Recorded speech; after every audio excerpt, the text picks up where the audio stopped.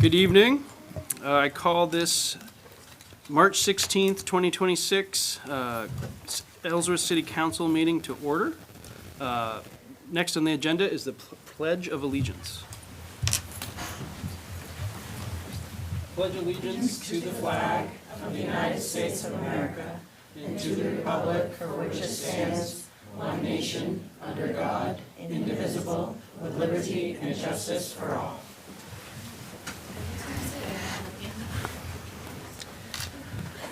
Third on the agenda is a note, the City of Ellsworth City Council has adopted the Robert's Rules of Order.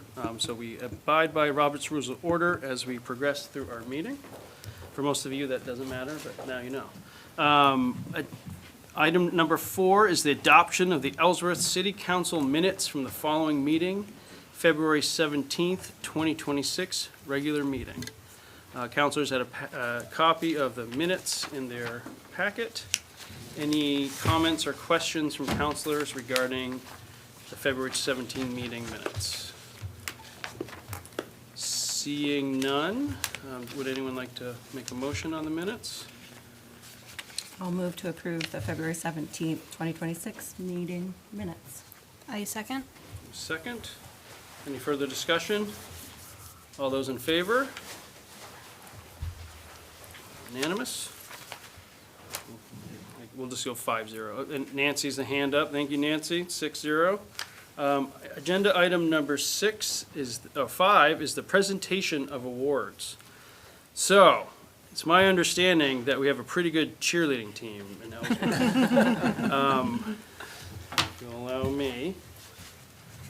Okay. The City of Ellsworth proudly presents this certificate of achievement to the Ellsworth High School cheerleading team. Congratulations on being Big East champions, PVC champions, Northern Maine champions, and 4-time state champions. All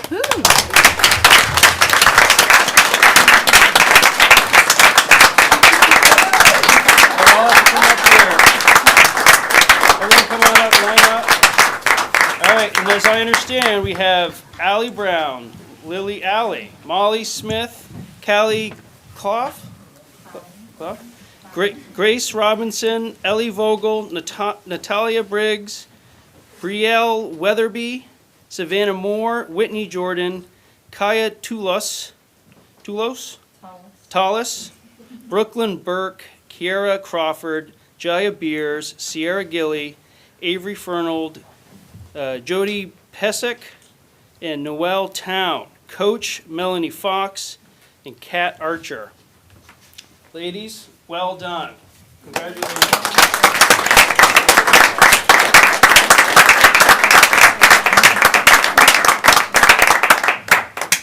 Are we going to go for 5 next year? We are. All right.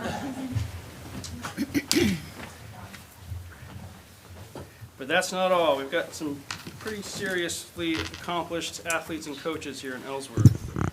The City of Ellsworth proudly presents the Certificate of Achievement to Matt Matson. Congratulations on being voted Big East Boys Co-Coach of the Year. And I believe Matt's not here, but we'll make sure that he gets this award.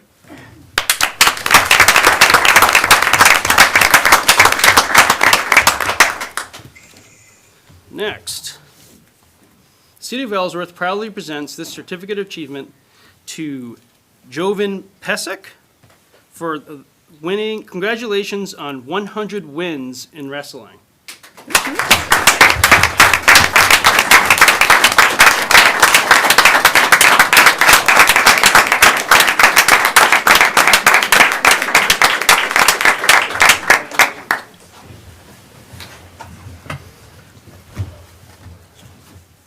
City of Ellsworth proudly presents this Certificate of Achievement to Caitlin Jenkins. Congratulations on creating new school records in the long jump, the 55-meter hurdles, and the 200-meter hurdles, or sprint, race.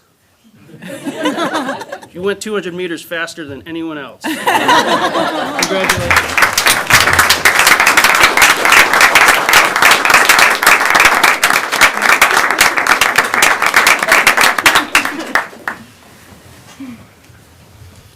Okay, last but not least, City of Ellsworth proudly presents this certificate of achievement to Boris Felix. Congratulations on being Class B state runner-up in the high jump.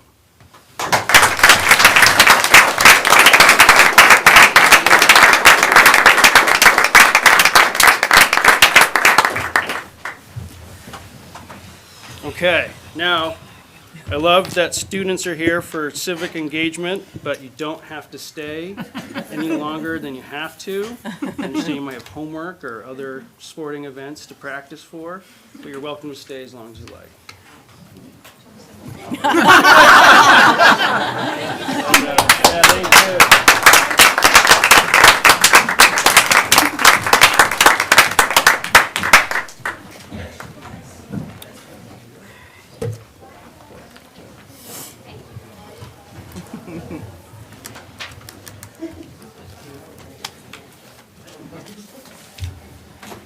Okay, the non-award winners will stay.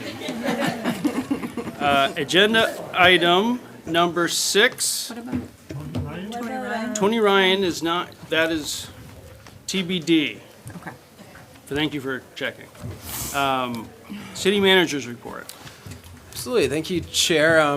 Just feeling a little off today. I was out last Thursday, but I think it was taking NyQuil all weekend. It's finally caught up with me, so I'm going to go quickly. I'm good on that. I just, I don't know. Or maybe it was 6 hours of budget meetings today. Also could have been. So I'm going to try to go quickly. I apologize if I'm not my usual chipper self today. One of the things we were going to try to add an item to the agenda. We did public hearing it for an infrastructure grant to support the affordable housing development off of Beals Avenue. It was just kind of an error. We didn't get it on the agenda. It was supposed to be public hearing and on the agenda. But we really want to make sure everybody has adequate time. So I think I might look to hold a special meeting for the council before the budget workshop next Thursday, so we can properly notice it to be on the agenda, not just public hearing in the newspaper.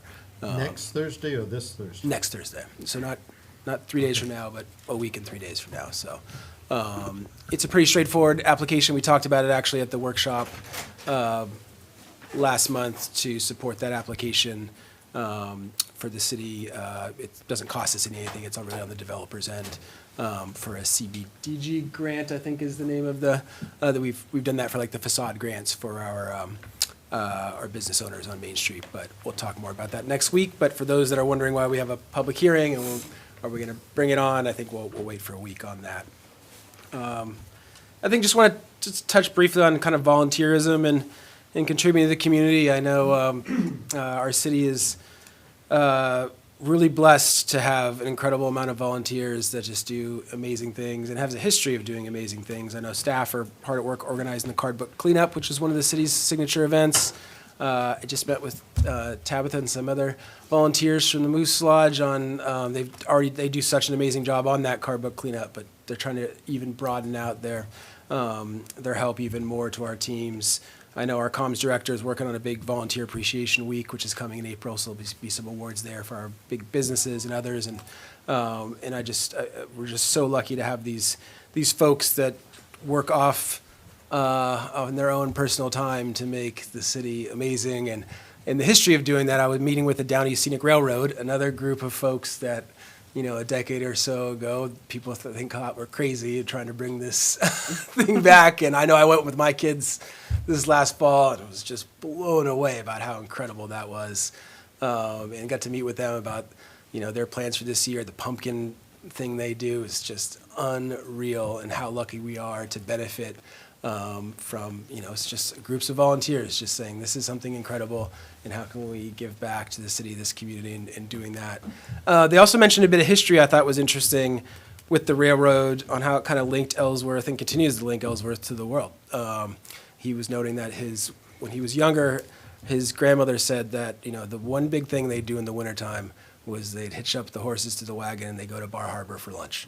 And it was one time in the winter, that was the big thing that his grandmother did. And then that railroad came through and it just connected everything to here. And he was mentioning how that's how Merrill Furniture got started with, some unconsigned furniture on the railroad coming to all these places. And that spurred all kinds of new businesses. I fortunately was actually meeting with Bob Merrill of Merrill Furniture later that week. He validated that story, that it's actually true.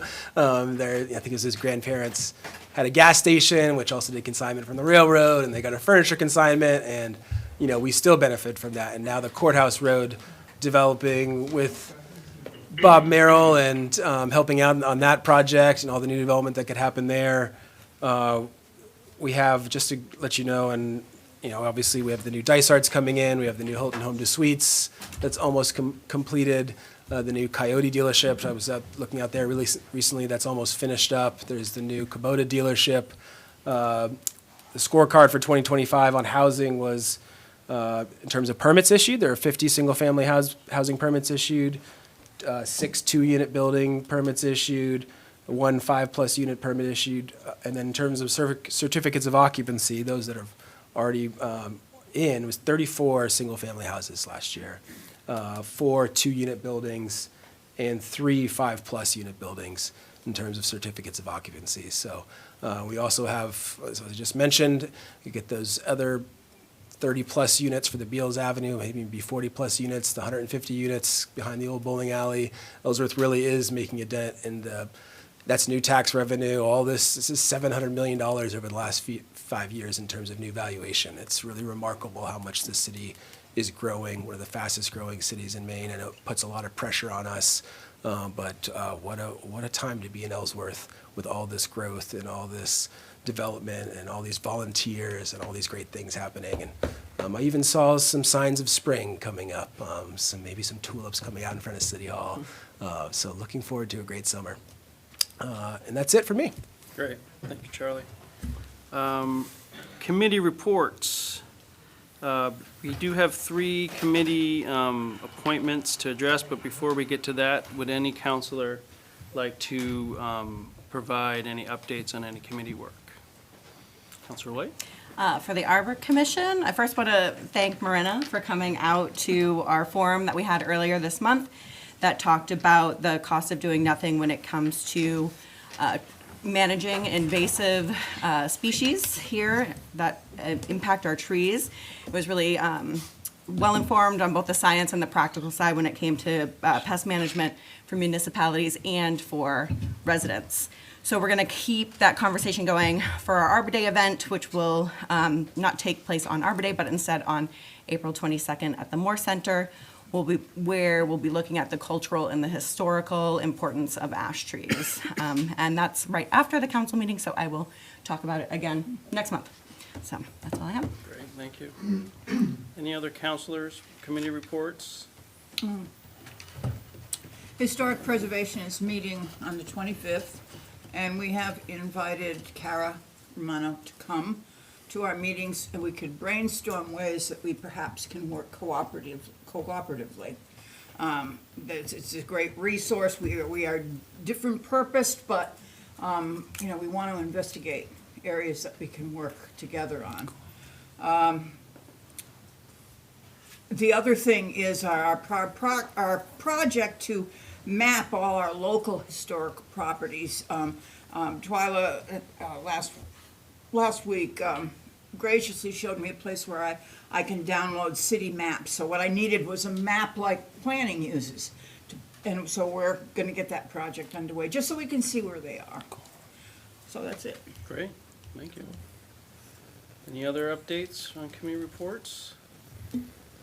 So we've got 3 appointments to make for committees. The first is a request from the Arbor Commission to appoint Austin Schuver as a member of the commission with the term expiring June 30th, 2026. We have a memorandum that provides background on Austin regarding his credentials for this committee. Are there any counselors that would like to speak further to this nomination? I will, as the Arbor Commission. We are incredibly lucky to have Austin want to join our team. From at least 2017, he's been really active in the Ellsworth community. He has a passion for conservation and our natural landscapes, and combined with his experience at Frenchman Bay Conservancy, we think he's going to make an outstanding addition. So we're very lucky. Great. Would you like to make a motion? yeah, I would like to make a motion to approve Austin Schuver to the Arbor Commission with, hold on, let me pull it up. With a term expiring of 6/30/2026. Thank you.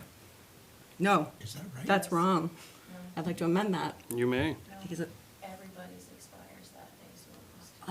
oh, okay, and so everybody will come back in front of the council on that day. Okay, then until 6/30/2026, re-amend back. Okay. Friendly unamendments. Yes. Do I have a second? Seconded. Okay. Any further discussion from council? Seeing none, all those in favor? Unanimous. Next, we have a request to appoint as an alternate member William Fogel as a regular member with a term expiring 6/30/2027 to the Historic Preservation Commission. Councilor Martineau? Yes, we are very lucky to have Bill coming on as a full-time member. He has good ideas, he's very positive, and I'm really, really glad that he chose to do this. He makes our four. We still need another one, another full-time member at least, so we're gonna be working on that. But he's got so much going on, we're really lucky to have him. He's got the jail and the Historical Society and everything going on, so we're really lucky to have him. Great. Would you like to make a motion? Yes, I'd like to move to request that Bill Fogler be changed in status from an alternate member to a regular member of the Ellsworth Historic Preservation Commission with a term expiring 6/30/2027. Do I have a second? Second. Any further discussion? Seeing none, all those in favor? I can't vote on it. Yes. Unanimous. Thank you, Nancy. Last, we have a request to appoint Sarah Bowden to the Ellsworth Housing Authority Board of Commissioners with a term expiring January 2029. And I don't know, Manager Pierce, is this?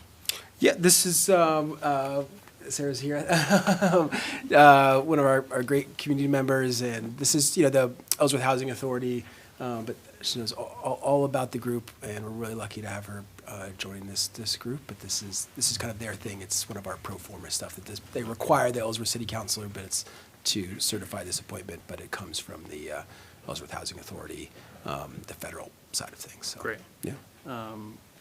Any questions from council? Any motions? I have a comment, and then I'll make a motion. Great.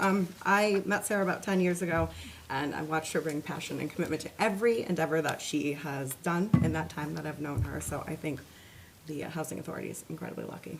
And I will make a motion, let me get back to my motions page, to appoint Sarah Bowden to the Housing Commission with, I don't know if there is a motion that was made in here. Ellsworth Housing Authority Board of Ellsworth Commissioners. Housing Authority Board with a term expiring of January 2029. Great. Do I have a second? I second. Second. Any further discussion? Seeing none, all those in favor? Unanimous? Could I Excellent. interrupt just for Sure. 1 second? I'd just like to point out that Miss Arbor Commission used paper instead of electronics. I can use paper. It's a renewable resource. Trees grow back.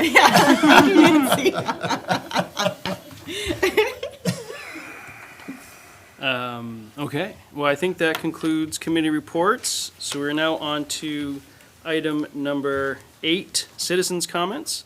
This is the time of the meeting when citizens are invited to come provide public comment to the city council. We ask that you keep your comments to 3 minutes or less. We ask that you only provide comments on matters relevant to the city that are not on the agenda. If you're here tonight to speak to a certain matter on the agenda, you'll be provided an opportunity to do so when we get to that matter. So with that, if anyone would like to come up to the dais and provide public comments, you're welcome.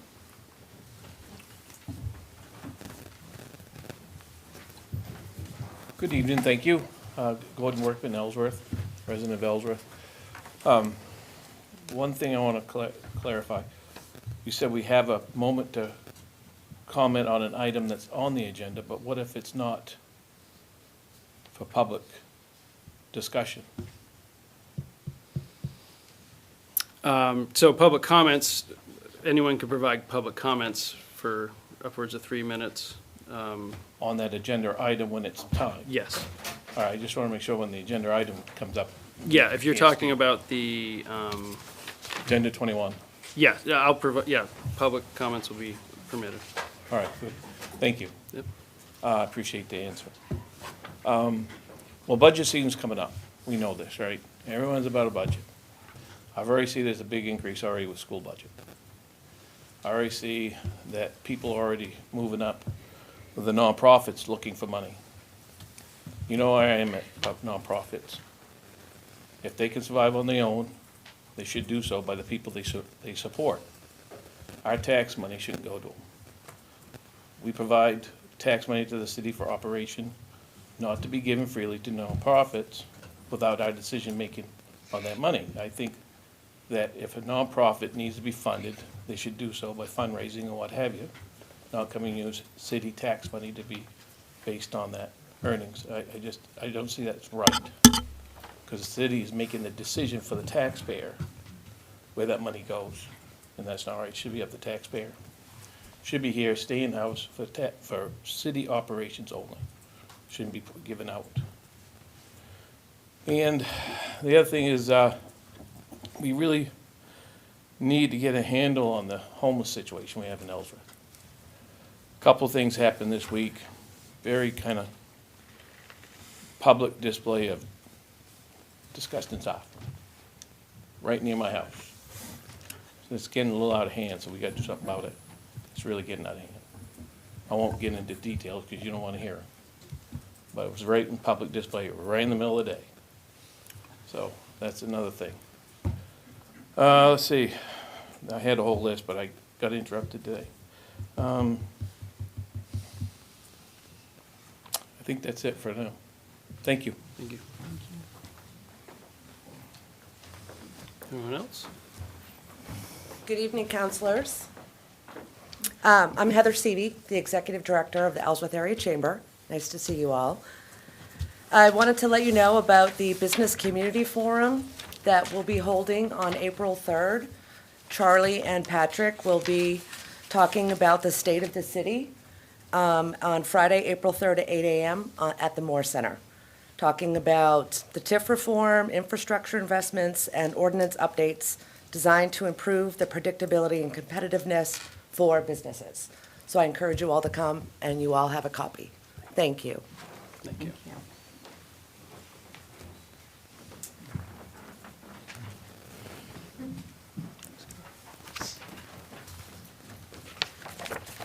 Good evening, Ellsworth City Council and staff. My name is Cara Romano. I'm the Executive Director of Heart of Ellsworth. What you have before you is Heart of Ellsworth's 2025 annual report. 2025 was an important milestone for Heart of Ellsworth, as it was our first full year operating as a fully accredited Main Street America program, a designation recognized in communities that meet national standards for downtown revitalization. This framework organizes our work around 4 focus areas, which are economic vitality, design, promotion, and organization. This year also brought great clarity to our long-term work through community engagement and committee leadership. We identified the transformational strategies that now guide our work. So we're supporting small businesses, strengthening arts and culture, and expanding outdoor recreation opportunities in the city. These priorities ensure that every project that Heart of Ellsworth attempts, it's supporting the city of Ellsworth's long-term economic vitality. In 2025, we expanded direct support for small businesses by awarding 3 downtown grants in partnership with 4 local banks. We also secured nearly $400,000 in outside grant funding that brought money into the city of Ellsworth. This brought new investment through programs, infrastructure, and research. We completed the nomination to place downtown Ellsworth on the National Register of Historic Places, which has been accepted at the state level and now awaits national approval. This designation will open up new opportunities for preservation funding and historic tax credits for reinvestment in our downtown buildings. We also partnered with regional operations to complete the Union River Impact Study, providing important data to guide future waterfront and recreation-based development here in the city of Ellsworth. And at 16 State Street, we expanded our makerspace programming through markets, exhibitions, workshops, and supporting entrepreneurship and creative expression. Arts and culture remain at the forefront of what we do, and in total last year, we hosted 28 events and programs. That increased foot traffic, of course, and supported downtown local businesses. We were also awarded a $200,000 grant from the Maine Office of Tourism to implement a comprehensive destination marketing program in partnership with the city of Ellsworth and staff. This work will help strengthen Ellsworth's position within the regional visitor economy and support year-round visitation. We also continued investing in downtown green spaces, including improvements to Franklin Street Parklet, Merrill Park, and Riverwalk North, along with new funding to support outdoor recreation and public art along the Riverwalk North corridor. None of this work happens without people. In 2025, volunteers contributed over 1,800 hours of staff dedicated 2025 volunteers contributed over 1,800 hours, and then staff dedicated nearly 5,000 hours in 1 year. And more than 50 sponsors and partners helped expand our impact. Ellsworth's Main Street America accreditation is not simply a designation that we earned, it's a standard we continue to uphold, and we look forward to continuing this work in partnership with the city. And together we can ensure that downtown Ellsworth remains a place where businesses thrive and residents connect and visitors are welcomed year-round.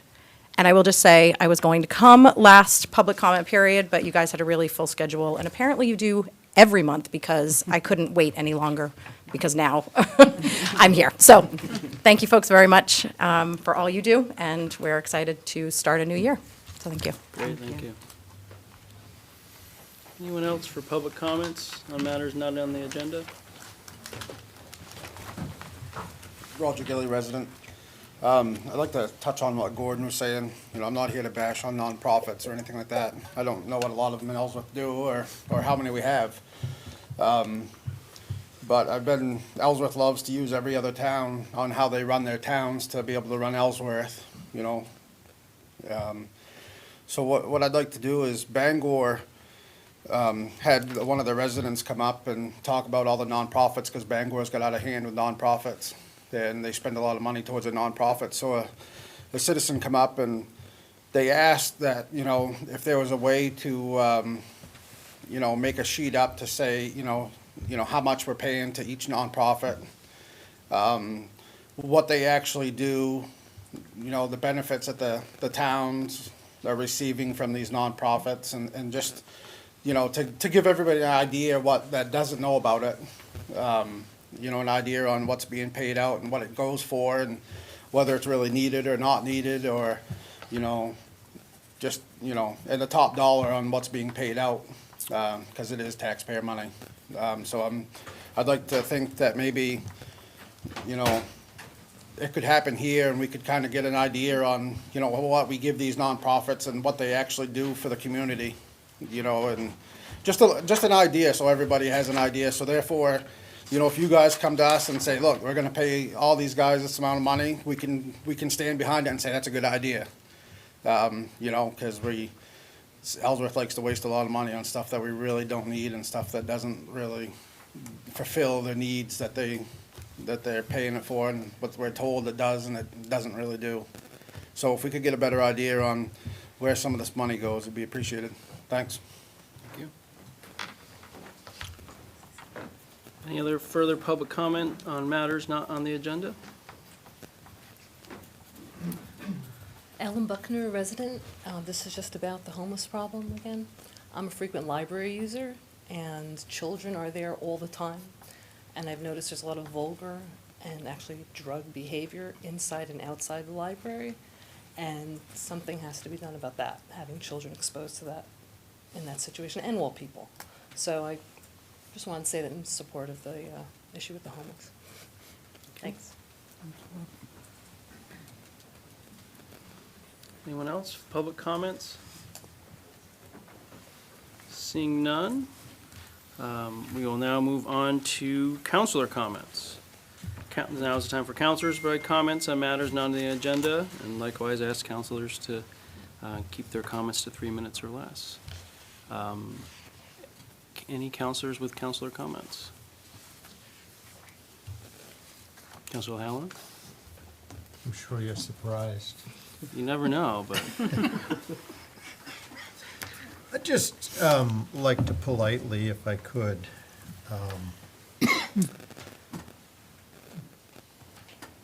bring up the fact that I'm really disappointed in this underlying current that I'm seeing with squelching the Mr. and Mrs. Ellsworth or the taxpayers' right to speak. Tonight has gone very well, but it hasn't always been this way.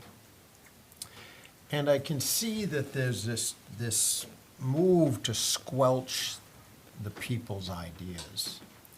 And I would ask you to open up a little bit to people that want to speak that aren't familiar with the process.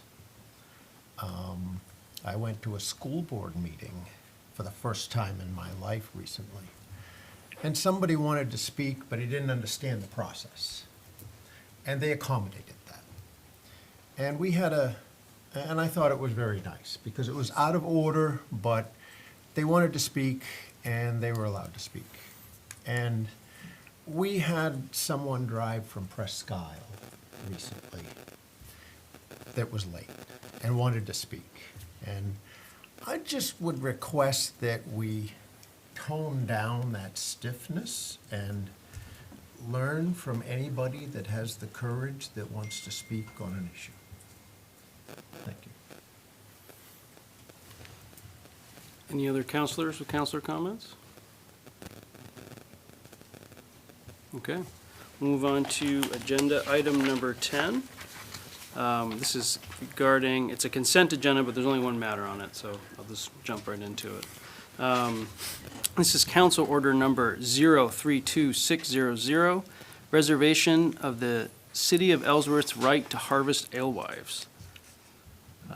I believe we have a memo from our Parks Director of Parks Recreation Facilities, or Chair Pierce, or Manager Pierce. Although, Sue, do you want to speak on, or was this the?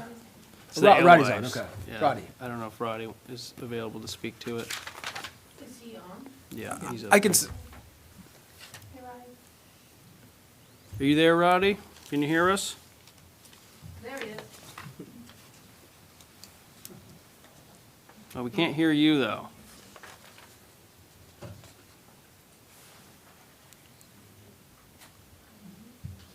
we can see you now, Roddy. We can't hear you still. Our sound system is down.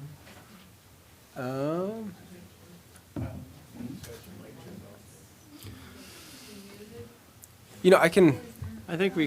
yeah, the speak memo's to pretty it. good on this Yeah. one. This is something we do each year to allow our alewife harvesters.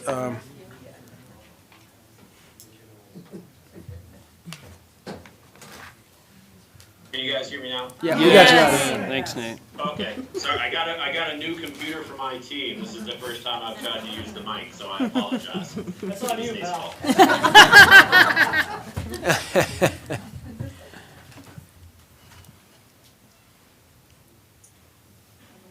Okay, here we go. Basically, this is, I guess I would describe it as a formality. For several years, the city has exercised their rights to harvest alewives. We have a contract with a gentleman out of Eastbrook, who's been doing this since 2017, I believe. Basically, we contract, or we lease our alewife harvesting rights. They actually go and perform the work. The alewives are sold for bait and also to the fish hatchery, and 50% of the proceeds go to the city. It's a pretty easy, I think it totals about around $40,000 annually in revenue that goes into the harbor fund. And the vast majority of municipalities on the coast also exercise this right with the Department of Marine Resources. Do we have any questions for Roddy? I do. Carol? Is this very competitive, alewife catching? No, this is exclusive rights to harvest alewives for the city of Ellsworth and the Union River. I know, but do a lot of people want to do that? Yes. Yes? Yeah, it's primary use, it's used as lobster I would bait. assume they do. I'm gonna come back and just say, I think I'm relying on this excuse far too much. I just got here in August and so as far as I know, it used to be very competitive. This contract was awarded, just shy of 10 years ago. The contract is up for renewal. This is the last year we're bound to this contract. So if we want to explore other options, we can.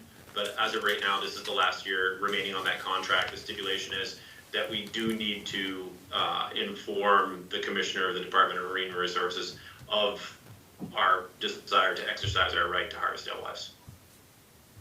Okay. Any other questions from council? Seeing none, do I have a motion regarding the alewives? I think somebody might want to speak on it. Oh, yeah, please. Hi, I'm Alan Atherton. I'm a harvester. I reside in Ellsworth, Maine. I just want to say hi. Steve knows me and stuff. I did work with a guy, Ricky Welch. He's since passed, but I am on the contract.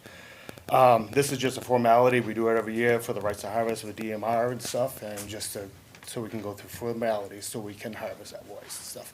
As far as the contract goes, we'll figure that out with a 5-year renewal and stuff, so after the 10 years are up. Cool. But I just wanted to introduce myself to everyone and say hi. Thank you. Take care. Appreciate it. Okay. Alan and I go way back. We went to high school together. Excellent. I Wonderful. could comment on that too, if I may. This is generational. Alan's dad and Mr. Welch did it for how many years? Since we started in the late 70s, early 80s. Oh, my God. This is a generational thing, and it's always fun to see the tanks head to Grand Lake Dam every year. It's just habitual. Great. Do I have Could I ask a question? Oh, you know who this is? You hearing me? Yeah. Yeah. Okay. Hey, this is nice. I like what dealing with it was. Do we also have anything regarding smelts? When I was a kid, I used to catch smelts in Tinker Brook. Do we do anything with that? I don't believe so. At least folks do recreationally, but this is for an alewife contract. So, I don't, yeah. And Mr. Brooks, I don't know if you were on earlier in the meeting, just to, I know you were hoping to, I think, discuss a potential, the CBDG grant for the Beals Avenue project, but we're gonna be looking to potentially add a special meeting next Thursday, before our budget meeting. That's the, Next Thursday, I was told it was the 26th you were going. yep, the 26th, correct. So just wanna make Is sure you, that 26? Yeah, yep. that's okay. Yeah, no. But I'm kind of interested in these other development district things you're gonna talk about later tonight. Yep, Great, great, that's next. thank you. Okay, council, would anyone like to make a motion regarding the alewives? M. Smith? I move to authorize the city manager to notarize the commissioner of the Maine Department of Marine Resources of the city of Ellsworth's intent to exercise his right to harvest alewives from the Union River pursuant to Maine Revised Statutes Title 12, Section 6131. Second. Great. Any further discussion from council? Seeing none, all those in favor? Yes. Great, thank you. Excellent. Agenda item number 11, public hearing and action on the applications for renewal of the following licenses. Now, please bear with me, there's a number of licenses here.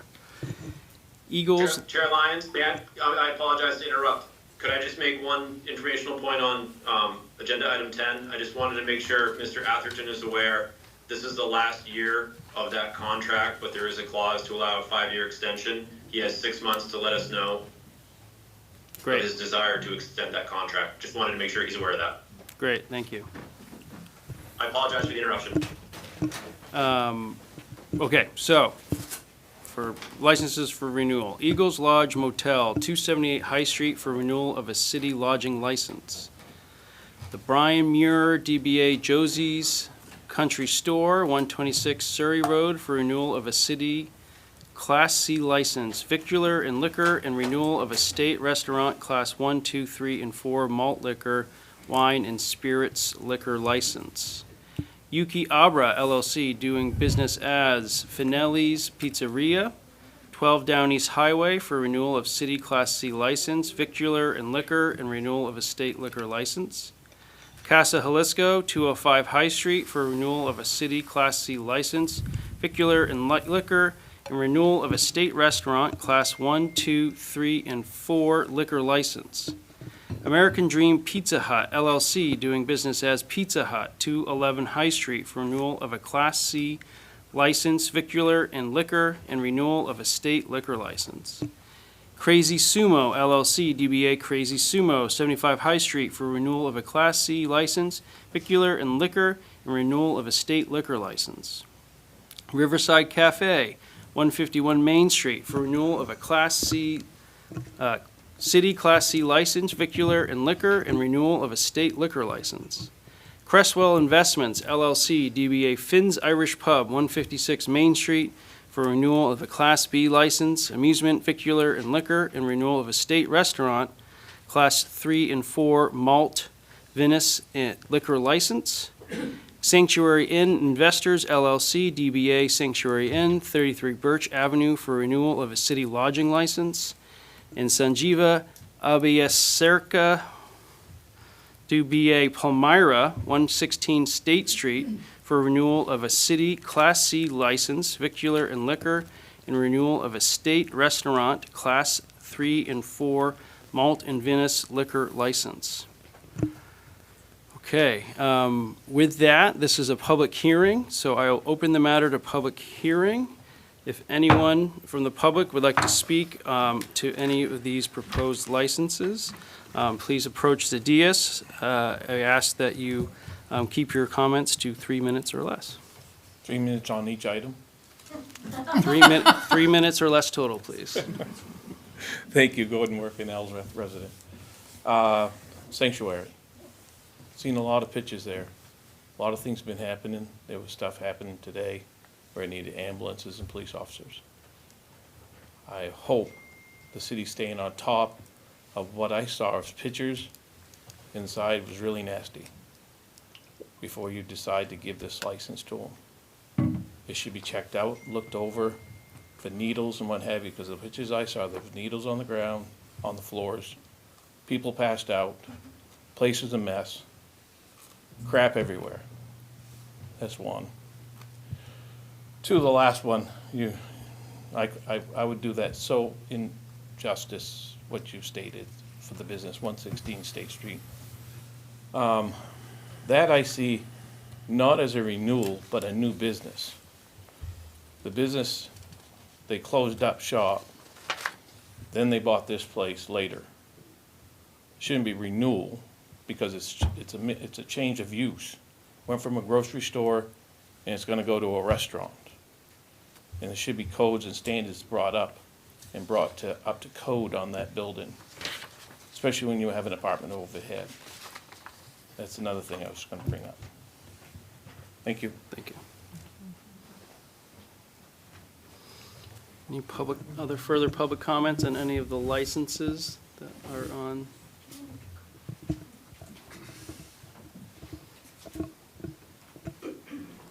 Oh, I'm sorry. I'll be quick. Well, there's candy in the seat, so there you go.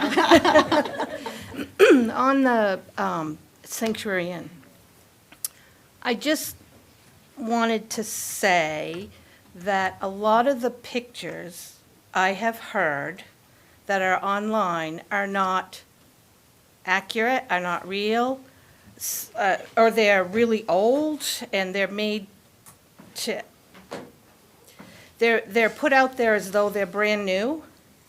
And in this age of AI and everything that people can do with a computer, which is beyond me, but still, we just got to be careful in accusing them of doing all of this because we have pictures. Maybe it's like that. I don't know. I've not been out there. I don't have any idea. We just need to be careful. Just saying we saw some pictures. That's all. That was all I really wanted to say. Thank you. Thank you. Do you eat my candy?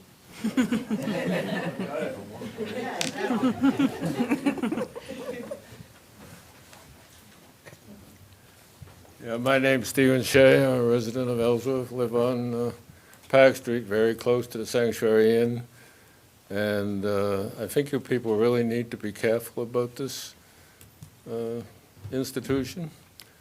I talk with people that live there, and I understand sometimes there's no hot water for days at a time. Has the code enforcement officer inspected that property recently? I had to inspect it to sign off on the license So you were in there recently? a couple of months ago. Yeah. Well, I understand from some of the people who live there that they don't have hot water much of the time. And I can understand having a place for people that are in need, but basically what's being run there is an unlicensed rehabilitation center. And it's not good for the tenants, and it's not good for the neighborhood. There was an incident up there today. There were 3 police cars, 2 ambulances, a bunch of policemen, and that happens all the time. So I think the city council should really, really take a look at what's going on at the sanctuary before something drastic happens. Then you people will be responsible for licensing it. As far as what the previous lady said about pictures, pictures don't lie. I don't believe anybody's sending in doctored pictures. Those pictures, I understand, are very accurate, and you could go in there anytime and take similar pictures from what I talk to people that want to be anonymous that live there, because from what they say, if it's found out they're talking to people, they get thrown out. So I think the council really needs to proceed carefully on this. Thank you.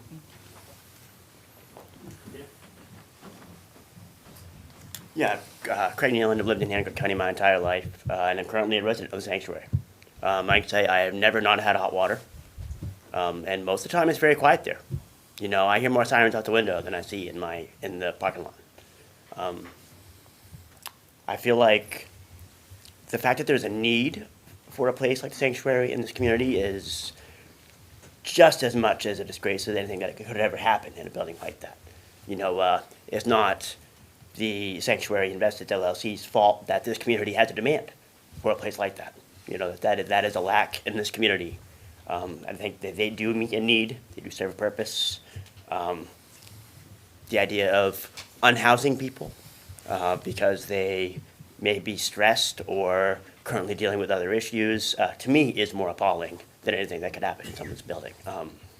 That's really all I have to say. Thank you. Any further public comment on any of the licenses that are pending before the council?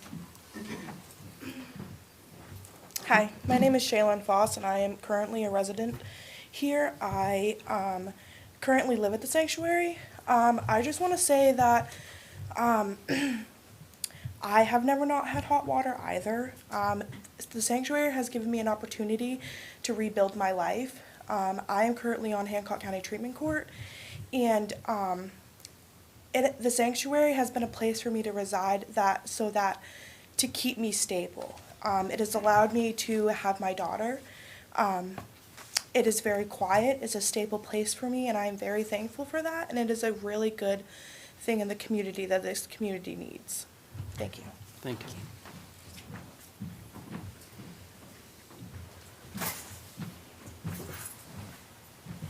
Good afternoon. My name's Derek Maxey. I'm also a resident of the sanctuary, and I have never not had hot water. I'm also on the treatment court team, and the sanctuary has helped me build my life over again. And I don't feel like it's something that we need to lose. Not only does it house people who are on the treatment court team who are trying to better themselves, but we also have people who are getting jobs moving in. We have elderly there. Never has there been any complaints from any of those about not having hot water. I think the owner works very hard to try to keep everything up to date. Of course, you're going to have stuff that doesn't work. Yeah, you're going to have that wherever you are. Stuff breaks. It's not made out of miracles. And he gets it fixed. I think that the sanctuary needs to continue to stay in the community, because if not, then where are we going to go? There was a fellow just up here talking about the homeless people, or a lady talking about the homeless people and them not having anywhere. Were you going to take away people's homes? You're going to put them in the streets? Then what are we going to do? That's really all I have to say. Thank you. Thank you. Any other further public comments on any of the licenses that are pending before us? If the code enforcement officer... I have something quick. Oh, go ahead.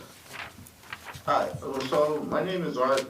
I'm a manager at the Sanctuary Inn and part owner. Now I do hear these complaints, and I try to keep a very clean shop. Anybody, any day can come and inspect the building without notice. We try to we're in code. We have put money into the building to make it to what it is today. Pertaining to what happened today, that was not a resident of ours and has not been there for a while. I do not know why they were there. They were not on my property, and they are not allowed on my property. So what had happened today, I have no idea what had happened. I heard about it, but the person, which I'm not sure if it was that person, but if it is, that person does not live in our building. Pertaining photos that have been seen online, yes, some of that is, those photos, some of those photos are correct, but those photos are correct, and as soon as we found out, those persons were removed from the property. And we put thousands of dollars into redoing those rooms to make them great. If there was one instance where we had a water heater problem, the company came same day to fix that water heater problem. We've had bad apples come into the building, and we do not welcome them. Now, I don't know everybody by heart when they move in, but I try to keep a tight shop, and if somebody breaks the rules, or if somebody's doing something that they're not supposed to, I do not welcome it in my building. I try to stop it from happening. Sometimes it does happen, but as soon as we are made aware, then the people are not welcome in the building no more. That's why we have rules in place, and everybody agrees to the rules when they move in. We are not a rehab center. We're not acting like we are. We're just a lodging facility, and, we have a building and there is a need, and we try to help people. I've kept people in there 1 month without paying rent because they had nowhere to go in the middle of winter and they were on oxygen. I never bothered them on rent. I knew their situation. And I just let it be until they found a place to stay, long term. You know, I'm here to try to help people. It is a business, so I try to, you know, keep us above water. But I do not condone drugs, alcohol in the building, and we try to stop it from happening. And like I said, I don't know every resident in there personally, so I don't know what they're capable of.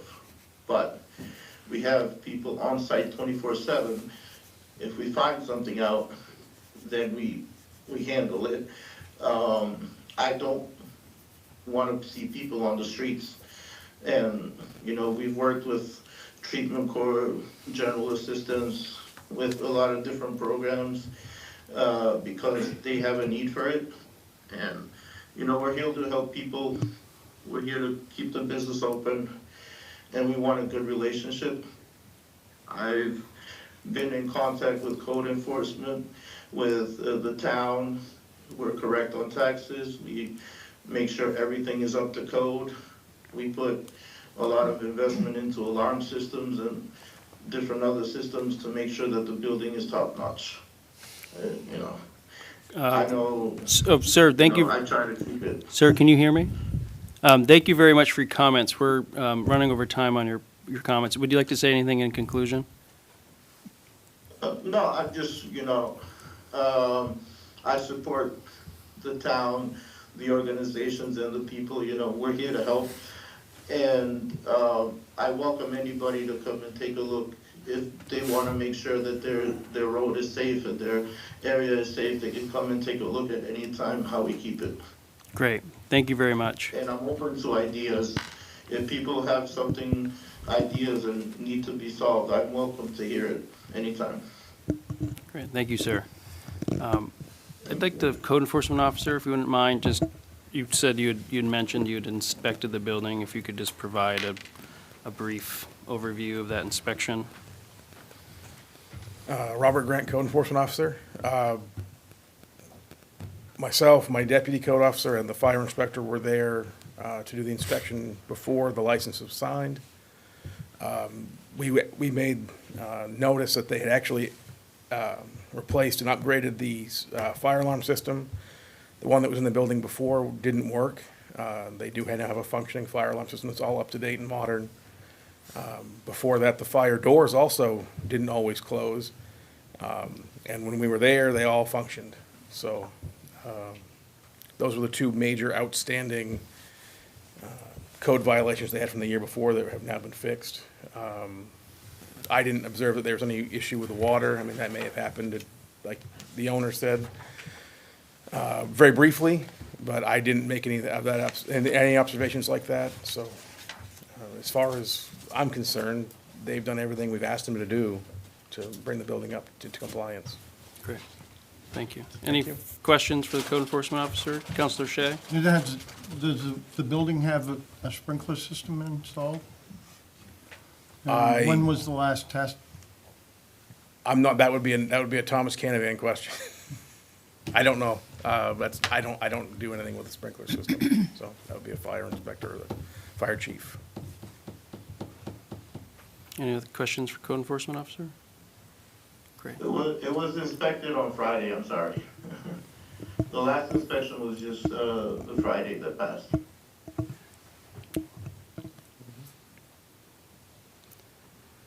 Okay, thank you. Any further public comments on any of the licenses that are before us? Roger Gilly, city resident. I just want to point the fact out that, you know, the owner of the building did state, we heard from a bunch of people, did state that, you know, some of the pictures were accurate. Some of the problems, like hot water, was something that was there, but it has been fixed. The last meeting that we had here, one night, this building down here that used to be the motor vehicle building, me and I think it was the Bangor Daily newspaper lady were sitting in here, and you could hear the people outside here screaming at each other and swearing, you know, just outside here. So maybe, you know, nobody wants to be put on the street, obviously. Nobody wants to put anybody on the street. You know, and no matter what we do in life, we have to we can't help somebody that doesn't want to help themselves. It's proven fact. So maybe what happens is, you know, maybe there's a little more requirements need to be met, you know, to be able to be there, or, you know, or maybe the city implies a little more requirements, and maybe we go in and check on the place a little more often, you know, just to walk through. But, you know, I just want to make it, you know, known that it kind of made it sound like, you know, the people that were come up here first and were talking about it, they made it sound like they were lying. And we heard from the owner himself saying that, you know, a lot of their facts that they were talking about weren't a lie, they were the truth. So, you know, maybe there's a little more regulation to it. That's it.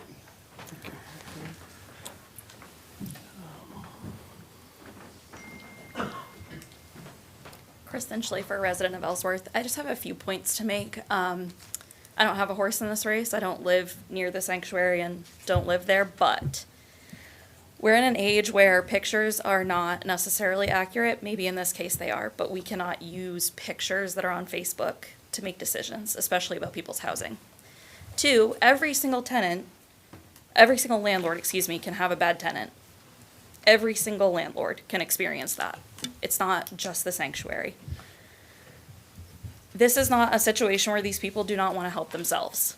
These are the people that do want to help themselves. They absolutely are. One of our favorite waitresses in Ellsworth lived at the sanctuary for a long time, and we're into rentals, and every time that she saw us, she's like, have you guys seen anything that I can get into? She was a felon. She had a dog who she wasn't willing to get rid of, and she lived at the sanctuary. Was it the Ritz-Carlton? No, but she was thankful to have a roof over her head after she left drug court. These people do want to help themselves. Stop shaming them. Okay, any further public comment on any of the licenses that are before the council? Seeing none, I will close the public hearing. Council, how would you like to proceed? I can make a motion to approve the business renewals as presented. Okay, do we have a second? Seconded. Okay, further discussion? Councilor Halloran? Good, I'm sorry. Oh, go ahead. Got a couple of comments here, and I'm interested in balance. And I would like to compliment the three of you for standing up here and talking. I know that's not easy. Not many people want to go to that podium and speak. And it takes courage to do that. Probably takes a lot of courage to come from where you've been to where you're headed. And I'd like to congratulate the three of you for that. Thank you very much.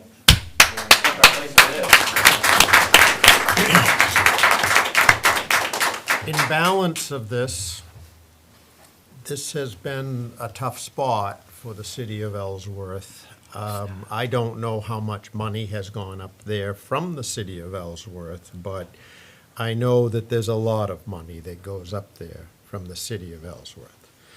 That becomes the problem, because you have people that are funding from their tax dollars the lodging there. Now, I understand, I've never seen it, but I understand that there is a 70% reimbursement from the state. But nevertheless, the people that we're hearing from today are some of the people paying the bills for you to be there. So there has to be a balance. It can't be all bad and it can't be all good. And certainly the people paying the bills have seen their share of complaints. It doesn't mean the complaint was about you. It might have been before it was licensed. There was a problem there. The gentleman, I don't know if this is the same gentleman that spoke tonight that was sitting here 2 years ago with an unlicensed facility. I'm not sure if it's the same person, but it seems that it's still a public nuisance, but it's also a public need. So there's got to be some balance from some here. I don't know what that balance is, but maybe it's a lot better than it was a year ago. Maybe it's a lot better than it was 2 years ago. I don't know. But we're all in this fight together. So there's got to be some sort of balance to the process. Counselor Shea? Our position as counselors is to make sure that the citizens and the taxpayers, everybody who comes here is safe. Okay? That's why we have rules, regulations, ordinances. I'd like to make sure that whoever resides there is safe, so that adjoining budding property owners aren't gonna suffer any danger. I'd like to make sure that it's safe. The code enforcement officer brought to us and talked with us about possibly doing a registry of short-term leasing.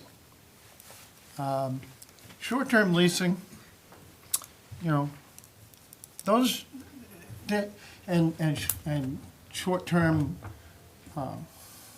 rentals, those typically don't run for a year. So when the council, prior to me getting onto it, the gentleman that was here, that was one of the owners, spoke and said, it's short-term rental, okay? I don't need to have, I don't, they do something wrong, they're immediately out. You know, so you kind of have to watch out for the tenants that are being there, okay? Because Airbnb, Vitmo, all the others, that's a different ball of wax altogether. It's kind of like being in a motel, okay? So,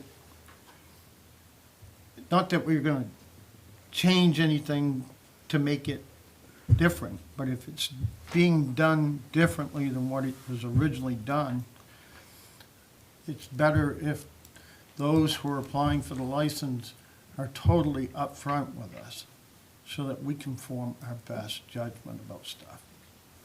Okay? I also see here that there's a business, new business, but they want a renewal.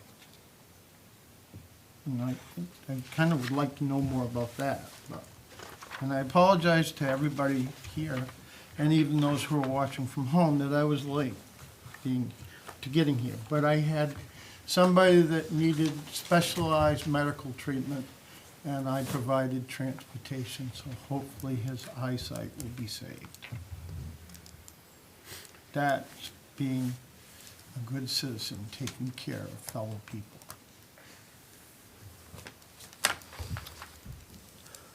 Pat? I guess I do have a question regarding the 116 State Street. Are they, as far as a renewal, is that the same, do we know if that's the same license that the State Street Grocery was operating under? No. The GI still had an active license. We changed the business name. People do all the time. Mm-hmm. We relocated. Mhm. So it's still the same license. It's the same license, just a new location, doing business as a different name. Okay. And your review of that license renewal application and all the other ones before us, was the paperwork in order as far as you were aware? Okay. And we have a code enforcement officer comment on that? Hi again. I actually spoke with the owner today. I went over and to do a surprise inspection, anticipating this might come up. The owner is transferring his license from the restaurant that was down here to 116 State Street, which was the State Street Market for decades. He's renovating the building, and he's gonna use the existing commercial kitchen that's there to make it a restaurant. It's not a change of use. Roger, who ran the State Street Grocery for years, already had the commercial kitchen. They're just removing the grocery aspect of it, and with our table of uses in our land use ordinance, there's really not a change of use there. So that's why he's able to transfer the license, and it's not a new business. Great. That's very helpful. Thank you. Any other comments or questions from council? Councilwoman Miller? As far as the sanctuary is concerned, I want to make sure I understand the situation. This is a private, for-profit rental property, is that correct? Yes. That's correct. All right, excuse me. It happens to be a private, for-profit rental company that takes Section 8, which helps a lot of these people out.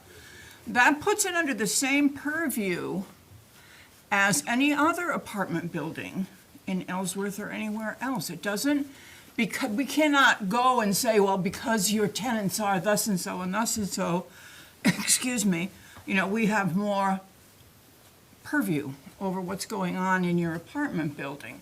They're not billing themselves as a rehab. Are they? Are they? Okay. So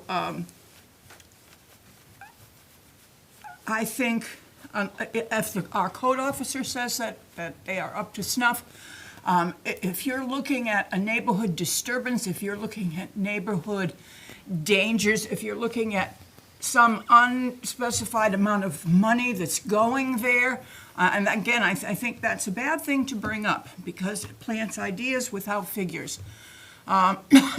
These are all things that can be documented just as any other apartment building would document them. How many police calls in X amount of time to this particular building? How much property, is there property damage? Is the outside kept up? Are complaints lodged by people who will document them and submit them for consideration. If it is a neighborhood nuisance or a city nuisance, that's how you document this stuff. You just don't assume because the clients living there are not descended from the Rockefellers that it demands more scrutiny. That's all. Councilor Marno? Any further questions, comments? Councilor O'Halloran? If I could just speak to that a little bit. There's been many complaints from the citizenry about the behavior in the neighborhood from that in the past. I think that's where some of this angst is coming from. It may not be as bad as it was at one time, but I think that this angst is coming from when it first started, when there was maybe not even a business license, as I recall, when they first came here. There was a lot of confusion that they didn't even have a business license. But the city of Ellsworth was pumping money up there left and right. I don't know how much the city is pumping money up there today, but I would like to know how much has the city sent up there in the last 6 months. We're not going to get, so this, public comments closed, and I just want to note, to these comments, we're here to renew business licenses, and whether or not residents of this business or anyone else receives certain types of funding is completely irrelevant to the standards that are before us. So I think, you provided your comments, but I would encourage the council to focus on what our responsibility is that's to apply our ordinance and the requirements of our code to these licenses.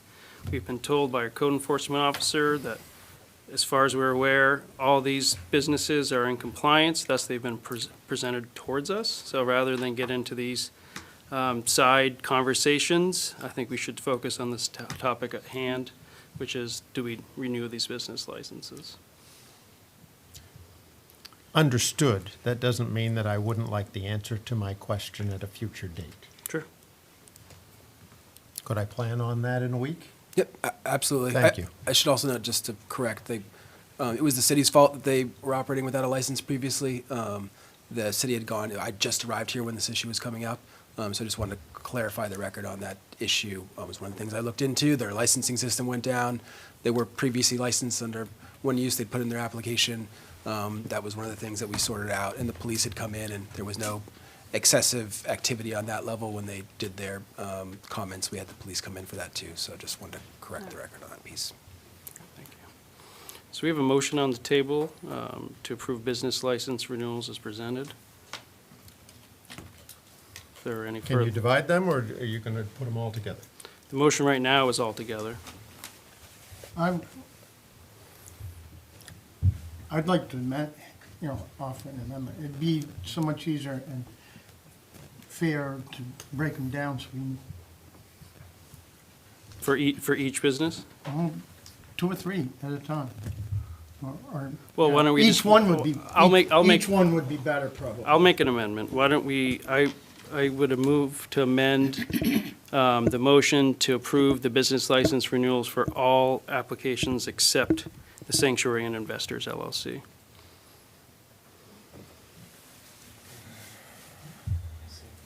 I second your amendment. Second amendment, all right. Mhm. So we have an amendment to the motion, so we have to vote on the amendment, whether we accept the amendment, to move to approve all business license renewals except the Sanctuary and Investors LLC. So I have a, I have to ask the question. we'll vote on that afterwards. We'll Okay. vote on it separately. Okay, so it's not being left out? No, it's being- no, we're going to vote on it separately. Tell me what you're voting on again, because it looks to me like we're clouding up the waters pretty well. I think it's pretty clear, Steve. We're moving to Not to me. approve all business license renewals as presented except the Sanctuary Inn Investors LLC.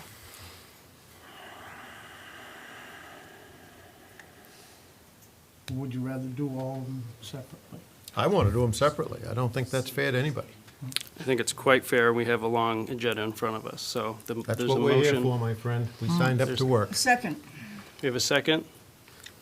All those in favor of voting to amend the motion to permit all licenses except the Sanctuary Inn? Yes. It's 5. All those opposed? 1. I'll abstain. I don't know what the hell you're doing. Okay.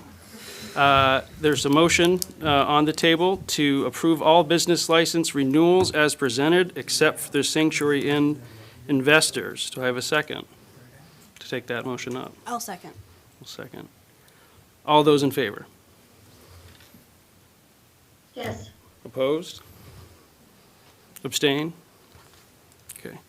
I move we approve the business license for the Sanctuary Inn Investors LLC DBA Sanctuary Inn, 33 Birch Avenue, for renewal of a city lodging license.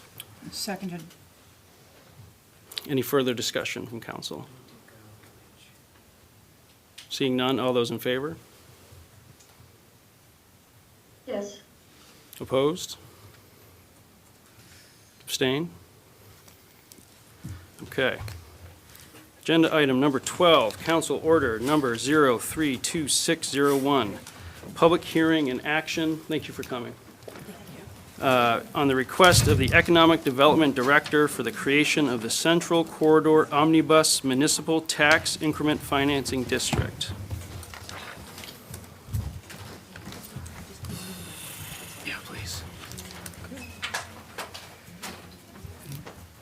Well, Oh, more pictures. Oh, is it? you can, What do we?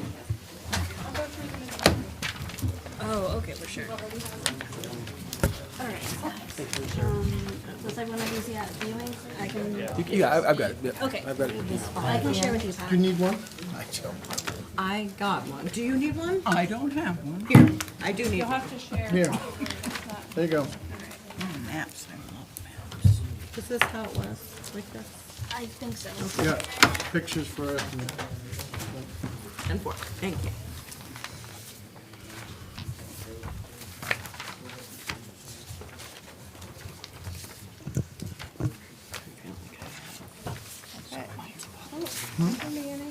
Yeah, she's willing to share. Okay. I know Good you evening. are, so I'm good.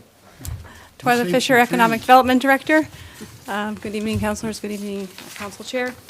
We're here to revisit the TIF conversation, which we've been having for a little while now. I do want to recognize that we have on the line our TIF consultant, Ms. LaRochelle. So please pitch in anytime. I can't see you because my back is to the screen, but just jump in whenever you would like to, because she's much more the expert than I am here. And I would just like to start by going through a little TIF review timeline of what brought us to this moment tonight. Before I arrived, in the top one here, we're looking at 2025, so there had been one RFP issued for a TIF consultant to do a TIF redesign, and that was back in April and May, if I understand correctly, and then there were no bidders on that RFP. So when I came on board, another one was issued in July, and then that did result in some bidders, and we retained the one that scored the highest and was also the lowest bid, so that worked out very well, and she has been wonderful to have on board. So we did retain her as our TIF consultant in September. In November, you'll remember we had a TIF 101 public meeting with council, and that was also open to the public.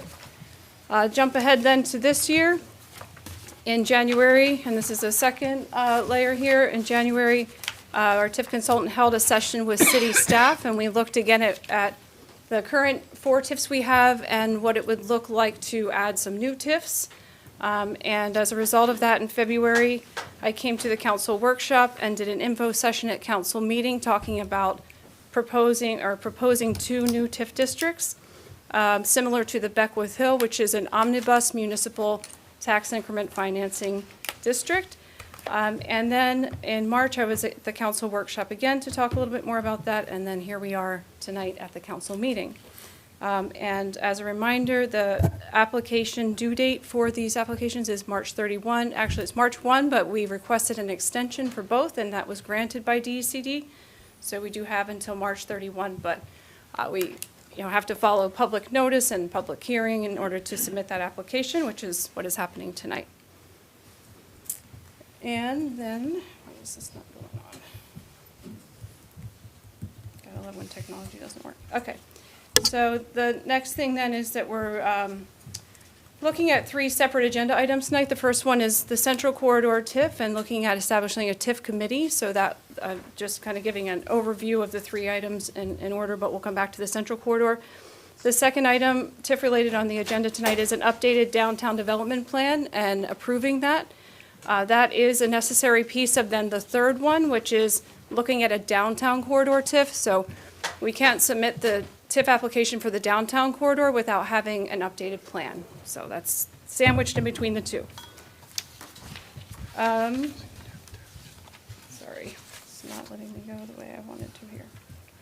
So, okay. So then just application summary, what we've been working on for the Central Corridor. The official name is very long. We call it the Central Corridor TIF for short, but it's the Central Corridor Omnibus Municipal Tax Increment Financing District and Development Plan.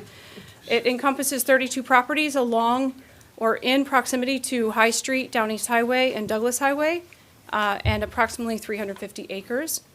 If approved, it would capture up to, and that's really the key here, up to 100% of the increased assessed value based on the original assessed value going back to 2024, which was the impetus for applying now versus waiting another year.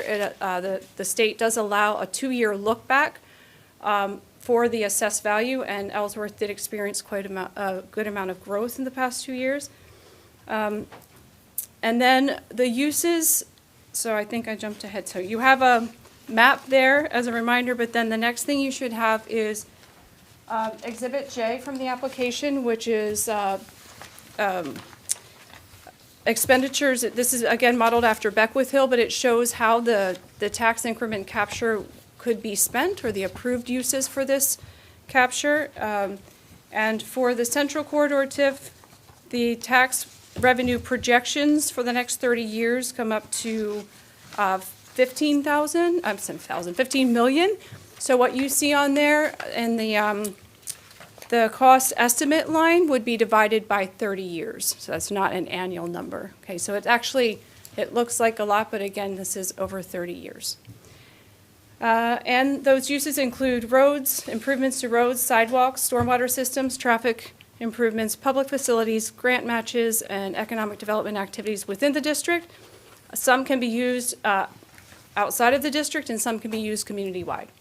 And yeah, that's very broad definition, but again, very similar to Beckwith Hill, and what has worked very well, that's what would be proposed for this one also. And again, I mentioned that the revenue projections average 50 million in tax revenue capture over 30 years. That's about $500,000 a year.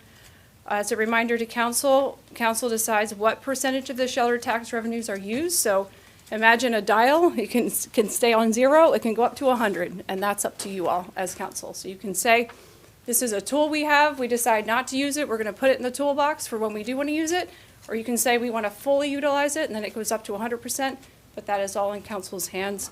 This is just allowing us to apply for the tool that we can have to use if it makes sense, when it makes sense.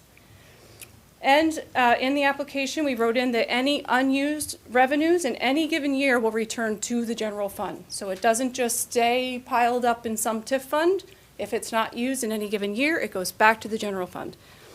And there are currently no CEAs with this application, and any CEA request would come before council. What's a CEA? My word, now I'm blanking on it. Credit enhancement. Credit enhancement agreement.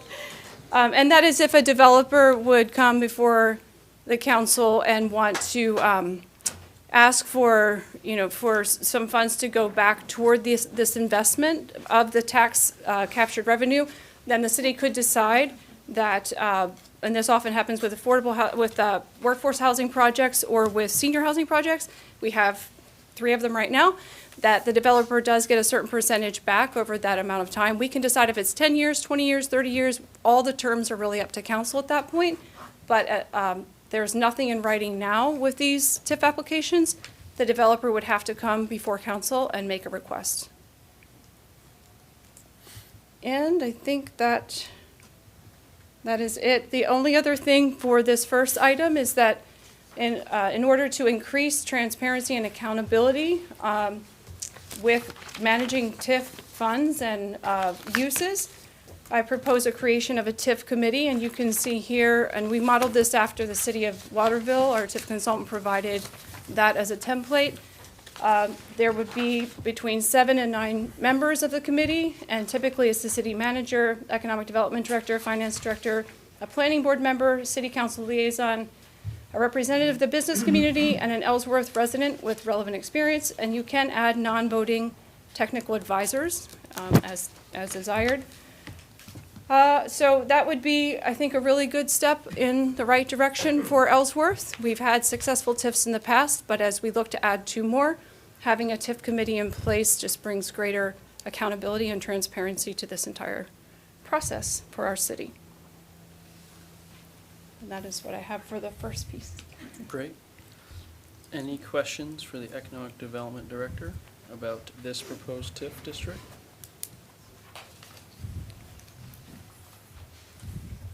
Seeing none, this is noticed as a public hearing, so I will open the public hearing. If there are any comments regarding this agenda item, please feel free to approach the dais and speak. May I speak? Yes. Question is, how, I have actually 2 questions relative to it. First, I'd like a little better idea of what area is covered here, and I guess that would start with, what's the starting point of this on High Street?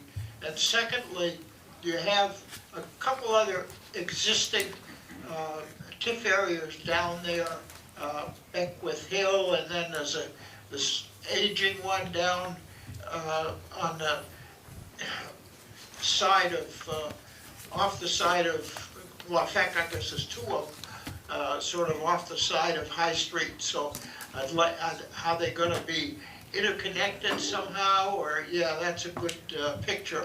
Are they gonna be interconnected, or just, it looks like the Beckwith Hill one is gonna be, is actually be part of this, but does this come back far enough to catch these other 2, the Leonard Lake area and so forth, or, where does it start? What's it cover? Okay. Thank you, sir, for your public comment. If you want to answer those questions, that'd be helpful. Okay, I'll do my best, and again, I'm going to defer to our consultant to jump in as well. But just for this Central Corridor one, true to its name, and there is no overlap with the existing ones, but the goal was to try to connect them as much as possible to make it truly more of a contiguous focus area. So kind of where you see Beckwith Hill in the right lower area, it would pick up around there. And then again, not every single parcel, because that would just be too many, and not all of them. A lot of them are doing very well, and so we're not trying to capture all of that value. We're trying to capture underutilized or value or areas of growth in the future. So then it travels down from there to the new courthouse area, and it does capture quite a bit of land around the new courthouse area. And then it just goes a little bit beyond that, doesn't go all the way to Main Street. So it's really just along that corridor, but there's a section of it down on Down East Highway that is also captured in it. If I go back and try to find, that's a former presentation. No, along the High Street, as you get up, I'm on Beals Avenue. As you get up here, is that just going to be a narrow strip along High Street, or is it, going to be a really broad area that would include Beals Avenue and whatever out here? Yeah, and I'm sorry this image is fuzzy, but as you can see, so the large area on the top of the screen here is around the new courthouse area.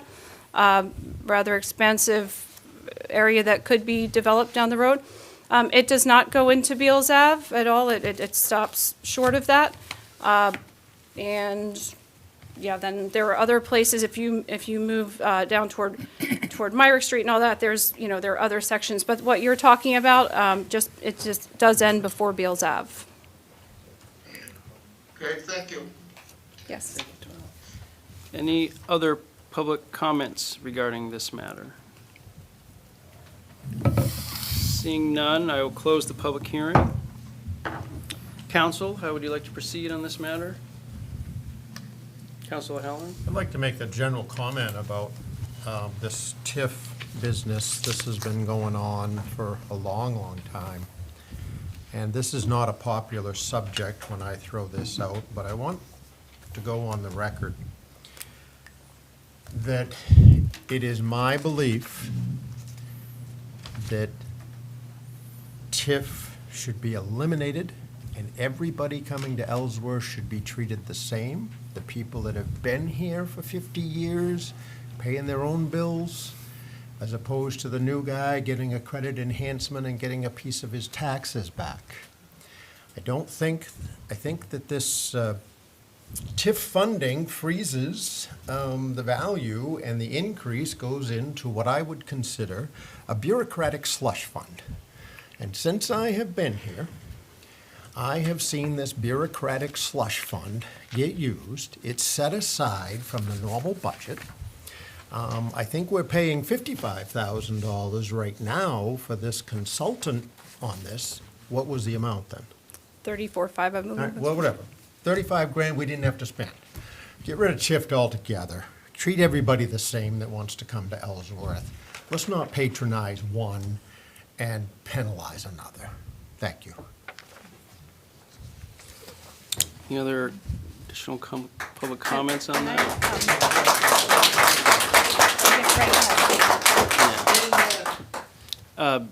No, can we mute Mr. Brooks on this? Sorry, Mr. Brooks, the citizen comment piece is closed. I think the citizen comment piece was closed, yeah. But our consultant did have a comment. Yes, yes, our consultant is here, that'd be great. And I also see Councilor Smith. Reagan, are you available? Yes, can everyone hear me? If you ever want to mute. Yes, okay. So I just, was that a counselor who was commenting at the last, I can't see very well. Yes, so I apologize. It was. I own those comments. My name is Steve O'Halloran, and I hate TIF. Hi, Steve. So I appreciate what you're saying in terms of TIF districts, tax increment financing, and there are a lot of misconceptions around TIF, and you have brought up some that are some very traditional, long-standing ideas that make TIFs unpopular. And I guess I would just say two things about that. First of all, you talked about the tax increment financing being kind of a slush fund. And I would argue that it is the opposite. These funds have to be very carefully accounted for, which is what the city of Ellsworth has been working on during the past few months, accounting what has been spent in Beckwith Hill and how it's been spent over the past few years. There are very specific items that you can spend TIF revenues on that are outlined in state statute. And what you are doing tonight, in fact, is allocating how those funds are being spent over the 30-year period of the TIF district. The great thing about tax increment financing is that these, the way that you spend the TIF revenues can be updated at any time. So you as a council can do an amendment on this TIF program. Sometimes there are changes in laws that allow you to make new expenditures that would be valuable for the town. For example, sometimes you think you're going to spend your money in a certain way, and 5 or 6 years down the road, you realize that that didn't really come to fruition and you'd like to move the money around.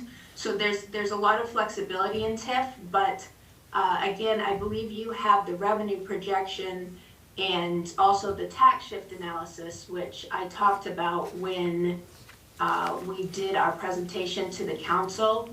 And again, I want to make sure that everyone understands that the city is really maximizing the tax dollar when they are creating these TIF districts. And they're doing that because when you create a TIF district, the value in the district is not added to your municipal valuation, which means that tax shifts that you usually incur when there's new value in your community don't occur with the new value in a TIF district. So if you look at the tax shift that was provided to you with this revenue projection, you can see that Ellsworth is actually retaining an additional 50 cents on the dollar with the new value that's going to be created in your TIF district. And you can use that because you have an economic development department, because you have roads that need to be paved and infrastructure that needs to be enhanced or developed. You use that whole dollar in your community, which is a very powerful tool for the city to save taxpayer dollars. So when you're talking about sharing money with developers, I think Twyla was referring to a TIF committee. That's one of the things that we're talking about in terms of how developers might in the future approach the city of Ellsworth. And that TIF committee is always welcome to refuse any requests from a developer who might need reimbursement of taxes. But just because you create a TIF district does not mean that you need to provide a tax reimbursement to any developer that's contained in that district. So I'll stop talking, and if other people have additional questions, I'm happy to answer them. I'd like to say this, that I've been here 4 years, and every time I see someone come forward wanting to spend TIF money, it's never about development. Yes. Councilor Smith, I see you have your hand up. Thank you. I love being able to follow Reagan LaRochelle with a great outline of what the TIF does, what it doesn't do. It's not a credit enhancement agreement. Those are a whole different thing that are worthy of deeper discussion. I appreciate the fact that we're going to be creating a committee that will move thoughtfully through how this money will be invested in economic development across the city, and that we have had, is it 2 workshops or 3? Over the past 2 workshops. Coming up on 4. Okay, I knew it's been a lot of conversation about it. Several, anyways. So I'll just say I'm looking forward to voting in favor of this. I think it's smart for us to be doing it, and I want to thank Twyla for the work that she's put into taking the lead on this. It's been a huge project. Yes. I just have a note on a few things. I know we started this with the previous council with Michelle and Tammy, who were the former city manager, deputy city manager, who established the original TIF districts almost 30 years ago now. And that district is going to expire in 2030. That's one of the reasons, they were extremely forward-thinking at the time to do those types of things. And, that's, it's gone to things like the Beachland Road. The Beachland Road, the debt service on that, which just fell off, was done through a TIF, the TIF allocations. It's, as we can see, the increase in the, the whole Myrick Street, the Moore Center, a bunch of infrastructure projects, having an economic development director to come in here and get grants and get us up in line. Our previous economic development director, Janet, did an incredible job to line us up with the Village Partnership Initiative for the state of Maine, which could be a potential tens of millions of dollars, maybe even $30 million investment, 9-to-1 from the state and federal government into the city's downtown to do things like a river walk, to redo all the streets, to do street lights. But we'd still, even at 9-to-1, that's $3 million. And this type of thing can be set aside to start building increment off the growth in the city. That would be for the downtown one, but similar for like the courthouse road. The city's committed to that. It could be up to a $1.5 million project. If we went with a private option for that, we could pay, $1 for $1 in each piece of that 1.5, or this new TIF district, we could consider a debt service that we're paying 59 cents in the dollar, so that amount of value is, once you turn the TIF on to create the debt service on something like that, would not affect our revenue sharing. That's the other thing, is we've grown by $700 million over 5 years. The state looks at that and says, wow, Ellsworth is getting really rich. We're going to start reducing their funding for schools. We're going to start reducing their funding or their revenue share. We're going to start reducing these other pieces. TIF allows you to basically to shelter. It's not don't call it a slush fund. It's really a tax shelter for that money. That's how you get the better use of your tax dollars. A fair amount of things actually with the roads that we just did, that if we would have been better about our TIFs, we could have used cheaper money for the taxpayer money to do projects we've already done. Things that right now we are TIF eligible, we're not using TIF because we don't have enough of that investment there. All those things like sidewalks and this really could be a massive infrastructure investment over 30 years, or nothing. Or councilors could decide we're not going to turn on this TIF at all, and we're not going to invest money in that infrastructure project or that initiative, and the council will have the opportunity to do that too, just to not use the TIF, but the availability to use it would be there, especially with this 2-year look back where we know we've increased value by an incredible amount here. And if we don't use it, Charlie, but we still get that tax shelter benefit of, even if we don't use that money. I think you do have to turn on the TIF to start capture before it would pull back, right? Right. Yeah. Okay, so you do have to turn it. Okay. Correct. All right. Councilor Shea? I'm not totally opposed to TIFs because I've seen municipalities use TIF. The problem being is if we set something up, and let's say hypothetically we decide 90% goes for underground infrastructure, okay? And another 10% for road improvements, to include sidewalks. And it goes down from there. What is stopping other previous councils from changing what we put in?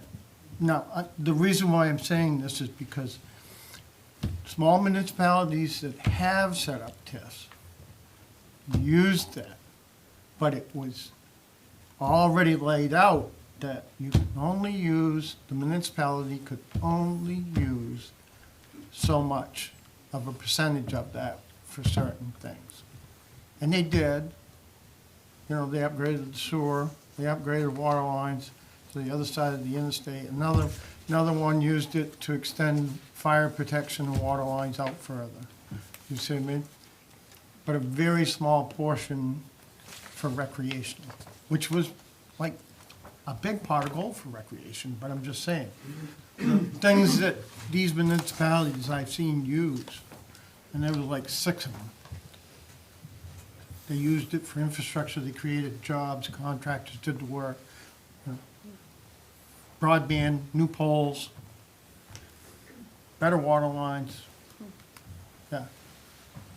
better fire stations.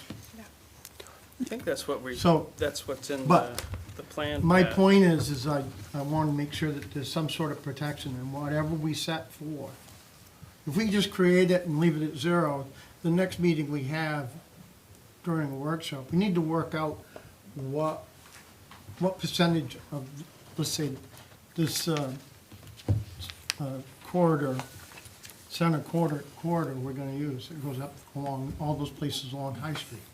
What do we use out of that? What was that TIF designed to set up for? So that, we get 2 more counselors, and then next year, 15 years from now, we've got all new people on here, all new staff in the city. And, the intent is to use it properly and judiciously, to make sure that, I would say, but just to jump in there, 100% on kind of twofold. That is, the DECD may approve the application, they may come back with edits and comments, but it's still at 0%. That's one of the reasons we wanted to form a committee, and not just for these new TIFs, to really start looking at those pieces on what we want to do here. The Bayside Road's another one of those pieces that could be TIF eligible, that we've already, we'll talk next month, that we've secured a $750,000 MPI on, but we still have to match that with $750,000. We could potentially use TIF or not. There's a lot of competing projects. We also have the capital improvement plan I know that Sarah's presented. So now we have those big ticket items for the infrastructure we can kind of weigh against. So really getting a committee together that can put that forward. And also our current TIF districts, to your point on institutionalizing this. Like a lot of things, like we need to do better accounting there, as Reagan mentioned. That's one of the reasons that we hired her as a consultant, that this is a great opportunity, but we want to make sure that it's of highest value. There's a lot of transparency on it and kind of matching and mirroring what other municipalities have done where they do an annual TIF report. We talk about the budget every cycle, and as you've probably seen as a council anytime there's a TIF allocation for that, I come to the council for approval, we put the council order number on that. But to have a real kind of year-by-year report on, this is TIF, this is how the expectations met, and also in doing this research, you can see that the city used to do that type of thing until like you could see them when they edit the TIFs, and then they stopped. You can this is a living piece too on, hey, we don't really need, you can see in our current economic development omnibus TIF, there's things that we just don't need anymore. But there's things like the Bayside Road, we might want to. In our current TIF that has up to $2 million for that piece to be used at our current TIF allocations. We've mirrored also a lot of the language in the current TIFs as we look to that other TIF sunsetting in 2030. And the council will have to decide on if we want to keep that district, as long as it's, I think, 75% for housing, that there's an opportunity to maintain that TIF district for a longer period of time. But the new TIF districts could take over some of the economic development activity. So this is the kind of thing that's, this isn't a put in the application and, all of a sudden TIF money, that's the first step of this. This is going to be a pretty involved project. And, the 45 million, I think, between the two TIFs, if they reach their full valuations over a 30-year time period, and, that's at 59 cents in the dollar, that's basically $45 million in investments from the city for $29 million in city costs because of the tax shifts, as you talked about, Reagan. And with how much growth we're experiencing as a city, this allows us to kind of manage it smarter. We have a great capital improvement plan now. We can really take the time to kind of allocate these finance resources. That's based on the growth. If the growth doesn't happen, these TIF districts won't grow. And it can be a virtuous cycle. Right now, we're in kind of this vicious cycle of growth, infrastructure costs increasing. How do we handle that? These are some big ticket items. This allows you to have more of a virtuous cycle of investing in the growth areas that are creating some of the infrastructure issues and getting a tax break to invest in those types of activities that encourage more growth. And a broadening of the tax base, too. Any further discussion from council? I think it would be bad governance if we didn't adopt these TIFs because of all the reasons that have been discussed here from Twyla, from Reagan, and from Charlie. This is a major tool that many municipalities across the state use.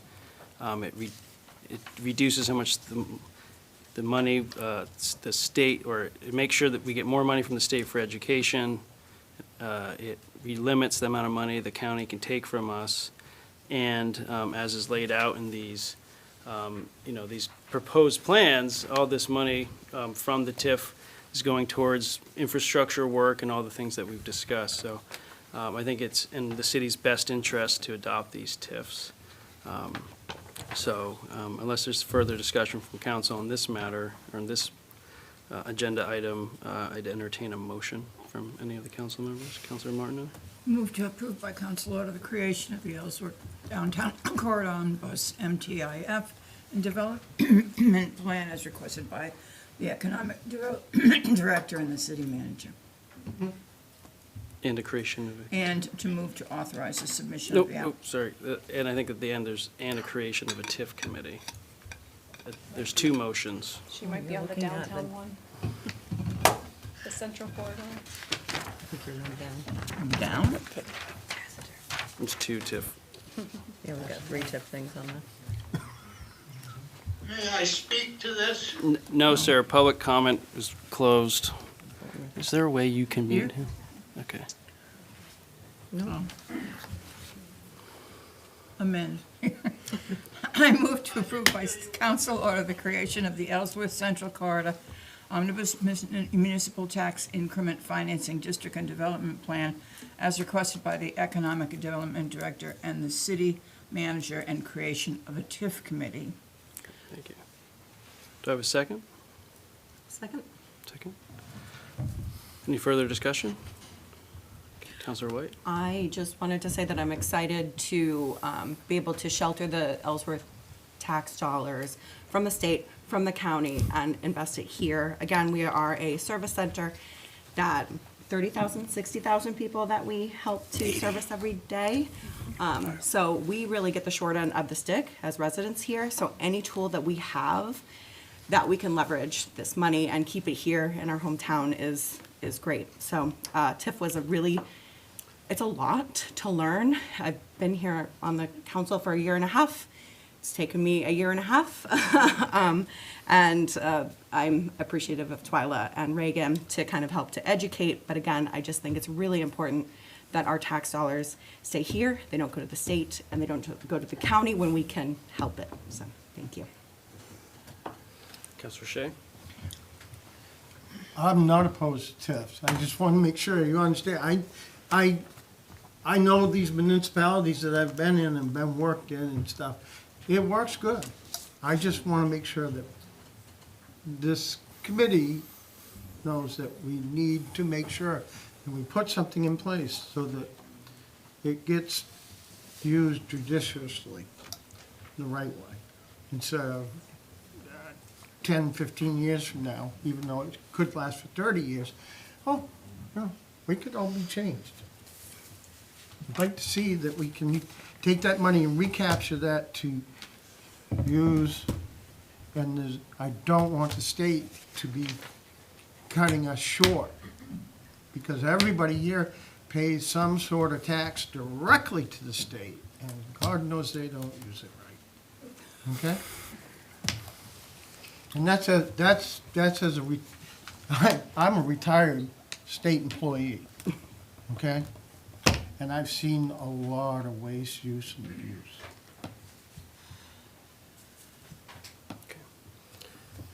Further comment before we vote? Seeing none. All those in favor? Opposed? 6-1, motion carries. We also have a motion to move to, this is the second motion on that matter. Would anyone like to advance that motion for me? Yeah, there's really two motions here. Move to authorize submission of the Central Corridor TIF application to DECD on or before March 31st, 2026. Do I have a second? Second? Further discussion? Seeing none, all those in favor? Yes. Opposed? Motion carries 6-1. Okay, agenda item 13, council order number 032602, Public hearing and action on the request of the Economic Development Director to approve the City of Ellsworth Downtown Development Plan. Okay, thank you. I'll try to make this one short. I know we're going long here. As part of the third agenda item, which is proposing a downtown corridor TIF, the application requires a downtown development plan, and so what you have in the black and white copy here is really a compilation of former plans that have been done and just piecing them together. First of all, to make sure we're making good use of the money that went into those plans and they're not sitting on a shelf somewhere. Bringing back to mind the key pieces that need to be evaluated and where we can hold ourselves accountable for implementation. And then what it does include are some performance metrics that are just, again, over a 10-year period, taking what's already been done, not saying we can't add to it or amend it or continue working on it, but just showing the state that with the downtown corridor, we can really put into action all the pieces that have already been done, all the studies. So if you look at the second to last page, you'll see, well, I guess it's the first part of the last page, 33. Exhibit B has links to existing studies and plans, and that's what helped to inform the narrative you see here. As far as public engagement, in this plan, it is proposing a 3-year period of 3 meetings a year, seasonally, to continue to engage the downtown. Again, there was a lot of public engagement done in all of these previous studies, but we want to still capture public opinion and be very transparent in how we move forward with the downtown and spending any TIF money in the downtown. So that is what would be submitted to the state as well, so they understand that we're going to continue to work on that. Again, this is part of being able to apply for the downtown TIF district, is submitting an updated development plan. I'd also like just a huge thanks to Heart of Ellsworth on, help on the downtown plan, the downtown in general, and all this is years and years and years of work. In some ways, the reason we were able to put this together so well is just the work they've done on so many of these studies, and the works that our Ellsworth Business Development Corporation on the business attraction plan that they did a few years back, and some of these other pieces. It's these 3 new discussions on the downtown, I think, is actually a good opportunity for us to talk more about the downtown and all the great things that are going on here. Geez, even my just short time here, in a couple of years, I've seen a dramatic improvement in events. The Christmas tree event this year was incredible. The parklet was even more full of people. This last year, I dropped in to the downtown and a few things over the weekend at that art exhibit in the Heart Ellsworth building there. It's just it's such a vital piece of Ellsworth, and I know you all did a lot of work before I even arrived to get to change those vacancy rates, and really with this village partnership initiative too, to invest in that downtown. We got a lot of just super exciting things, I think, that are coming by. I know that I won't go on too much longer. I can spend 2 hours talking about this. Thank you for mentioning that, Charlie, because Cara, you were very helpful in combing through this with me, contributing pictures, just technical assistance with it. Thank you very much. Yes. When we had those workshops and stuff, I kind of still quizzed, and I'm kind of perplexed why the downtown corridor doesn't go further up State Street, School Street, and Oak Street. Because like I said, those were residential, commercial areas, and it would, include the Moore Center, okay? And to further that, Hammond Lumber, Mill Mall, you see what I mean? And there's more development area along through there too. Like I said, it's kind of, and it's really kind of, don't even have the hydroelectric dam in there. That's a big taxpayer. Yeah. Not that there's people that want to get rid of it, which really makes no sense to me, Yeah. For many reasons, economically, but it produces power. Sure. When the sun don't shine. even when there's snow on top of it. We have to justify why we are focused on the areas we are. So as a corridor district, we are focusing on Main Street, on the residential areas kind of around Main Street, and then on Water Street, and then connecting this one up Bridge Hill to Bucksport Road, where Beckwith Hill has a piece on Bucksport Road. So the justification for the connectivity piece of the corridor was kind of, like, this wasn't as much a spot TIF, it was following the corridor, and it needs to have clear kind of benefits for the downtown with infrastructure improvements. We also use the Village Partnership Initiative focus area and Heart of Ellsworth's downtown focus area and our urban core to do that, but certainly could consider, much to Steve's chagrin, more TIF districts if you wanted to TIF something else. I really good. think you could capture more by going up further to where Oak Street and State Street meet. Yeah, You know what I mean? It's like it's lopsided. You're only doing one side of Main Street. And there's a lot of places that, you know, if you got a place that's in residential, commercial, you know, that could be easily changed over to something else. Yeah, it's a fair point. I don't think, I mean, Yeah. there's houses on the backside of, out along State Street that are businesses. mhm. And then, you know, you pretty much alienated them. Yeah, I should note that, as you mentioned, Twyla, this is already a pretty big TIF downtown area. There really isn't much to really develop from, you know, Dean Street over, really. I mean, that's all locked in and everything, but, you know, I mean, you could trim it up and just not go so far over, but whatever. We can always amend it too. You can always decide after it's been going for a year or two that it makes more sense to expand it or to reorganize it, and that's not a difficult process to submit an amendment to the state, if it makes sense to do that. 'Cause there's more historic properties on that side of Main Street than there is on that side of Main Street. They're exempt from taxes, so it doesn't capture any tax. No, we're not. Well, some of the ones going upstate immediately anyway. Maybe not all of them. Yeah. Yeah, no, I'd say that it is, like I said, it is a pretty big TIF district for a downtown already. So there is we really wanted to stay in that Village Partnership Initiative because that's where a lot of the increment, and there's already been a fair amount of growth in this district in the past 2 years. So that's really kind of the focus is, where that's that we could keep getting bigger and bigger. And as you mentioned, Twyla, we can look to amend later on as well. Any further questions for Twyla from the council before I open the public hearing? That, I'm going to open the public hearing. Can you show a map of the coverage area? I'm going to, That's the Yep. next item, not this one. yeah. So the public hearing is open.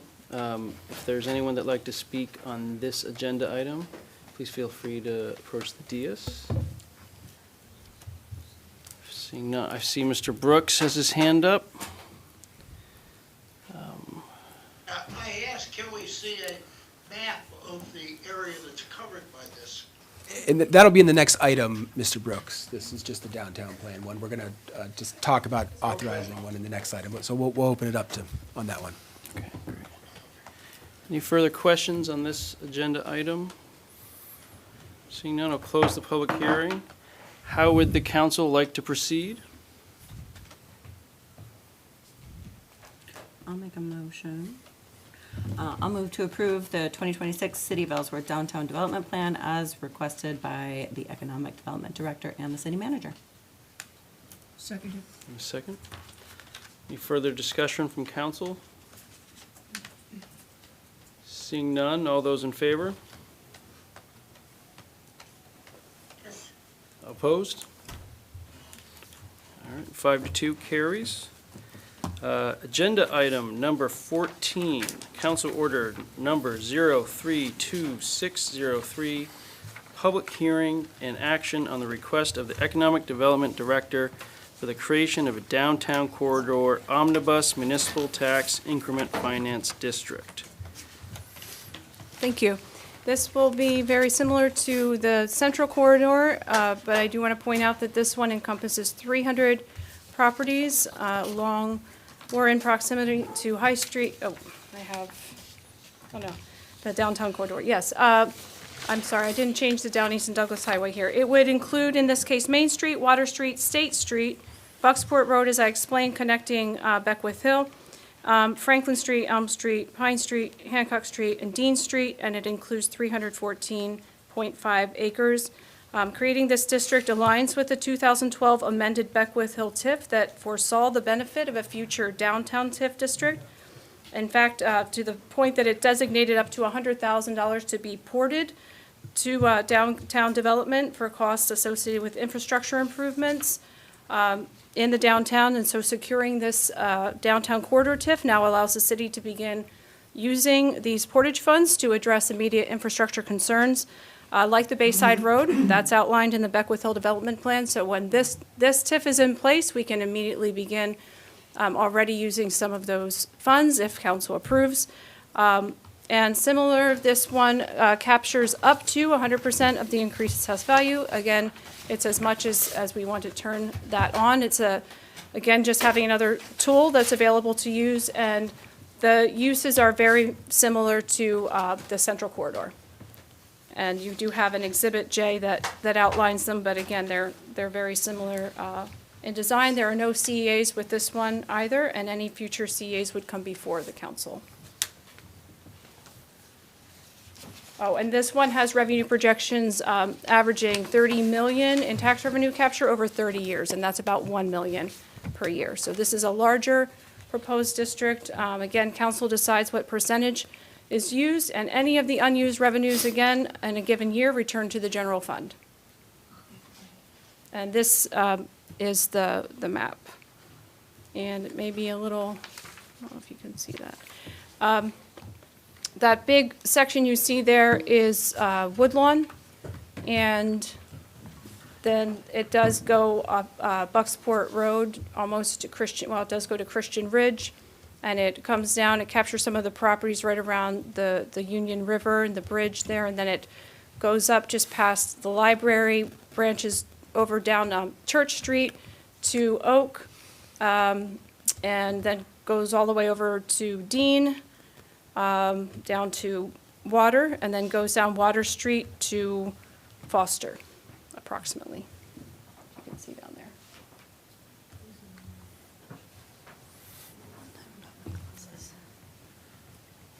Any questions from council or Economic Development Director on this TIF proposal?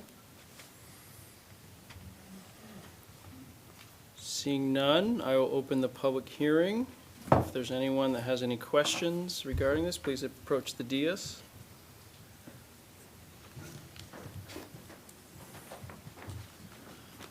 I do. Yes, Mr. Brooks, we'll get to you one moment. Sure. Maybe I'm not understanding the map clearly, but isn't this all residential? Mostly residential? It's in the urban core, so it's zoned urban. So how would that be affected by this TIF? It has multi-uses. You can do a lot with it, like a lot of these homes, you could have. Twyla, could you, public comment's not supposed to be question and answer. So if you have a few questions, and then we can answer rather than a back and forth that just makes it. So your questions are regarding as residential. Isn't this a residential, mostly residential area? And is that meaning to change that to a non-residential area? Do you have, okay, and do you have any, do you have any other questions on the TIF? Okay. Twyla, could you answer that for us, please? Thank you. Thank you for your guidance there.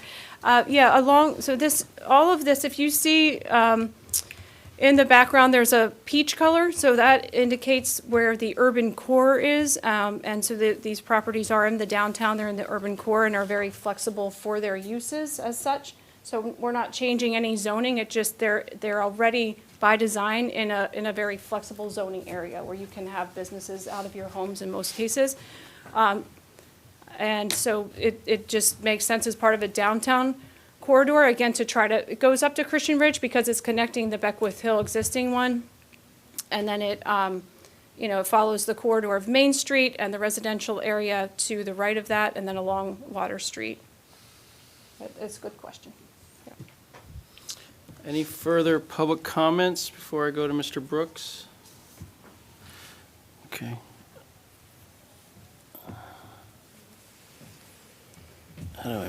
Mr. Brooks, you are muted. I'm trying to unmute you.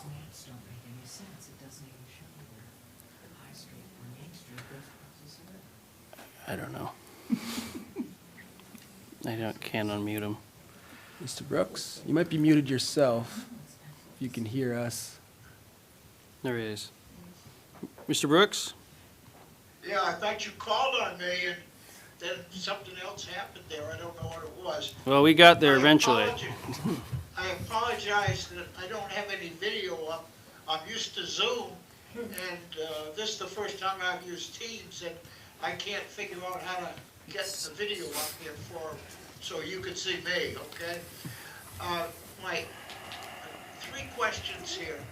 On the slide that Tula put up, it talked about this being connected to Down East Highway and, that whole one that we just talked about out there.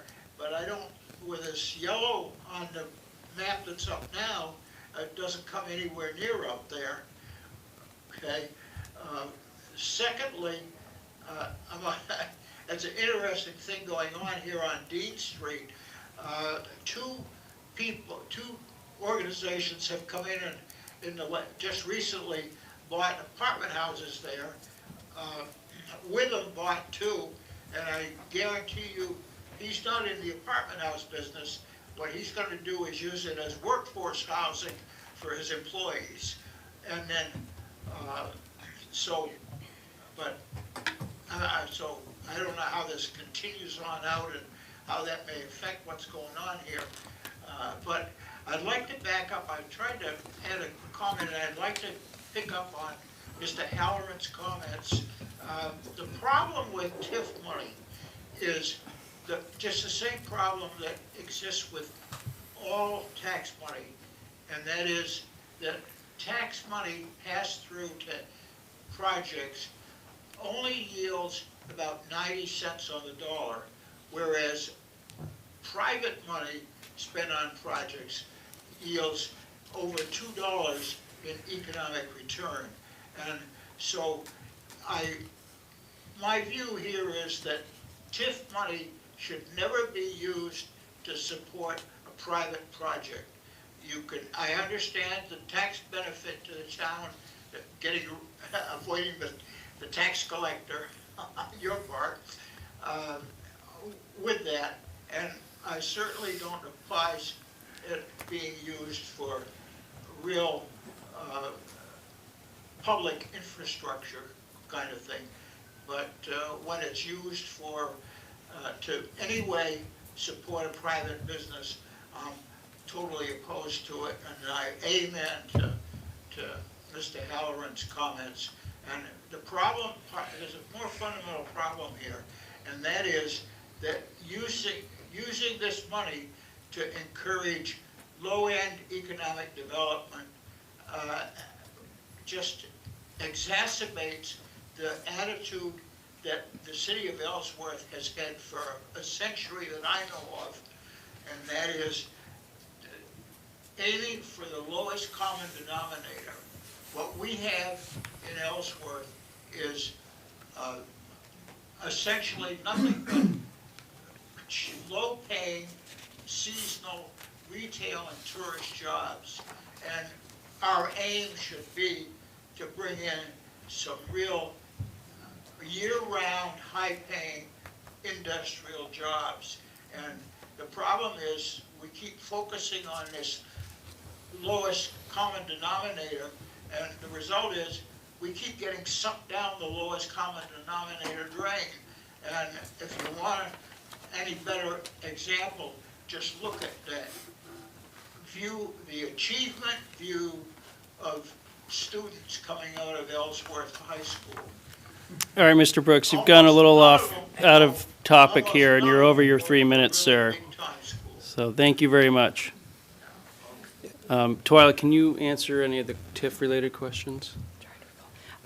So there was just a mistake on my slide, Mr. Brooks, about, I was referencing the Central Corridor District, but then I used the memo to correct that. So again, that was for the Central Corridor. This is the downtown corridor, and what you saw on the map is what is accurate for this district, which is that it's Main Street, Water Street, State Street, Bucksport Road, in or around these roads, Franklin Street, Elm Street, Pine Street, Hancock Street, and Dean Street.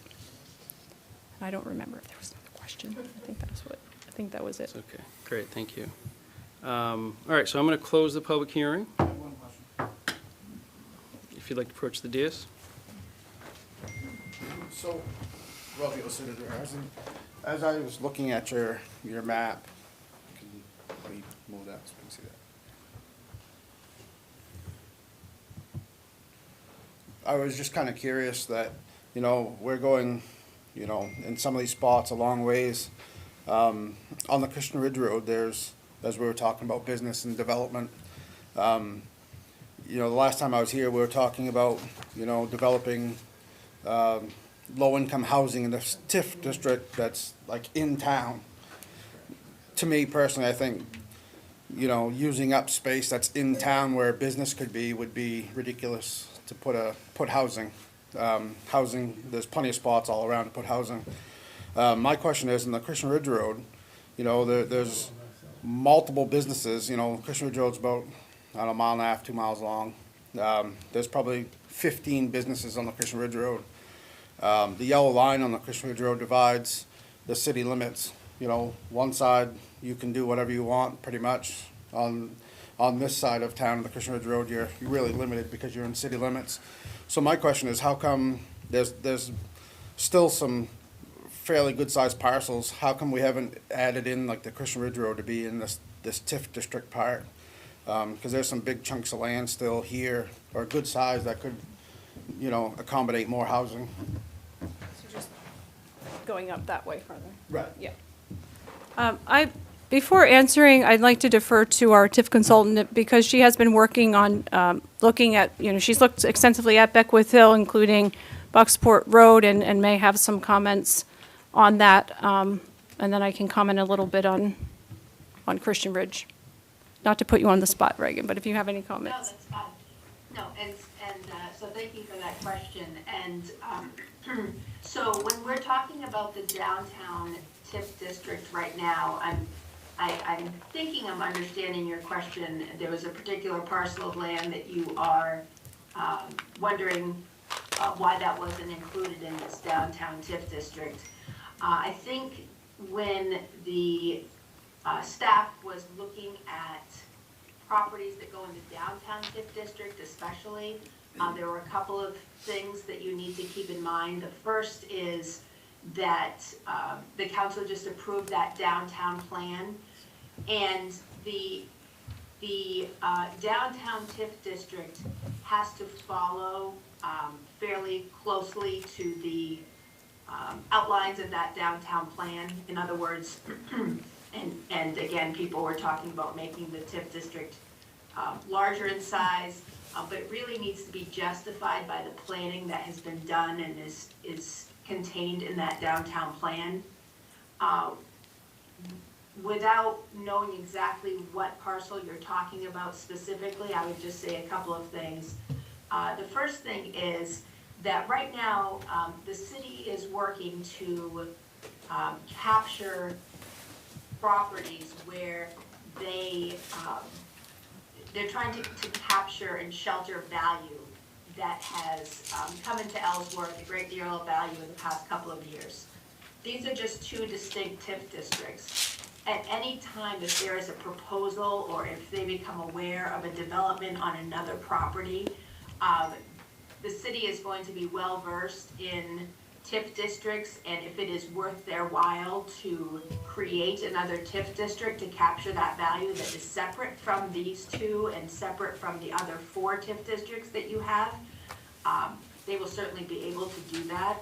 Sometimes it is beneficial to actually wait until new development is planned on a property so that you can maximize that 30-year clock that you have for any particular TIF district.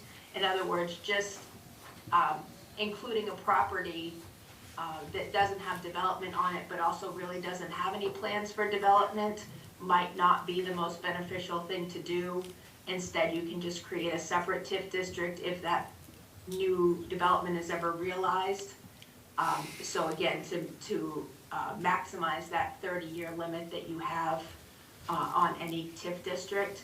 So I guess I would just remind everyone that TIF is an incredibly flexible tool, and there are ways to amend these districts and add lands, take land out, change what you're spending your TIF revenues on, and also create new TIF districts in the future that none of us can even anticipate right now. So I hope that maybe addressed some of the questions that the speaker had. Yeah, and just one more to, it's an interesting point, Roger. I might just want to follow up with you later on those part. I mean, Twyla went, especially in the Central Corridor TIF, which we just talked about, on picking out some of those parcels like the home to suites, right? It's when 2 years ago that wasn't an incredibly valuable piece of land. That's about to be a $20 million plus value piece of land. So you capture that increment, it gets sheltered from the state, so they don't see it as a, as big of an increase to the city. You turn those districts on, and Roger, there might be some pieces I'd love your input on that Christian Ridge on that could be we could amend the Beckwith Hill district. You don't have to be completely contiguous necessarily. You can kind of pick your spots where that could be a great area. There's also, we've left room to grow in these districts. So as Regan mentioned, if there's some development that happens in different areas, we can think about sheltering those areas for new TIF growth. And then there's that other piece on, if you want to, I know the previous question or two on like, why here? And in a lot of ways, just to clarify too, this doesn't change like the taxes that people pay if you're in this district or if you're not. Your tax rate is still the same tax rate. It's just that the investments could change in those areas too. So for the village partnership is an issue we talked about. That's why this kind of goes along those lines. So if we needed to build sidewalks that connect those neighborhoods better to the business district to make these areas more walkable. And all the new streetlights, replacements, any kind of infrastructure work that's relative to the massive amount. I know it's especially in those areas, there's a lot more traffic and a lot more infrastructure repairs that need to happen. So the funds can be used in those areas. It doesn't necessarily mean they have to change use or go from being residential to being a business. It's still the same zone that they're in. Great, thank you. Okay, council, how would you like to proceed on the matter before us regarding the Downtown Corridor Omnibus Municipal Tax Increment Finance District?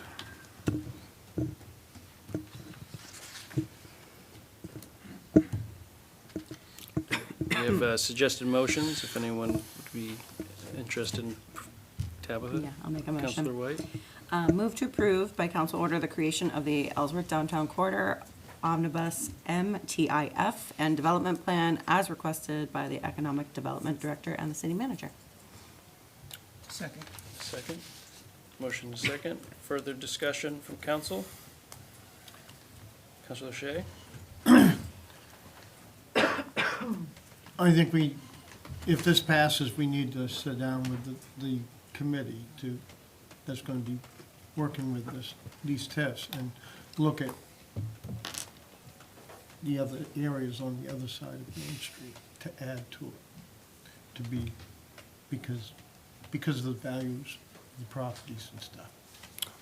Okay? Yeah. Further discussion on this motion? Seeing none, all those in favor? Yes. Opposed? 6-1. And we have one more motion regarding the DCD application, if anyone would like to advance that. Aye. Councilor M. Smith. I move to approve the submission of the application for the DECD on or before March 21st, 2026? 31st. Huh? 31st. 31st. Thank you. Do I have a second? Second. Second. Any further discussion on this motion? Seeing none, all those in favor? Opposed? Motion carries. Okay. Before we go to the next agenda item, does anyone need a couple-minute break, timeout? I'm going to call a quick 5 here before. Yeah, I just wanted to, the next item, I mean, those are things that we could talk about tonight, but they're not like, if we're looking to take 2 items off, because we got a long night. But if you want to keep going, we can keep going. But We're here to work. Well, I think, why don't we take a quick break, and then we can talk as a council. I think there's folks that, so. We'll just Harry's here, so. take a quick 5.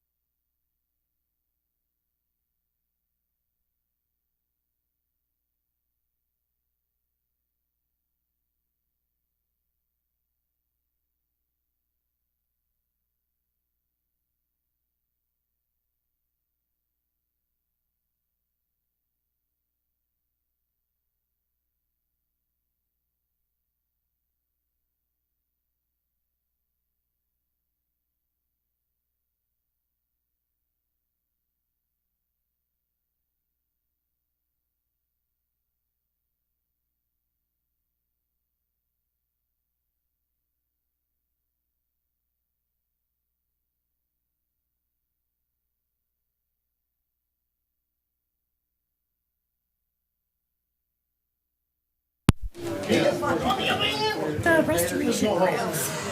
Historic buildings downtown. All right, folks. I think we're done with all of this. Will be, You're we should hopefully get some builders over doing the replanting as well. But again, have to be careful what's out there. We're gonna get back on the agenda, everyone.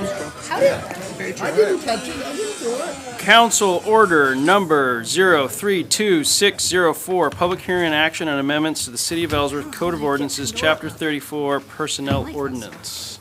And I'll just give a little background for Carrie before she presents. This is something we've been discussing in the Finance Committee for a little while. We haven't discussed it in the full council, so we've had some back and forth. And wanted to send it over to Carrie so we could have our first discussion with council on this.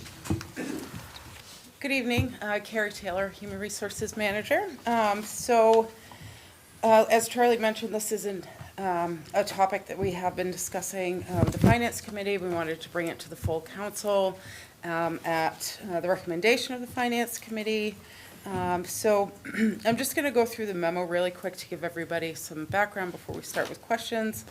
The purpose of this agenda item is to provide the City Council with some information regarding a potential amendment to Chapter 4 Compensation, Section 2, Overtime of the city's Personnel Ordinance. The proposed amendment would add the following language: except as otherwise permitted by policy adopted by the City Council or City Manager, exempt employees are not eligible for overtime.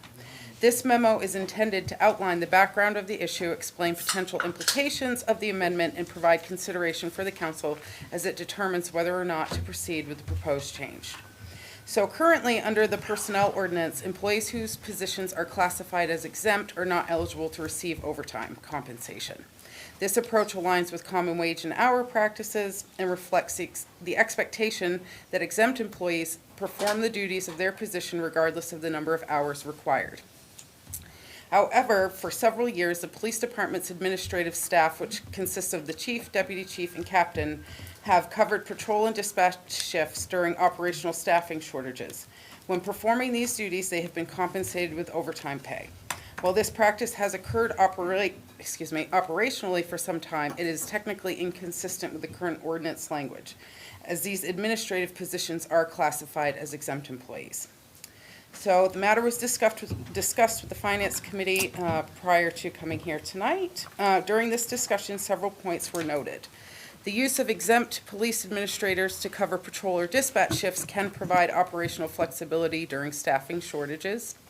The current personnel ordinance language does not allow for overtime compensation for exempt employees, creating a technical inconsistency with the existing operational practice. There are no federal or state laws prohibiting a municipality from compensating exempt employees with overtime, provided that the municipality chooses to allow it. So the proposed amendment, if you do choose to make this change, would clarify that exempt employees remain generally ineligible for overtime consistent with the original intent of the ordinance. The City Council or City Manager could authorize exceptions through policy when operational circumstances warrant it. This approach would maintain the overall framework of the ordinance while allowing for limited administrative flexibility if the council chooses to permit such exceptions.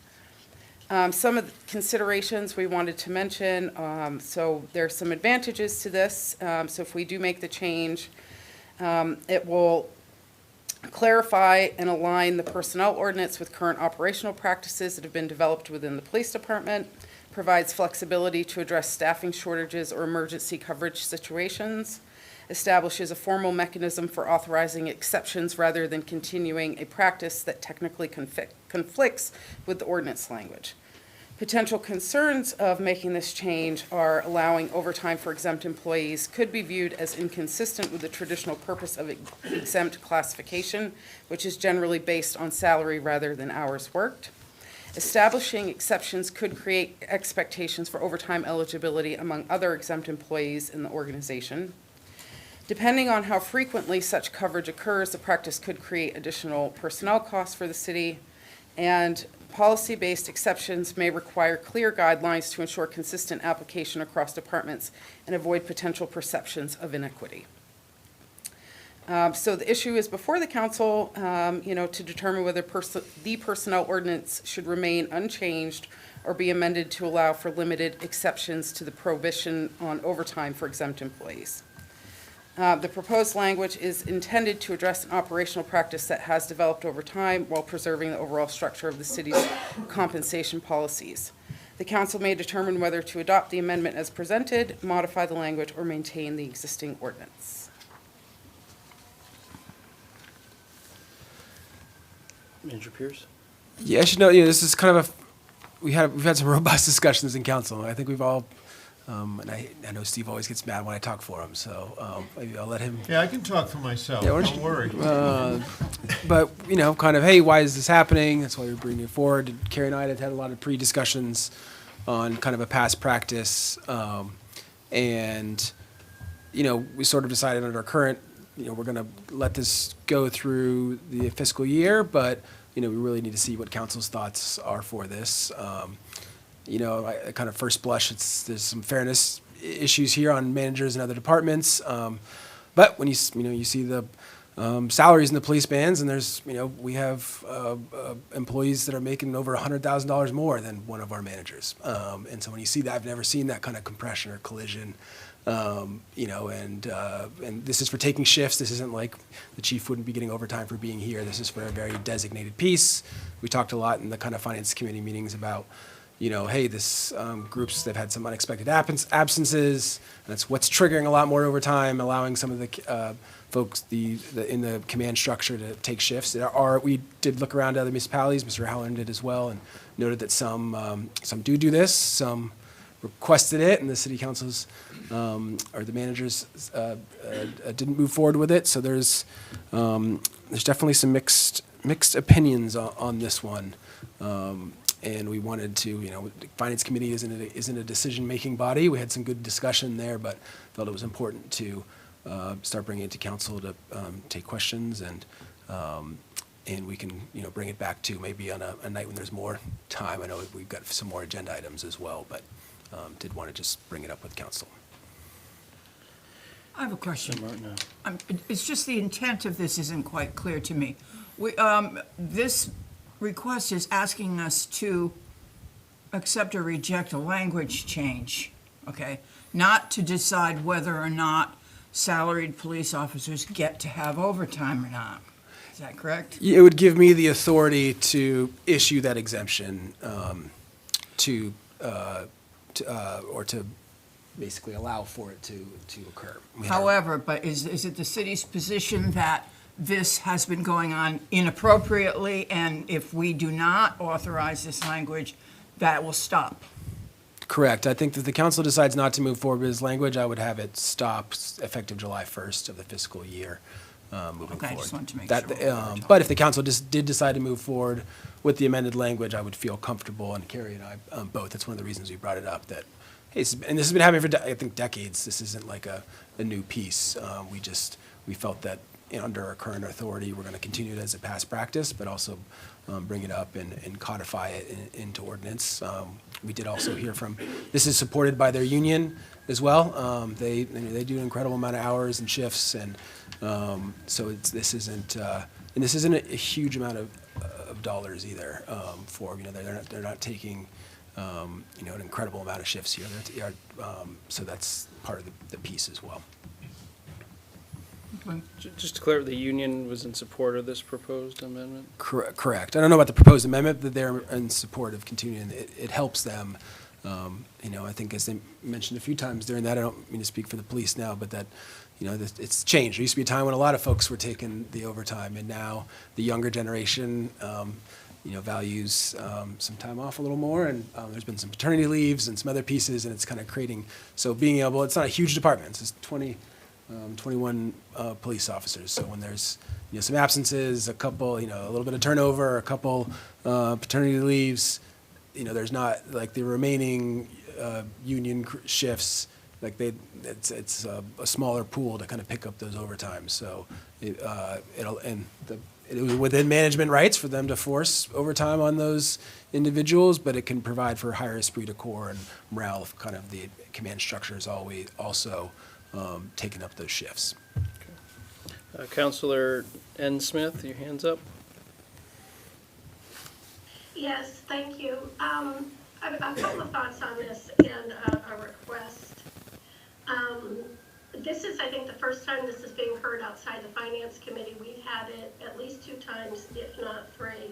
It's a significant change from the norm where exempt employees don't, you work the hours that you need to. There's been conversations about basically a unique set of issues currently with the shortage of officers that's creating a situation. But I think we all agree that for the long term, this is not an ideal arrangement. I've had some other thoughts of other ways to address it, but they're not formed enough to bring forward at this time. It's also the first time I'm seeing the proposed amendment language.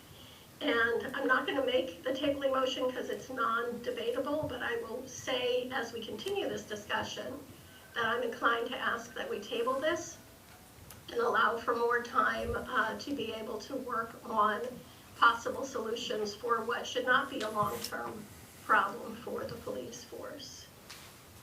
Thank you, Counselor Smith.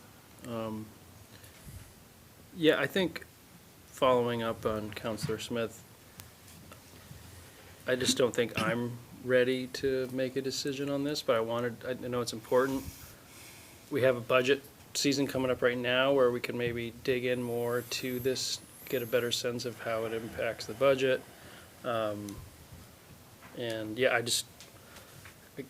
I'm not part of the Finance Committee now, so I'm a little out of the loop on this one as well. So I'm inclined to table it until we can kind of maybe get through the budget season and bring it up.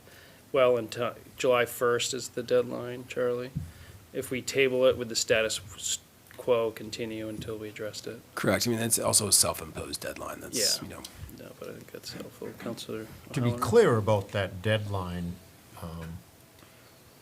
when it came before the Finance Committee, and it sounds bad, but then when I heard the police side, it sounded like a solution.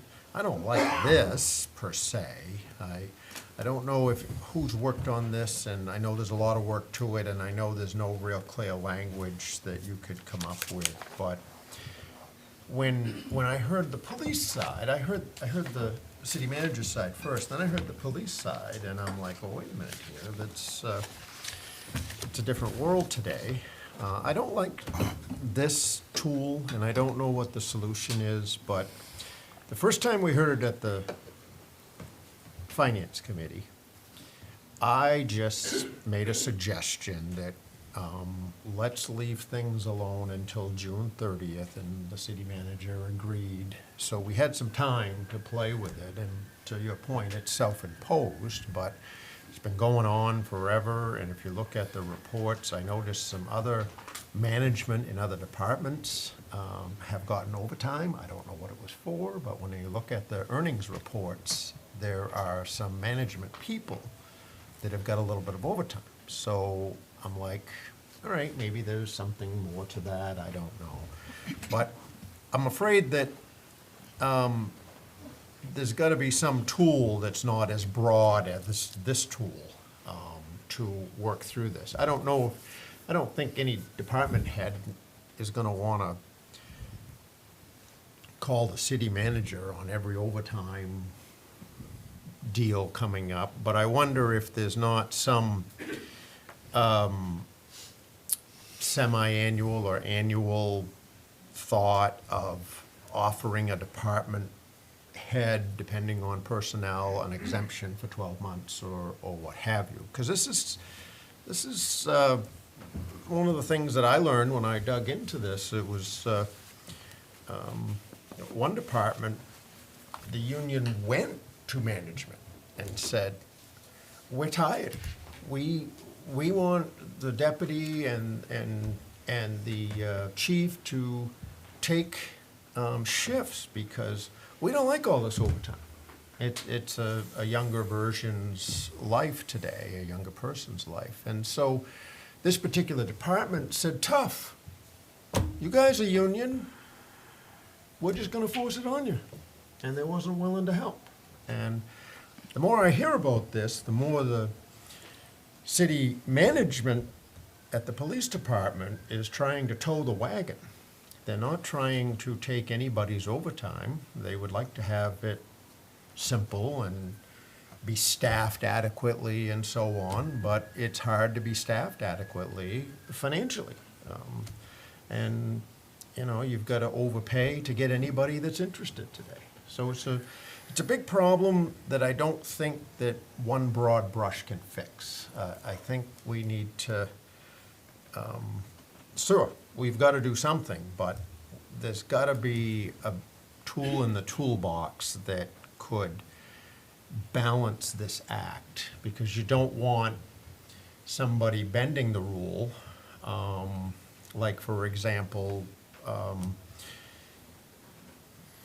there was a bus accident and all people involved in the police department went, management went. That's not an overtime event, and that's clear. It's when they were taking a shift, a real shift, out doing patrol work, or in the dispatch office. So, you know, there's got to be some give somewhere. Either let them staff themselves adequately, or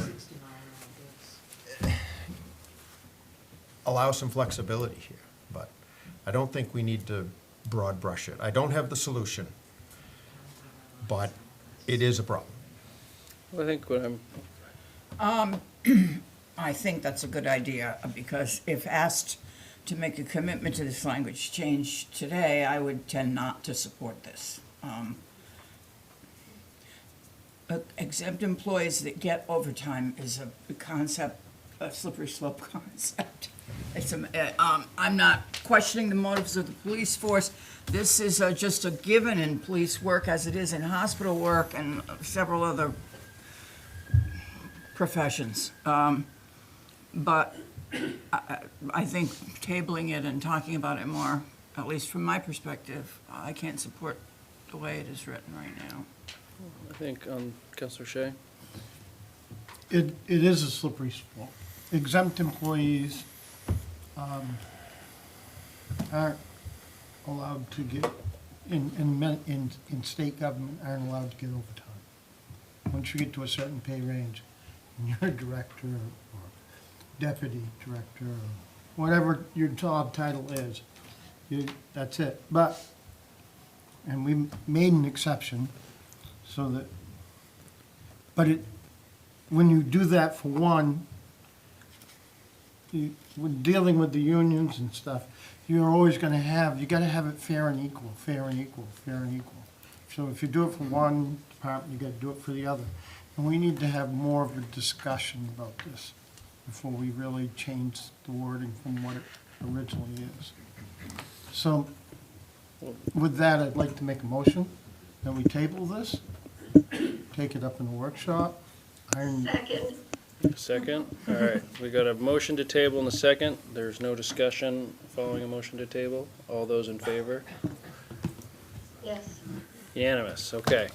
But it was a good discussion Mr. leading Chair? up to the. Mr. Chair, could I just take a minute? As a courtesy, I want to let the folks who are sitting behind the podium know that the microphone picks up their conversation. I can hear very clearly what you're saying to each other, and this is recorded. So it's just as a courtesy to let you know that the mic is pretty effective at picking up your voices, and I thought you might like to know that. I see you smiling and laughing, so I hope that means you're taking this with good intention. Great, thank you, Councilor Smith. Okay, on to agenda item 16, council order number 0, thank you, Carrie, 03265. Discussion and action on the request of the police chief to accept criminal forfeiture funds. I believe we have our police chief here this evening. Could you clarify if you're on overtime or not? I am not on overtime. Okay.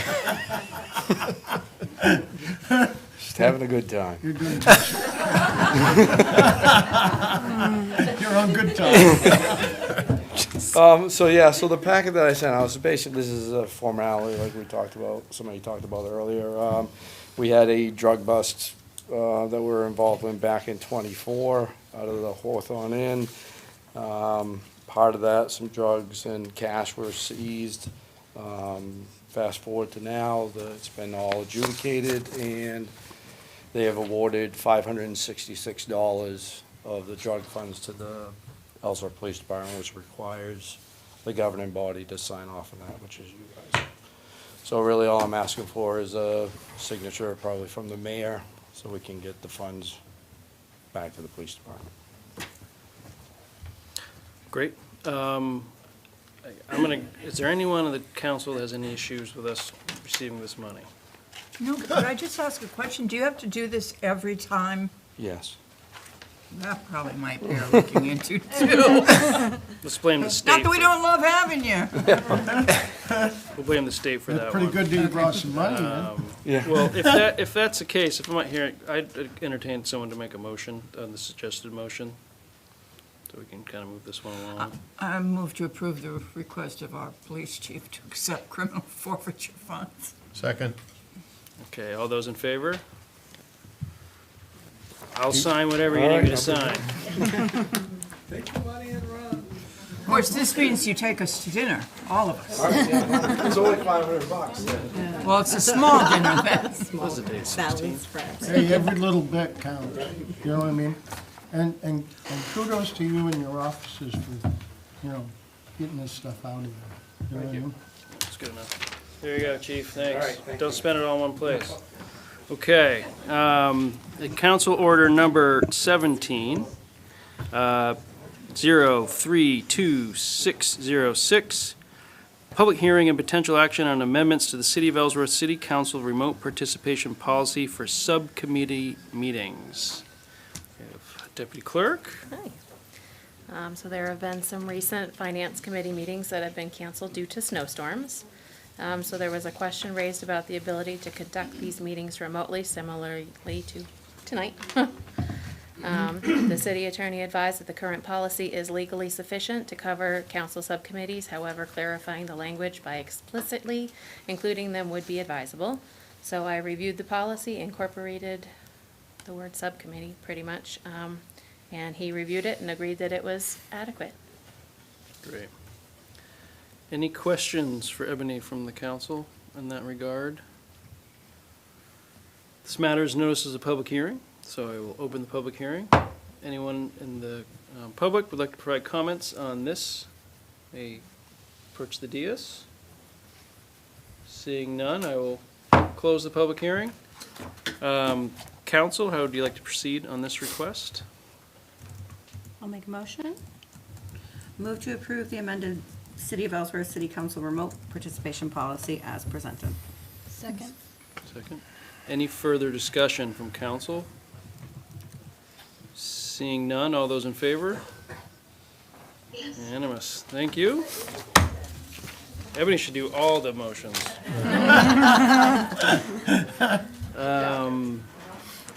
Council, agenda item number 18, council order number 032607, public hearing action on the request of the Parks and Recreation and Facilities Director to award Phase 1 of the Knowlton Park Playground replacement. We have Roddy back, ready for action. Oh, what do we got here? Can't hear you, Roddy. Always. Fire up that new computer there.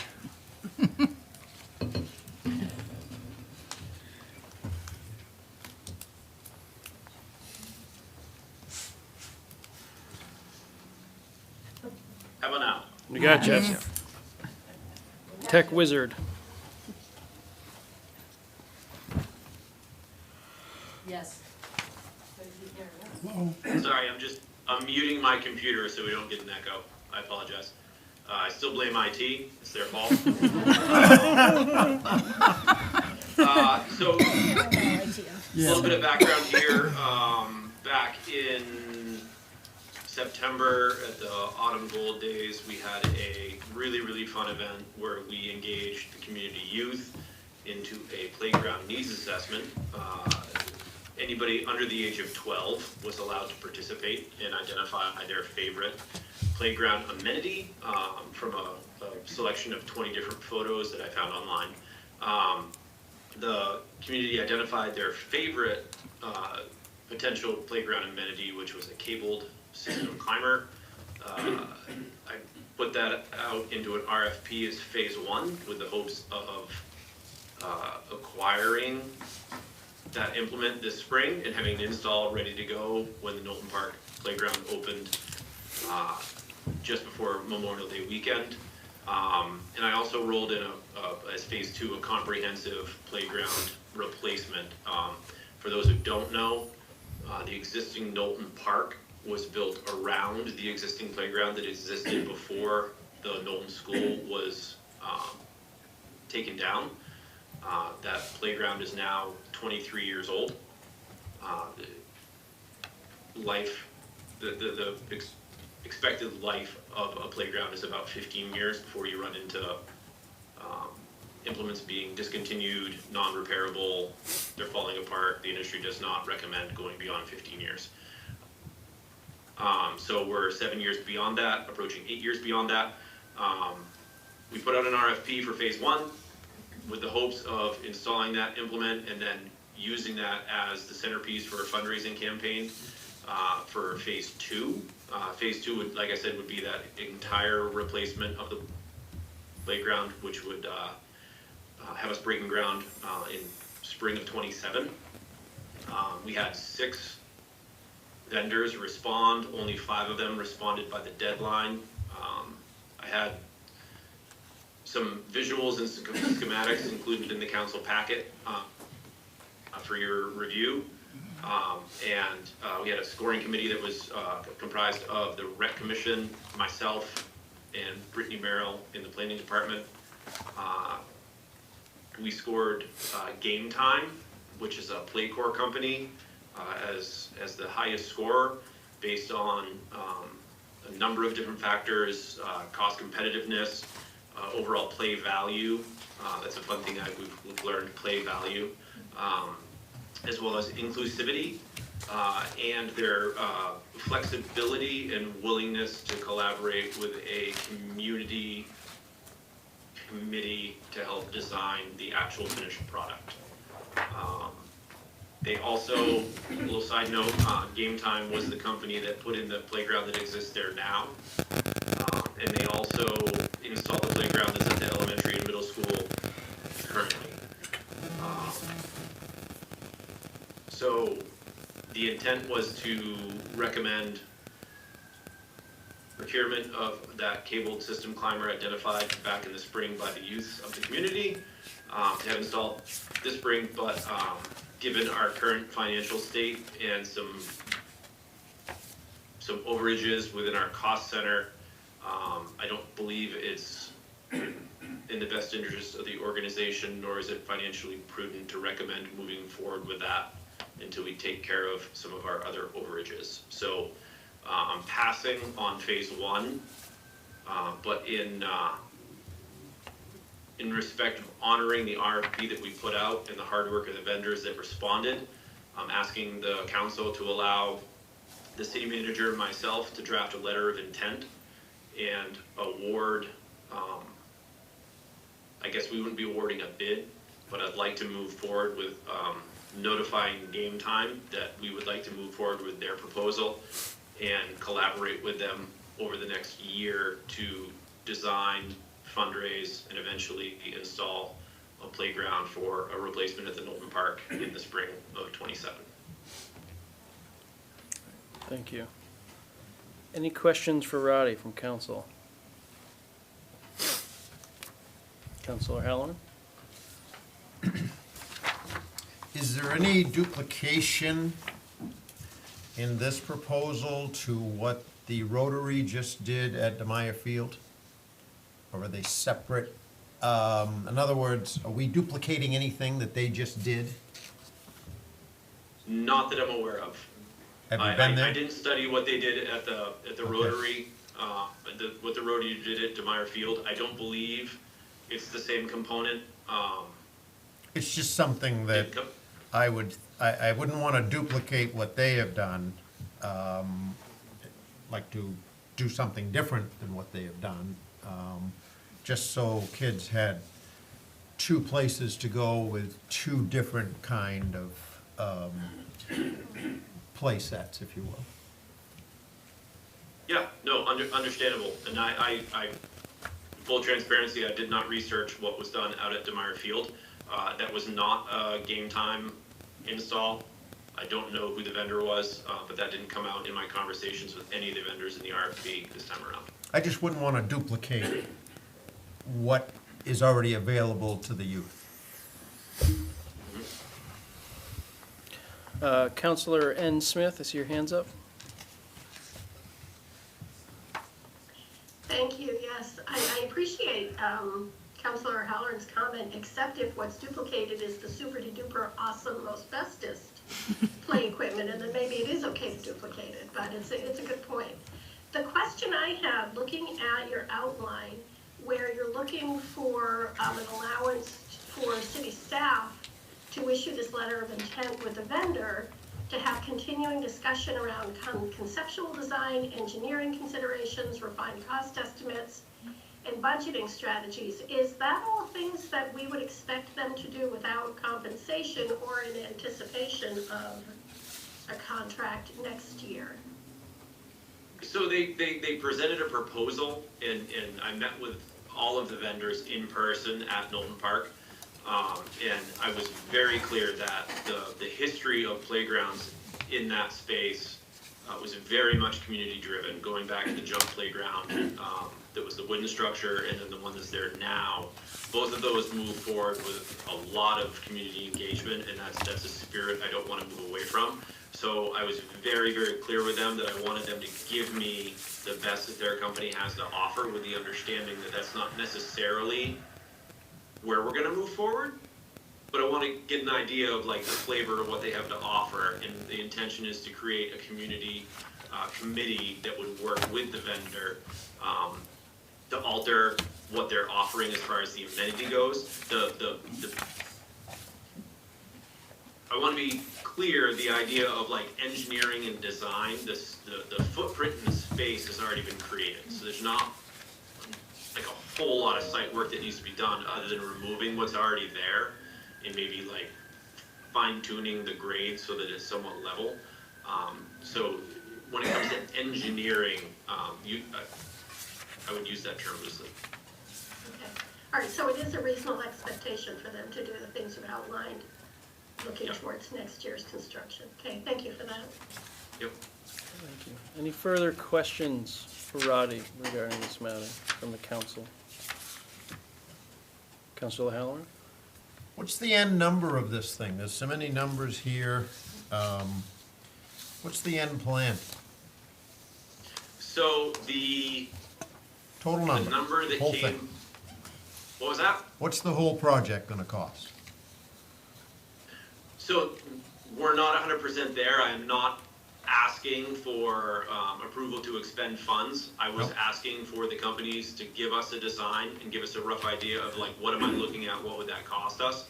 And within that flexibility, we can design that down, design that up, pace it with where we're comfortable. We have a full year to do some fundraising events, which is how all of these playgrounds historically have been paid for in the city of Ellsworth. The high number, I believe, that we saw was around $400,000. Thank you. And that vendor gave us over $80,000 in discounts without us asking for them. There's also a multitude of grant funding opportunities that are out there, and a lot of possibilities. I'm not looking for an exact number right now. Just looking for permission, authorization to move forward with starting conversations to get us moving forward for an implementation next year. I'd just say this, that I just wanted the bigger picture. And that was the high number I saw here, 386, if you did every bell and whistle. This is a tough subject, but I would like to go on record, and don't anybody fall out of their chair that I'm in favor of spending money, okay? But with all the money that I see float through City Hall and all the expenses that have been done, and A lot of things, most things I have disagreed with. If there's one thing that I would be in favor of is investing in the city's kids to do something nice for them. And I think we need to find a way to keep the city's youth engaged in fun. Their parents benefit from these playgrounds too, especially with nice benches where you can go sit down while they're playing. Counselor Lachey? I always took my own lawn chair. Because they, so basically you'd like to have, to work with, and they're the low bidder. The one that you chose. They're the low bidder. I'd like to be able to let the person know, like the vendor who gave us the bid, or the proposal, I should say, it's not a bid, it's a proposal. The vendor who gave us the proposal, I would like to honor the intent of the RFP. This went out in the end of January, before some of our financial constraints came to light. They put in a lot of work and a lot of effort, and I'd like to move forward and honor the intent of the RFP to say, we've identified the vendor that we want to work with over the next year to design a playground for the community, and that it is our intent to work with this one that is. And all these basically given us vendors this you talked proposal as with, part of this RFP. well, the thing is, a lot of people assume that RFPs are a bid. And when you put things out to bid, whether it's playground equipment or work, you specifically say what your end goal is to purchase. And typically, you try to go with the lowest bidder with the best product. The lowest bidder usually gets awarded that, unless there's a huge issue, that discrepancy in their bid package. I don't want to slight any of the other vendors because, if we negotiate for a design build, you're putting, you're showing favoritism to them, and they're going to expect that, oh, I'm going to give you this price. You see what I mean? It was very, very clear that this was an RFP and not an RFQ. We asked for a proposal and not a quote. Okay. And I just don't want to get city's into. policy for procurement clearly identifies the difference. Okay. That's the big question. And also the 6 vendors, they're all very, very educated on the process. They're very professional. They understand the process, and yeah, they're very much aware of what we're asking, and that's reflected in what they presented.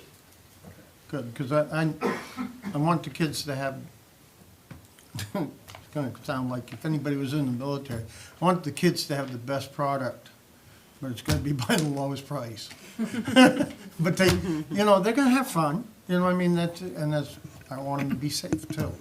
And I know you do too. So, yeah. So this matter is open to advertised as a public hearing, so I'm going to open the public hearing. If anyone would like to provide comments on this matter, please approach the dais.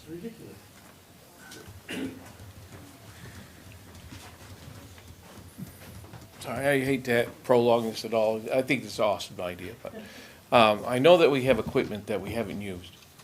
We bought that skate rink liner 2 years ago. Brand new, was rolled up, put away, hasn't been used. Do we know what type of shape that's in? Can that be resold to another municipality to receive some funds back and put into the new playground? Because it's just, as far as I know, it's just sitting, rolled up in a storage somewhere. Brand new. May not be brand new now, though, but Thank you. Thanks. Any other comments? Is the city attorney here? You realize if you give this company a letter of intent from your council to authorize him to pursue a contract for this playground, and then you decide in your infinite wisdom to change your mind, that company is going to have legal recourse to say, we proceeded with X amount of work on the good faith of your letter of intent. And then you pull the rug out from under them? I would certainly like to hear the city attorney's position on this. I think you're exposing yourself, from my experience, to serious recourse. And I'm a new resident of Ellsworth, okay? Sir, could you, two things. Could you say your name into the? Yes, my name is Philip Heasley. And if you could maybe bring down the volume a little bit. I'm sorry, I'm deaf, so Okay. I talk too loud. But I'm also very passionate about the money that you're spending on my behalf, okay? And I would, my basic question is, I come from Florida, okay? And in a council meeting like this, particularly when these kind of questions are being addressed, where's the staff? Okay? Some of these questions that come up, the city manager should already have a staff position in front of you, and all you should have to do is say, here's what we think, is there any public comment on it? To sit here and have this lady read 3 pages of boilerplate, which the council has already considered, which staff should have already given their opinion, it should be, we're dealing with boilerplate, and what time is it? Okay? Sir, And sir, we're if I could ask consuming- you one again, I Okay. understand. My question is, what is the city attorney's position on, and why isn't he here? Sir, so the city attorney is here, he's on Zoom, and Great. we appreciate your, The city attorney. public comments, it's not a question and answer, we appreciate your questions, and I have full faith that our city attorney will review any letter of intent and make sure that the city doesn't expose itself to liability. Mr. Gilly? Oh, I'm sorry, I could not hear that at all. I don't know. Roger Gilly, resident. So, I got a call earlier today and, about this whole deal, and was kind of filled in about, the whole playground not getting done and whatever else, and needing to use money other places. There's no better feeling than going past that park and it's solid full in the summertime of kids and they're all playing. And I think we've postponed repairing and fixing it for a long time and just skimped together and blocked it off, and something needs to be done, whether it's just kind of brought up more to date for now and then make sure everything works and then move forward later. But I was told that the Brian E. Moore School needed some repairs and some help. That's why we were kind of putting this off to the side so we can dump some more money into this building that is just a money funnel. So my thought was, we listened here before, Jared talked about it. He worked with you guys on good faith and as a concerned citizen, and, he come up with a fair market rental value. He explained to you guys how it works. He deals with that a lot. You guys kind of shot him down, kind of cut the rental that he come up with in half. One of these deals as a nonprofit, I mean, if you can't sustain your nonprofit somehow without city giving you every dime to make it work, is it really worth it? So if we're not going to do this because we have to funnel money into, like that building, and not receive enough money to cover some of the costs, then why are we doing it? I'd rather see the kids happy and playing than dumping money into a building that we're not getting anything back from. And maybe we do go back and, at some point we adjust their rent to make it so that they have to pay fair market value, because it's gonna happen anywhere else. they just have their way with the city and can get their way. But, you know, most other nonprofits have to pay, either they own the building or they have to pay the fair market value to lease the building. So I would really like to think that we're not just dumping money into that building and, you know, letting our children play on a broken playground and run around there, and not give back, you know. I guess that's all I gotta say. Any other public comment on this matter? Seeing none, I'll close the public hearing. How would the council like to proceed? Councilor Halloran? Just like to note, one thing, you know, I don't want to take away from anything that has already happened. However, I don't think we need a letter of intent to take a breather and buy value over time. And I think this is a rushed situation. I think that it's definitely needed, but let's not piecemeal this thing together with a letter of intent. Let's come up with a good system, probably more than we are comfortable with, but buy this thing for the long haul, and let's not piecemeal this together. And I don't think we need a letter of intent to work with a prospective vendor. Any other public, or councilor comments? Councilor White? Does the letter of intent freeze the contract price? No, there's the possibility that next year the cost to build this will be more expensive than this year? Did you hear me, Roddy?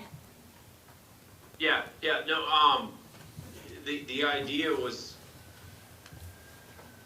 we're not gonna outline a budget or the cost. They gave us a design and said, if you want this, this is what it would cost, but we're not necessarily saying, I want exactly what you proposed. The breakdown of those costs are 2026 prices, though? Are the breakdown of those prices? say that again? Are the breakdown of those prices for 2026 only? Yes, I mean, nobody's gonna give you a quote that they're gonna honor for more than 90 days. That's any business anywhere.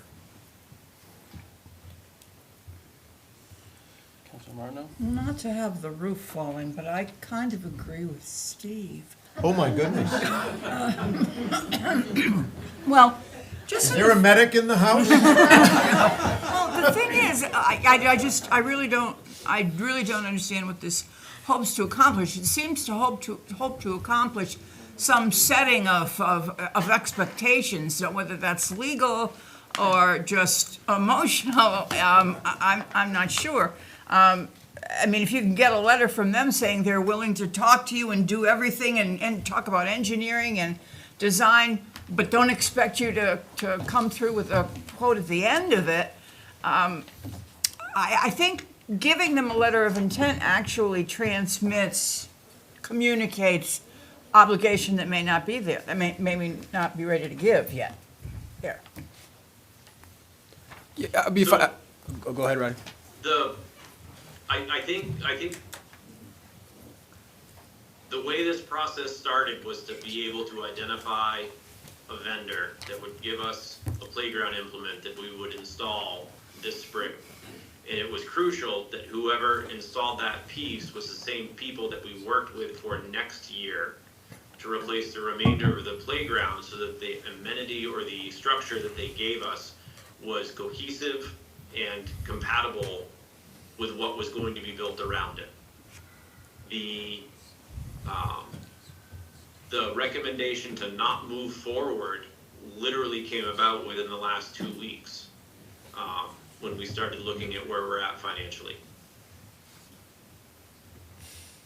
So it's essentially, we pull the plug on the whole thing and start over, which I don't necessarily want to do, because replacing the entire playground is not something that's going to happen in a 2 or 3 month window. If we want to do it the way we've done it, with community engagement, community involvement, community fundraising. So the idea is that we identify the vendor that gave us the proposal that we think is a good fit, and we work with them to design something, budget something, fundraise for it, and have it here and ready to go for next spring. These implements aren't readily available. You don't just go to the store and buy them.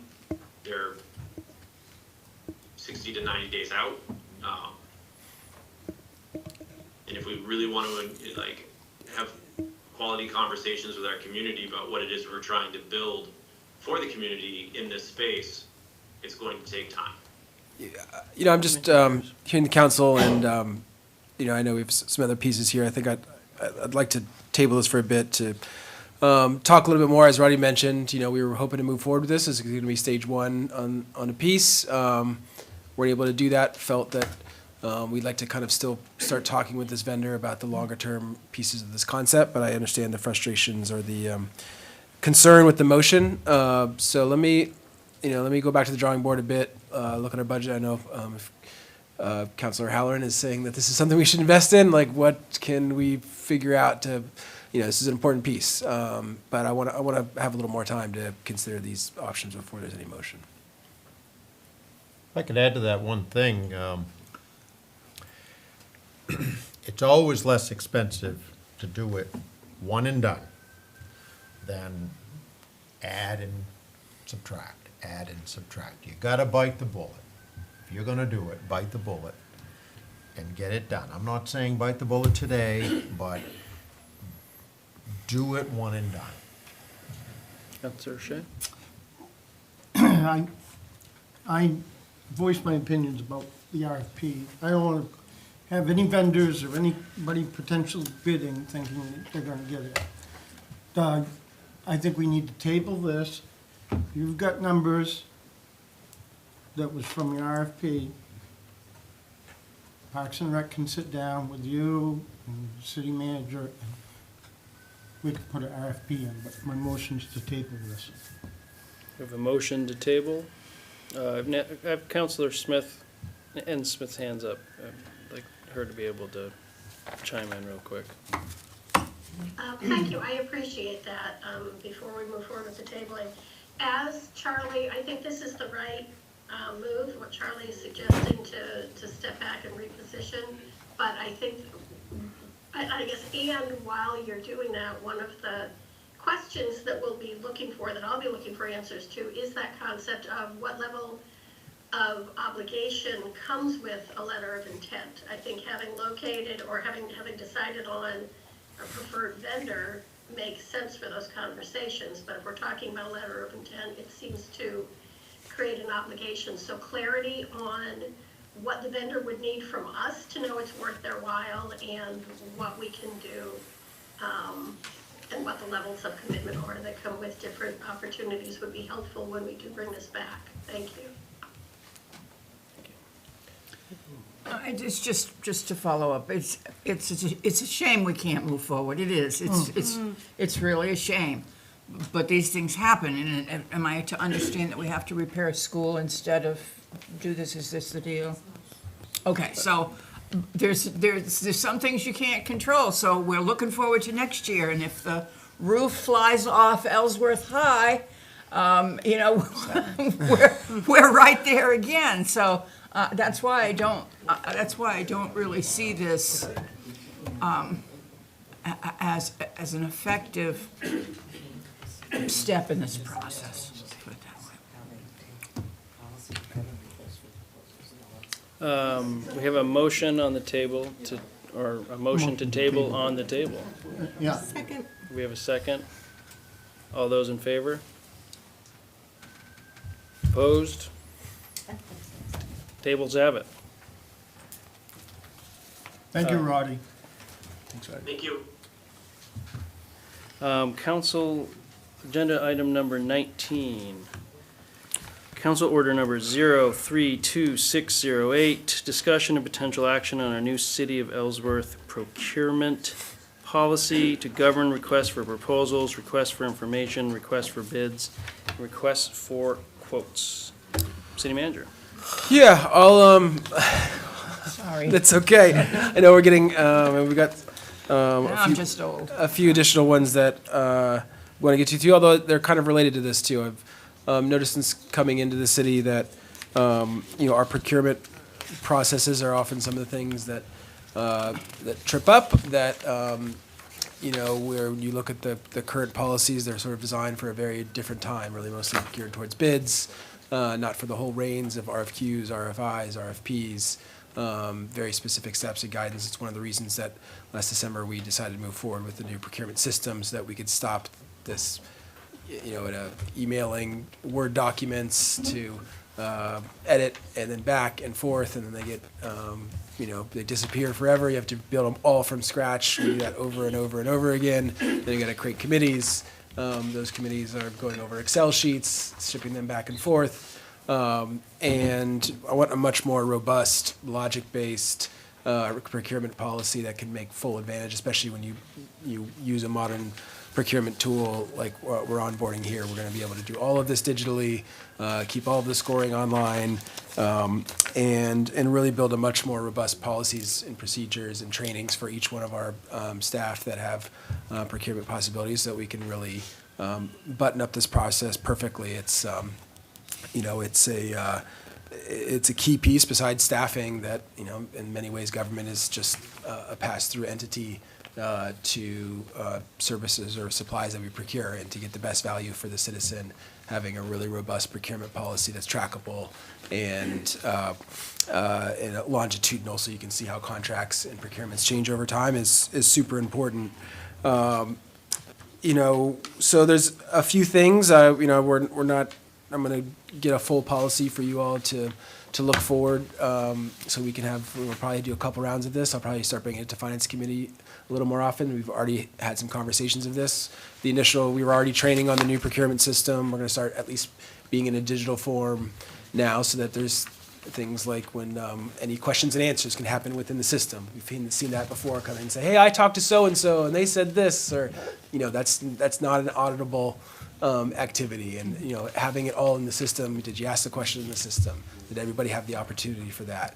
When a bid seals and when it opens, it can be launched straight to the public. If it's a proposal that could be, a subject of future negotiations, that wouldn't necessarily be open to the public, because we might have to negotiate on that proposal. So what's the logic behind that piece? How do those packets get distributed and sent to council? We've had a few issues that today included on, we got to scan a zillion different things to get it to the counselor, and the staff time involved in that. So these are all pieces that I really want to, institutionalize for the city, so that, you can look at the last 2 years of procurements, and not just for everything over $15,000, but every single thing that we procure out on a multi-year basis. And when contracts come up, that it can automatically signal us to potentially rebid that contract, as opposed to happens now. It's sort of, hey, this is coming up, we got to get to it. But there's kind of some key areas I've noticed in previous discussions that I'd love just for council to start considering. One is the use of the cooperative purchasing contracts, the ability to kind of piggyback onto existing competitive bids, which is allowable under our current procurement policy. We've done it through Sourcewell for a variety of things. It allows the city to take advantage of really like national government bids on things like the sidewalk plow that we were able to get under MSRP. And also helps with the kind of speed of purchasing on these pieces if the city doesn't have to issue its own RFPs, solicit bids. That's one of the other pieces about this, the way we post bids online, and we don't oftentimes get a lot of bids on things. There's a few things like bands and bonds that we get a little, or TANs that we get more bids on, but for a lot of our things, there'll be only a single bidder or two bidders. I think that's partly due to how difficult it is to access our system. So the use of cooperative purchasing contracts is one piece. The supporting local businesses while maintaining legal compliance is another big one. It's come up a few times here. I think it's come up relative to an item here. And it's not in our procurement policy to advantage local businesses. I've talked to legal counsel. It is not allowable from a state level because of violations of the Interstate Commerce Act. It could be allowable from a local level, but it's a little difficult when you're in a bidding committee and you say, well, is $20,000 more than that other bid, but it's local, okay, or is it 50,000, is it 70,000? It can be a bit of a slippery slope. Is it, kind of the state sort of treats this as a tiebreaker clause? You know, is there certain types of things that we'd only want to bid locally? I think it could also relate to the government purchasing contracts piece too. If we can get it cheaper from a national bidder, do we want to do that, or how would you have this sort of rubric and logic for that? The approval thresholds, our financial consultant who's been helping us on our reconciliations and modernizing our budget processes noted that our threshold of $15,000 is well under cities and towns of our size, and brings a lot back to council that, especially if approved in previous budget cycles and has followed the procurement policies, would typically be under the direction of staff. I'm kind of on a opinion that let's keep it at 15,000 until the new procurement system and new policies are fully baked in, and that everybody's really confident that our new systems are working really well before we'd go to a higher level. But there may be disagreement. That was the recommendation of our consultant on that piece. Notification on bid awards, the council and the public is another thing that I'd like to automate in many ways, and it's tripped us up in the past, so that's another piece on, you know, does all council want to have access to the proposals and each of the details in there? It is confidential information as well, and how do we set up those rules so councils, if they do have access to that, that they're not prejudiced in the process that they might have to vote on. So pre-solicitation and market research is another piece that I really want to dial in, so it's pretty clear to staff on what is allowable to say and not say before an RFP process would be able to move forward. And then the other thing is just kind of future finance department procurement intake. You know, I've looked a lot at this there and talking to our vendor on this. They're just surprised we don't have an intake with the amount of procurement that we do in our finance department, meaning, you know, the department heads and others don't even really they say what they need and what they'd like, and then it's sort of a separate unit within finance that takes care of the intake. Okay, I'm going to do this whole process soup to nuts, and that can really take the person or the department that's asking for the bid. But that would be a different budget change. We'd have to realign the finance department to do that. They're, you know, flat out, we're looking for a finance director still. That would be a real process change, but I do feel like Ellsworth needs to go in that direction to kind of protect the integrity of the process in the future as well. So, you know, I could go for a lot more. There's kind of the different steps that I'm looking to move forward here, but it feels like we've got a few more agenda items related to procurement that we need to get to, and that's just sort of an initial conversation I want to start having. Any questions for council or for city manager in this regard from council? I want to just echo your favoring 15,000, staying at 15,000 for now until we have the procurement system in place. I support that, and I like everything that you proposed here.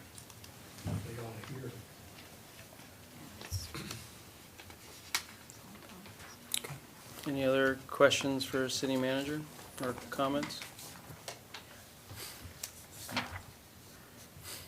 Just know I think this is a good process forward, and I appreciate Charlie taking the time to put this all together. I think it's, especially with the digitalization of our procurement process, this fits really well with that, and it's all geared towards transparency, fair process, and understanding of the bidding process. And so I would support a policy that included all these. I think it's also, you know, you also had a point in here about council role in the procurement process, and I think it's important for all councilors to be aware that once this bidding procedure is started, we should not be directly communicating with anyone, any of the bidders, about the bid or anything along those lines while it's active. It does create an appearance of favoritism or fairness of competition, and it could also potentially set us up for legal liability if anyone were to say our involvement or interference somehow prejudiced the process. So I would advise all counselors, even regardless of whether it's in a policy, to take that to heart to avoid any complications down the road or liabilities for the city. We're not voting on anything, so I think we should just move on, unless there's any other questions. So I'll bring it up to agenda item number 20. Council Order number 032609.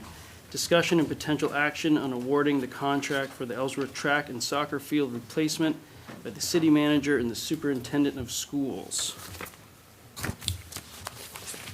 And superintendent. Excuse me, Mr. Chair, I need to interrupt. Oh, sorry. Could we ask either Ebony or Sarah to mute the microphone at the podium? The audience conversation is still an issue, and I can't hear the council discussion. So just for folks to remember when we do have people come up, to turn it back on. Thank you, I appreciate that. Thank you, Councilor Smith. Hold on, Charlie, that won't do anything. All the microphones are built into that speaker bar right there. So, you're either all or nothing, unfortunately. Oh gosh, Charlie, what are you doing? I will ask again, I cannot hear council discussion. I can hear the audience exactly what you're saying, which means it will be recorded and everyone else will be able to hear it. I need to be able to hear the other councilors. Thank you. The other option too is I could turn the TV more this way, that might help that a little bit, but then of course people can't see it, so. I will just ask members of the audience to not be having discussions audibly while we're deliberating. Or move further away from the microphone. Yeah, thank you very much. So we're on to the track. The track, yep.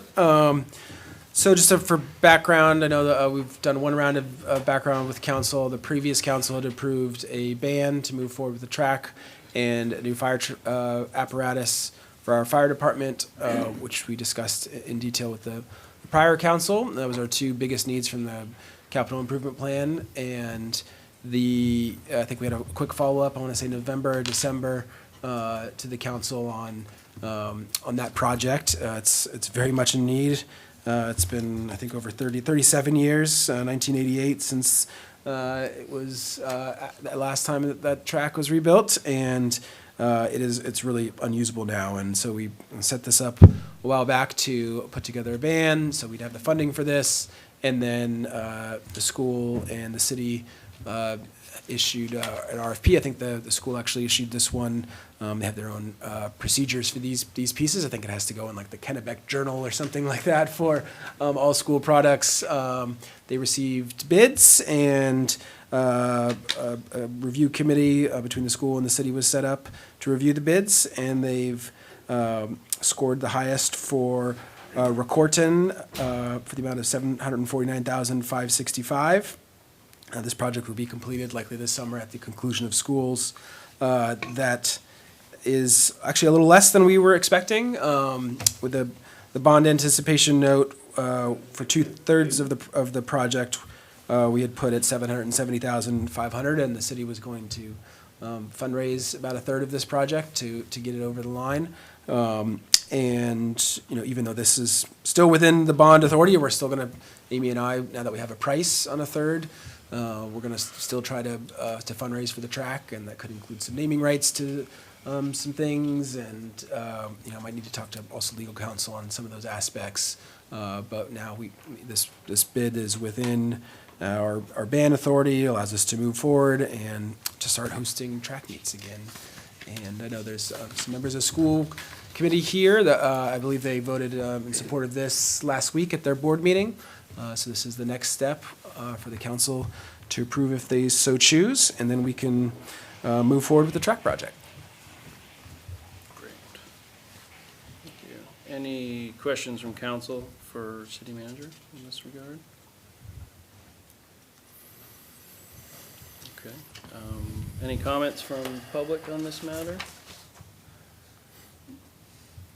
You don't have to provide comments. I don't want to slow it down because we're close to the one.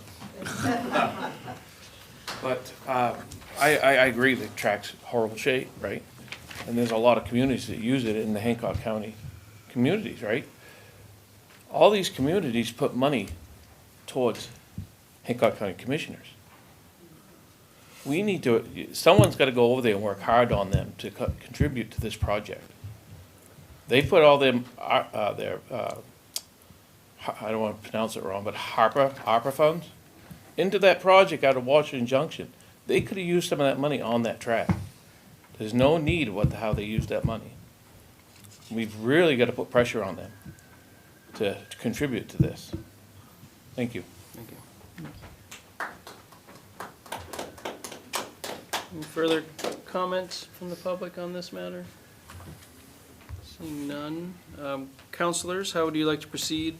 We have a proposed motion before us. Councilor Halloran. Just like for the record to state, sure, I understand it's needed, but the two proposals that I was provided when I asked quickly, which was nice, doesn't seem to be the same, and I guess there was no direction in this. I think there should be a lesson learned here that you design your project and put it out to bid. In this case, you put an RFP out and you read everybody's or the two people's suggestion, and they're night and day different. And that's really troublesome for me when you see such differences. And I don't know what's right, okay? But if we had it engineered first, it certainly would go a lot easier because you would have some ground rules.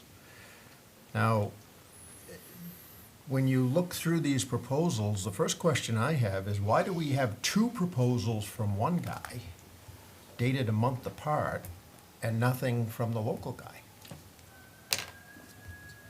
Two people put in a price on the 5th of, correct me if I'm wrong, maybe it's the 6th of February, and then the successful one has got another price a month later that he submitted to these people. And that one's got 3 inches of pavement, one's got 4. One's gonna till up the center of the field. Doesn't say if they're gonna, what they're gonna put in there for the, for loam or seeding. One says that you may have engineering costs that aren't accounted for. One includes engineering costs. I think the lesson that should come from this is that you ought to have some design so you're getting apples to apples comparison. Now, I don't know if it makes a difference if you have 3 inches or 4 inches of hot top. I don't know what's there now. I don't know if it makes a difference if you have red carpet or black carpet, because there's your successful bidder has got 2 options for red, I'm calling it carpet, mat, trat mat, whatever you want to call it. Come up with a term, I'll use it. What is it? Surface. Surface, okay. You know, one's got red, one doesn't, it's night and day different in these proposals. And I don't know what you want, I don't think you know what you want. That's why it should have been designed and then gone out to bid, not one of these shows.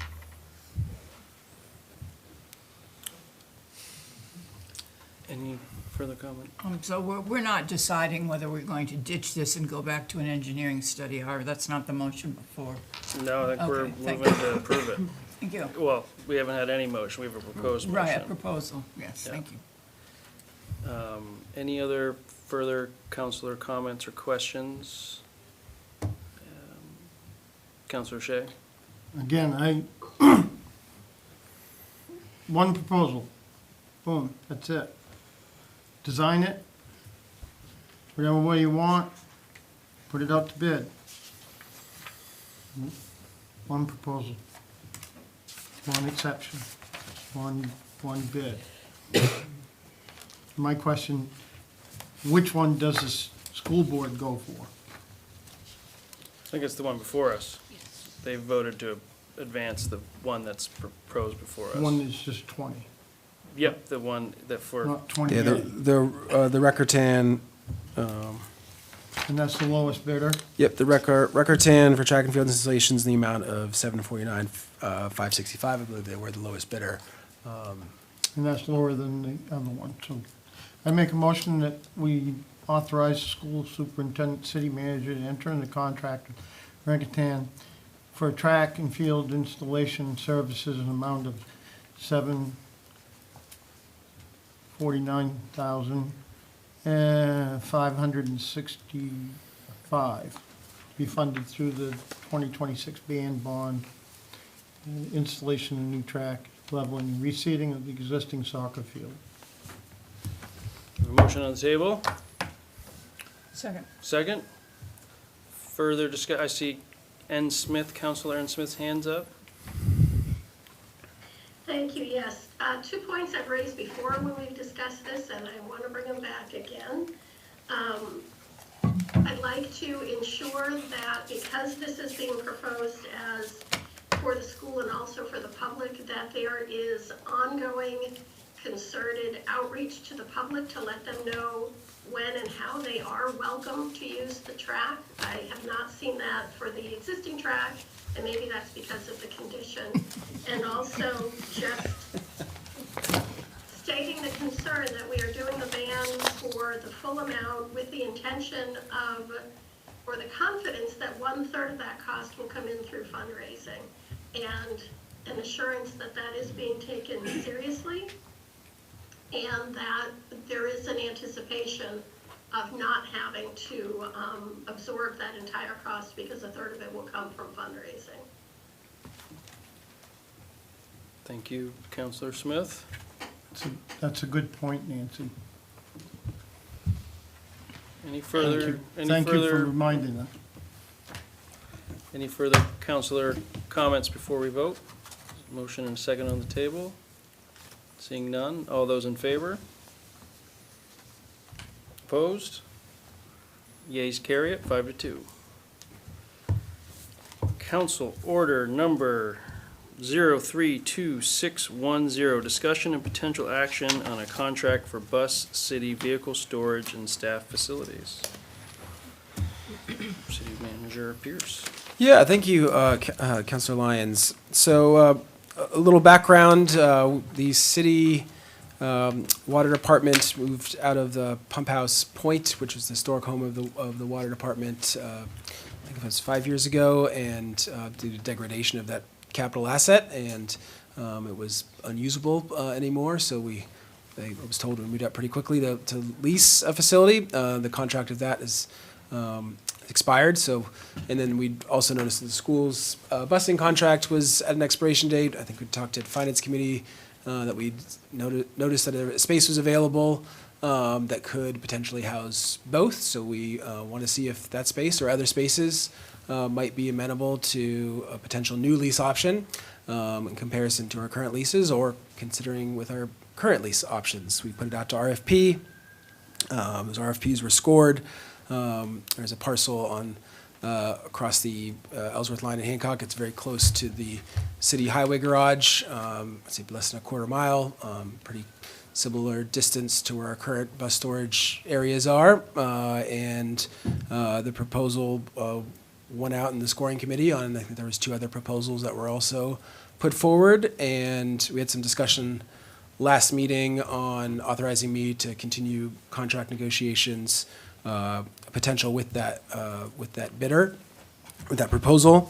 Those are ongoing, as I sent to council in a confidential memo last week, which I was hoping, I tried to design it to be public. Our attorney said because it's an ongoing contract discussion that it shouldn't be public yet until any sort of contracts are finalized or decided not to move forward to protect the integrity of the process. So as much as I wanted to have that proposal be public, it was not. It did, as the council notes or knows, that does not include. We're not there yet on a contract that I am ready to move forward on. I'm still evaluating it, as I noted last time around. This is a little bit more expensive than what we're currently contracted at and are leasing for.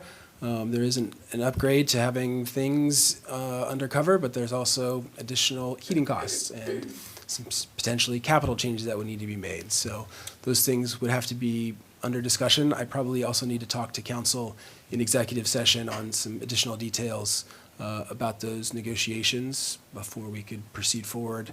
But my motion request either way is not that we'd approve any contract. There is no contract before the council to approve. I know that's been floating around a little bit. I do apologize too for the community. I know Mr. Workman, we've had some emails back and forth. I would have loved to have sent you those pieces. I hate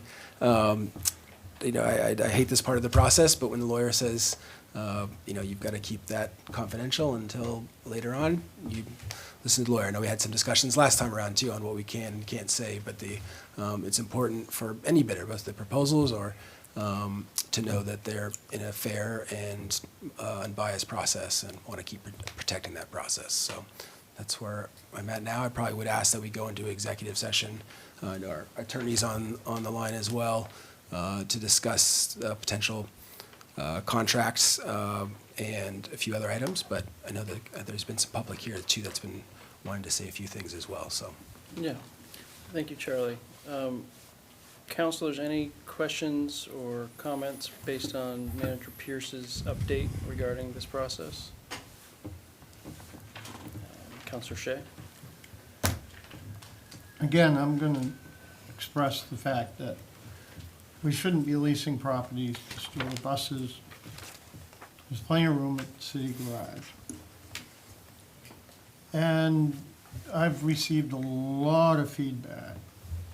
And thank you for getting a hold of me, sending me messages, and sending us emails about your opinions. We have plenty of real estate, right? And as far as storing the buses and stuff. And a lot of older residents than me reminded me, wow, we added on to the city garage to put 2 bays on for the buses to be worked on. Why are they leasing property in the first place? So, I just thought I'd bring that out to you, you know what I mean? And there's a better way. Thank you. Anyone else? Councilor Halloran? You're probably not surprised that I'm against the whole show here. But I have a question. You stated that we wanted to go in and do an executive session, but it's not on the agenda. Why? it could be executive session on this item, Yeah, not as it separate. can be on this item. We can vote to go into executive session on this item. On the item, because you've got a personnel matter.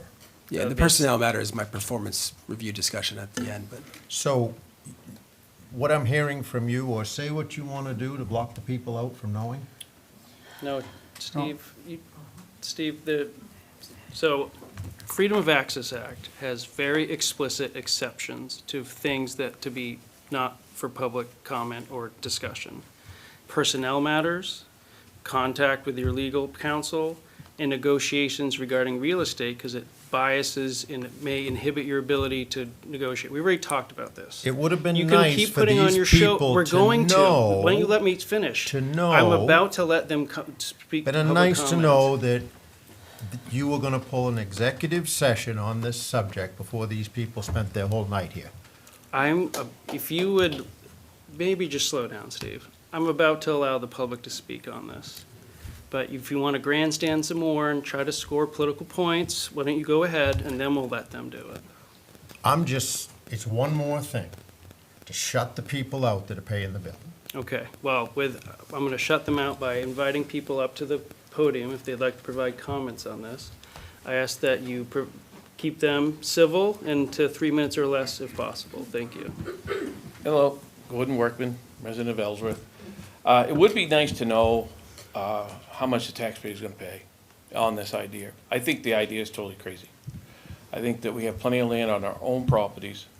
We have plenty of land right at the city hall. We have plenty of land right at the school. Buses are made to be outside. They don't have to be covered for 24 hours a day. I have vehicles outside for years that doesn't need a cover. I'm sorry, but that's the way it is. You have a garage. You come in. You take 2 at a time. clean them off, get them ready, move them out, bring the next two in. Drivers did that all the time when I was a kid. There's no reason why they can't do it now, all right? So with that said, I think that the place out there is too overpriced anyway. It's just nuts.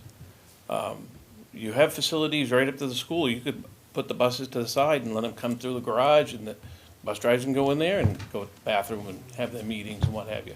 That can be done there. It can be done over at the other school.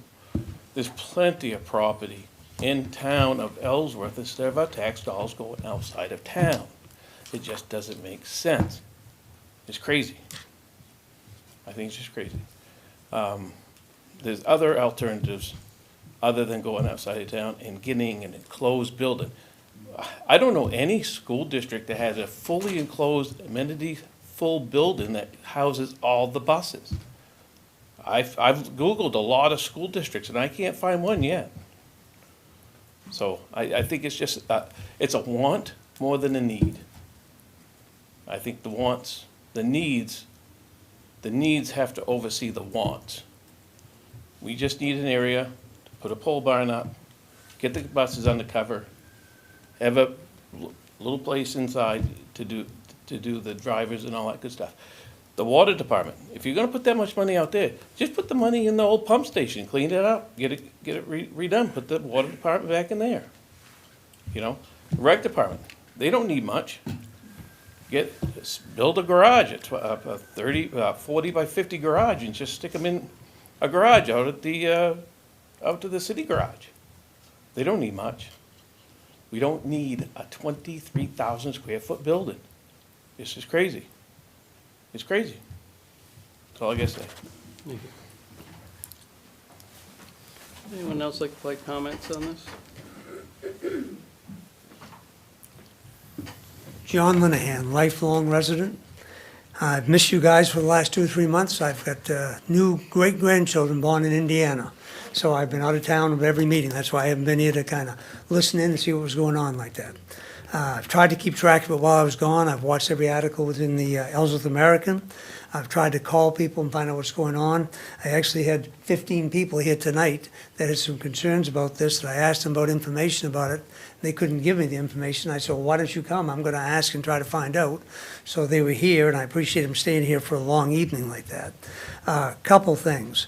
From near as I can tell, and I know you're talking about a new procurement policy and new bids like that, was the lowest bid accepted on this? I guess I'm always interested in that. Number one, if you put a bid out there, was it the lowest bid? I'm not looking for answers. These are just questions in my mind like that.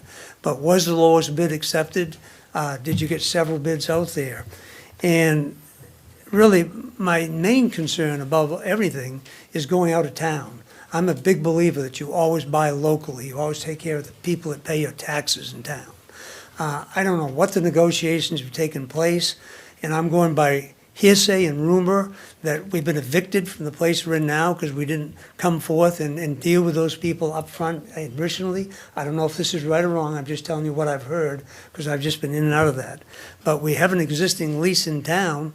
From what I heard, said they'd be willing to put in whatever building we wanted right here in our own town that we're already there. Now we're in an eviction notice on that.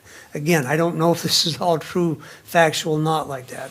But if it is, I believe in transparency and everybody know what's going on like that. So I've invited people to come here tonight. Let's find out what's going on. And I appreciate them staying here all evening on that. I am against leasing, period. But if we're going to lease, let's lease internally in the city of Ellsworth like that. And I don't know how people want to speak tonight, but I'd be curious after what people have heard tonight, if I asked you to come here tonight and you were opposed to this policy of going outside the city of Ellsworth, would you just stand up for me? I'm just be curious like that. Thank you. I appreciate that very much. And, you know, again, I've been back and forth in state and out of state like that, but it seems like this is a very convoluted process we're going through on this right here. I think it's very important. Somebody said we have plenty of land and facilities. If we in fact have been evicted, let's not hurry. Let's take a step back and let's find alternate sources within our existing facilities we have in town, and let's go get a right bid, whether it's to lease or to build a new facility, and do it the right way. Let's not hurry when we're talking $2 or $3 million here and $2 or $3 million there. It's a lot of money. I'm concerned about my own taxes and taxes in the city of Ellsworth. And I think we got to be really, really conscientious about what we spend our money on like that. Thank you very much. I appreciate your time, and it's nice to see you all like that. I hope I spoke up enough so you could hear, Phil. I didn't want to holler. I didn't want to holler, but I want to make sure you could hear or anything. Thank you very much. I appreciate it. Anyone else like to provide comments? My name is Alice Higgins. I have not been born in Maine. I've been owning property and coming to Maine since 1964. I am very involved in the city of Ellsworth. I've owned homes in Southwest Harbor, Bar Harbor, and Bass Harbor. I now am an Ellsworth resident, and I'm very proud of it, and I love this city. And what I'm seeing is that a lot of inequities. How can we say that we're going to spend $178,700 a year renting facilities in Hancock County when $178,000 would be almost half of the playground that has been produced? Put that money toward that. You know, why are we going out of the city when there's so many other projects here that need that money? So the buses sit outside. Like they said, there's properties in this city that could be used. You know, let's use a little sanity here on where this money is spent, and not put the buses in front of the children. The children go in the buses. Thank you.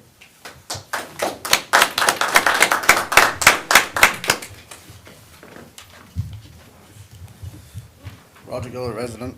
You guys are probably tired of me already. You know, I talk about the city garage a bunch, talk about how the buses can go back, you know, talk about how my dad was the mechanic on the buses and drove the school bus for over 40 years. You know, I spent half my life at the highway garage. I know what there is for room there. You know, I know the ins and outs of the building, you know, more so than most. I've spent more time there than most of the employees have ever worked there. You know, Gordon says the buses can sit outside. You know, I've said this before that, you know, when the state police come inspect the buses, you know, my dad had a stint of 6 years in a row that the state police come inspected them and they walked away. They give them a plaque because the buses were taken care of. There's no problems. You know, Gordon said they could sit outside. The problem with them sitting outside is there's so much electronics in the buses now that, you know, cold electronics, you know, we have buses that don't start now, even they're plugged in, they still don't start. When they're inside a heated building, there's no cleaning them off. The bus drivers come in, get in them. The buses are already somewhat warm. When the kids are picked up, there's not cold seats. I mean, it's just much better environment. I come last time and told you that, you know, for less than $200,000, we could buy a building kit that's all ready to go for, you know, around $200,000 or so. I'm for, you know, as being, I own 2 businesses in Ellsworth, and I'm for keeping everything local, but this company that I talked to assured me that, you know, by the time the school started back up, that, you know, if the concrete was done, the building would be up. You know, we'd have to do the inside or whatever, but the building could be up if we hired their people to come put it up. You know, they said within 3 weeks they could have the whole building standing, 25,000 square feet. We put it at the highway garage. The equipment to do the groundwork is at the highway garage. I talked to a couple different concrete companies that are big enough to do the concrete jobs. They said, geez, that's a pretty good sized job. You know, we could probably, you know, where it's for municipality, give them a little bit of a deal. We could work things around and we could get the job done. I said, that's kind of what I thought and what I like to hear. I deal with them all the time. So, you know, less than $500,000, I mean, we could have our own building on our own property and, you know, roughly built before school starts back up and the cold weather comes in, so they could all be inside. I'm not, you know, the problem is the school buses. And then the reason why we need such a big building, because then the fire department can put a fire truck over there. Then there was the aspect of the trolley and the ceiling. Well, when was the last time we ever pulled an engine? It's been years. We don't need the trolley and the ceiling. That shouldn't be a key factor. The highway department said, well, we could use some of the space too. you have your own building. You say that, you know, the buses can't go back, which they could if they were just tightened up and neaten up. So- Roger, that's 3 minutes. If Yeah. you could wrap up, please. Thank you. Any other public comments on this matter?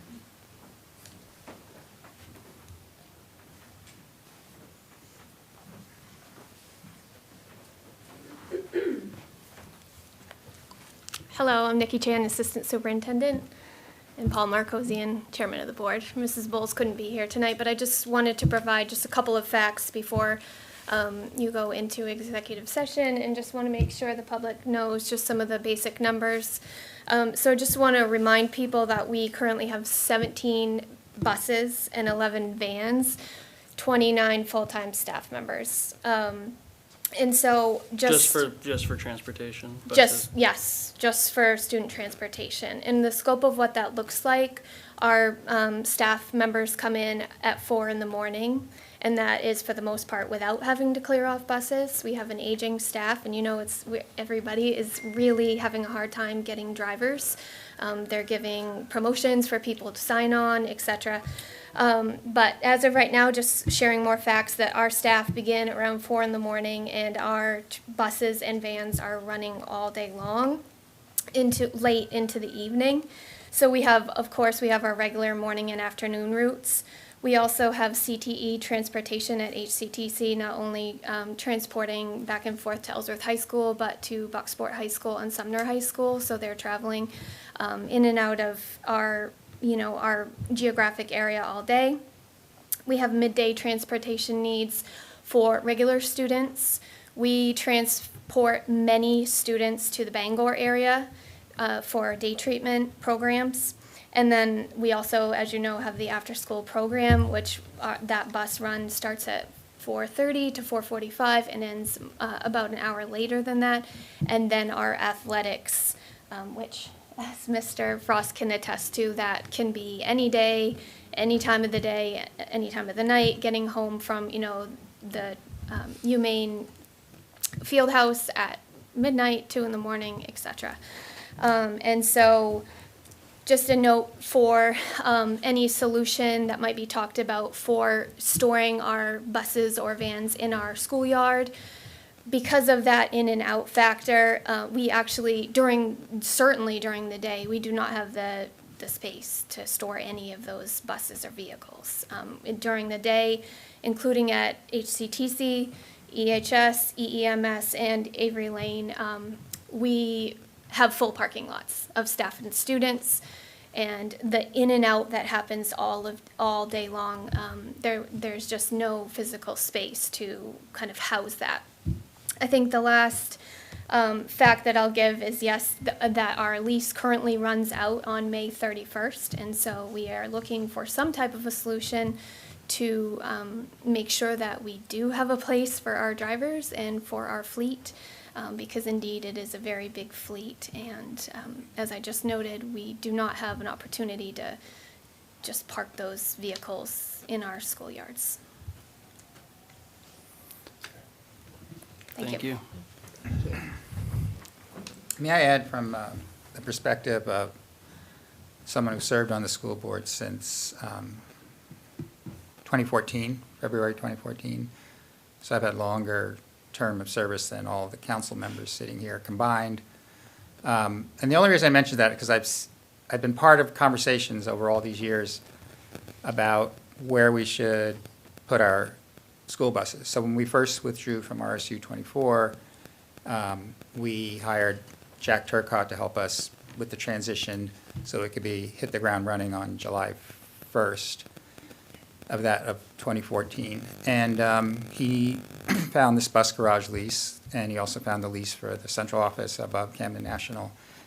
And we were grateful to have those spaces. We were regarded both of them as probably temporary, or hopefully temporary solutions, so that we could eventually own our own facilities for both central office and the buses. And every 3 years we renewed the lease for the bus garage. There was never, my impression, I'm speaking just for myself, is that there was never an appetite on the part of the council to really look and pursue acquiring property or building a building on land we already owned. In discussions, in finance committee workshops, in other discussions. We never brought a proposal forward to do that, but it was clear that it was unlikely to happen this time around. So we just kept every 3 years, we'd renew our bus garage lease, and that's how we approached this looming deadline. And we just looked at some other options, and so recently the board passed a motion to allow Amy Bowles and Charlie to negotiate a lease, and the council also passed the same motion.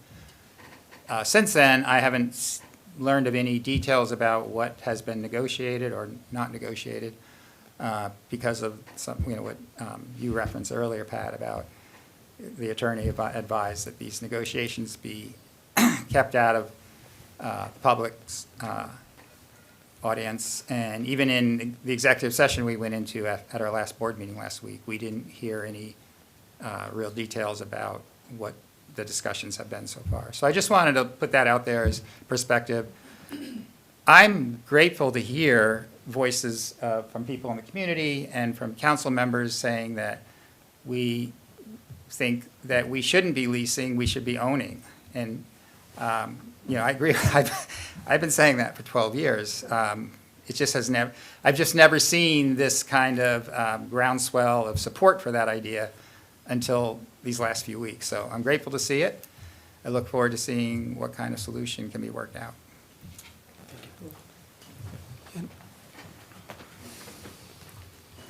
Any further public comment before we move on?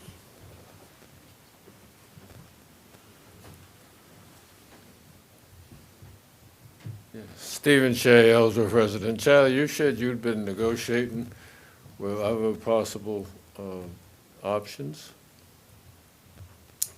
When you started talking, you said you would sought proposals from other sources. Is that true? Sorry, I can answer, but do you want to get all the questions here? Yeah, no, this isn't, just if you want to ask some it's public comment, it's not a public, it's not a discussion. Okay. When can you clarify? When can the public find out? If they have questions, when can they ask questions? You can ask questions and we can respond to you when we're able to, but public comment is public comment, it's not public questioning. When is the period for questions? We will provide answers when we're able to. Wow. Sorry. So anyway. Well, and also, just to clarify, we're in negotiations and it's all protected from public discussion. The agenda stated that there was discussion and possible action tonight. We're not taking any action tonight. Okay, but that's what the agenda item said. Possible, and it's not happening. That's what it said. I can read. So I guess my comment is, I agree with almost everybody that's here tonight. Speaking about this is that, number one, it should stay in Ellsworth. And number two, I think the city has plenty of property. They can build a lot more economic structures. If they need to cover the buses, you can do that a lot more economically on city-owned property that the city currently owns. And if you need to cover the buses, they haven't been covered since I was a little boy, but if you need to cover them, I can see the benefit in that, but you need to get the most economical solution. There were figures floating around last month that you were going to pay $174,000 a month for the facility in Hancock. Is that right? Again, this is all subject to. $174,000 a year. Oh, $174,000 a year. Okay, I'm sorry. Yeah, that's right. And if you amortize that over 10 years, you could certainly build something for that. And I suppose there's still going to be outfitting costs on top of that. And I can't ask you now, I guess, but you probably don't know what those are yet. I think you need to take the time to do this properly and do it in Ellsworth. And then the public needs to have more information about what's going to happen here.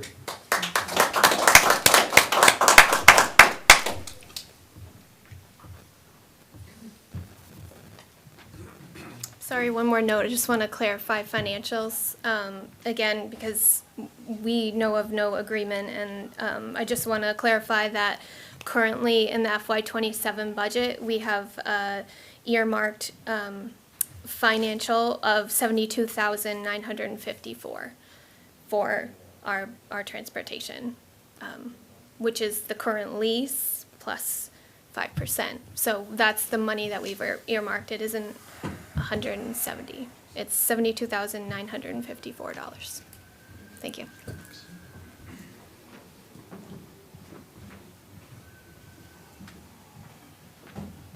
Josh Frost. I live in Ellsworth. I'm the athletic director at the high school. Our bus drivers are certainly a group of staff that don't get a lot of attention, especially when things are going right. So two things I want to kind of point out to you is, one, because our department has grown so much that they now need two bathroom facilities at the garage. One is a flushing toilet and working sink, and the other one is a porta potty in that facility. So think about that, and please help them to maybe get another bathroom in that facility if that's something where we stay. Also, to note, every Friday they do a morning meeting where they get together and have donuts and muffins and whatever else. The athletic department kind of hooked them up a couple weeks ago with donuts from Sweet Cheeks. So I would encourage anybody from the public that's looking to give them some positive attention and help them out.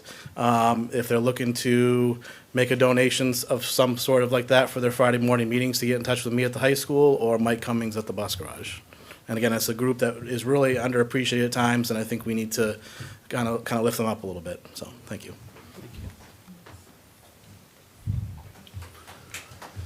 Okay, well, I think I have move on. Yeah, if the council chooses to go to executive session, I just have a few. I was just waiting for Mr. Shea to ask all his questions. I wasn't trying to, not any one of them, but no, I've only been in negotiations with the group that the council authorized me to be in negotiations with on this lease. And I do, to all the points that were made here tonight were excellent, Paul. I hate to put you above the rest, but I think you've been here the longest and have kind of seen this process. And to me, I don't know why I'm surprised on things that activate more than others, but this one has surprised me a bit. I think, the city has been up on a lease for an area that it felt needed to be looked at. And when the county commissioner noted they're bringing their safety operations out to that property, and that there was another large asset that should be looked at. So we looked at that. This was last year. I talked to earlier in the finance committee about it. I said, hey, seems like it could be way too big for our needs, but the school's looking for something.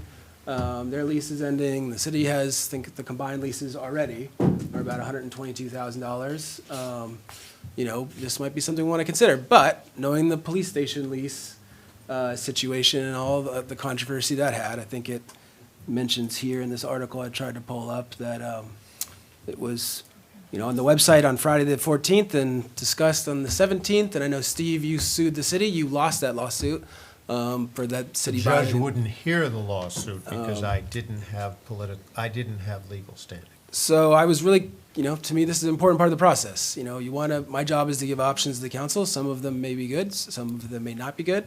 Some of them I may want to move forward with, some of them I may not want to move forward with. That's I believe, the role of myself and the council, and that is really diligent on this process, both with the school and Amy, and putting it out to RFP, having an independent scoring committee to look at the proposals that have been brought forward, to bring forward a review and a recommendation so that we could continue those discussions and to see if I could get to a place where we could negotiate something that would be a good option for the school and for the community. So it does pay me too to put an incredible amount of work into this piece. My dad was a city bus driver for a while, so maybe that's why I would like to see a good facility for the city, or at least other facilities considered.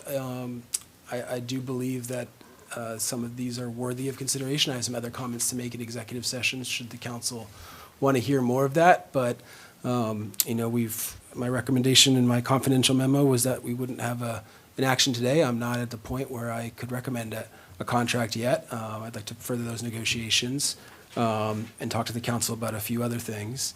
But we've had, this is the second city council meeting on it. We'll probably have another. I just want to make pretty darn clear that I haven't made a decision or even a recommendation on this piece yet to move forward. I really take the citizen comments to heart. That's why we do it like this. I think in the first Bangor Daily News article, they mentioned that this is a really different process for the city to be thinking about, putting it out to RFP and trying to see what's out there. But I can also understand the frustration of folks thinking that it's already a done deal and this is, this happens in local communities. I want to just be very clear that it's not. I personally, and I can't really talk about that yet. But I'm not there. If I was, I would be presenting a contract. I would have asked Amy to present one to the school board beforehand. This is a very long-term commitment for the city. As you mentioned, Paul, it was kind of considered a temporary solution, and 12, 13 years later, we're still here. So I think it's right and proper to consider, where we score. It's not just a couple school buses we can fit in the highway. I would want to put that one out. That's not we can't spin up a school bus arrangement at the highway garage in the near term. But some of these other discussions are really helpful, and I'm looking forward to talking more about it and getting the best option here. Thank you, Charlie. Steve?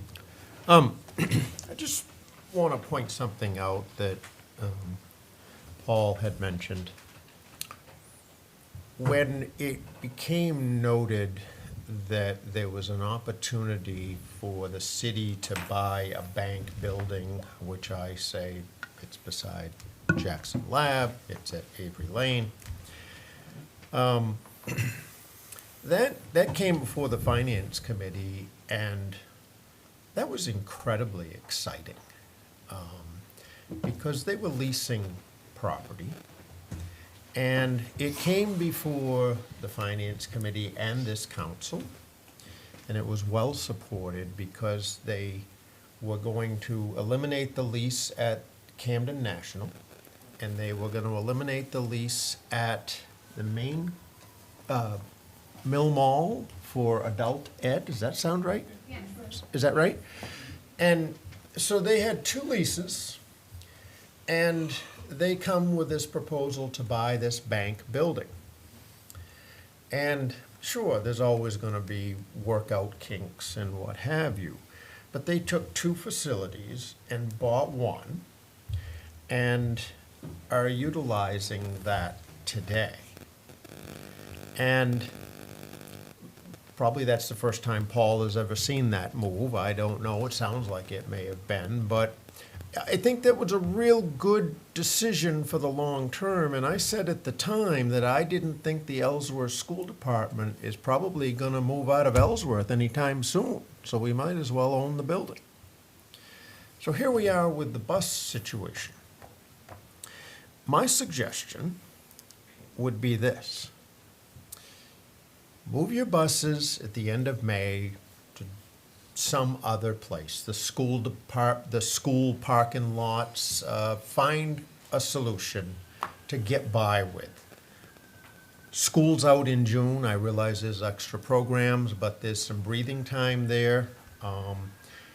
And I would think that we as a city could make a better decision that would last for years as opposed to jumping at something right now.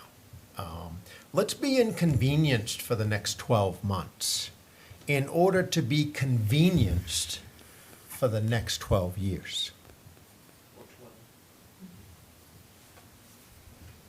Okay. I think the next step is for council to go into executive session, if it so chooses, to discuss the negotiations further. Is there a motion from anyone in the council regarding executive session? Move we go into executive session for further discussions. Thank you. Is there a second? Second. Second. All those in favor? Opposed? Motion carries. Thank you very much for coming to the meeting. I think at this point, we'll be in executive session for the remainder of our meeting. Thank you.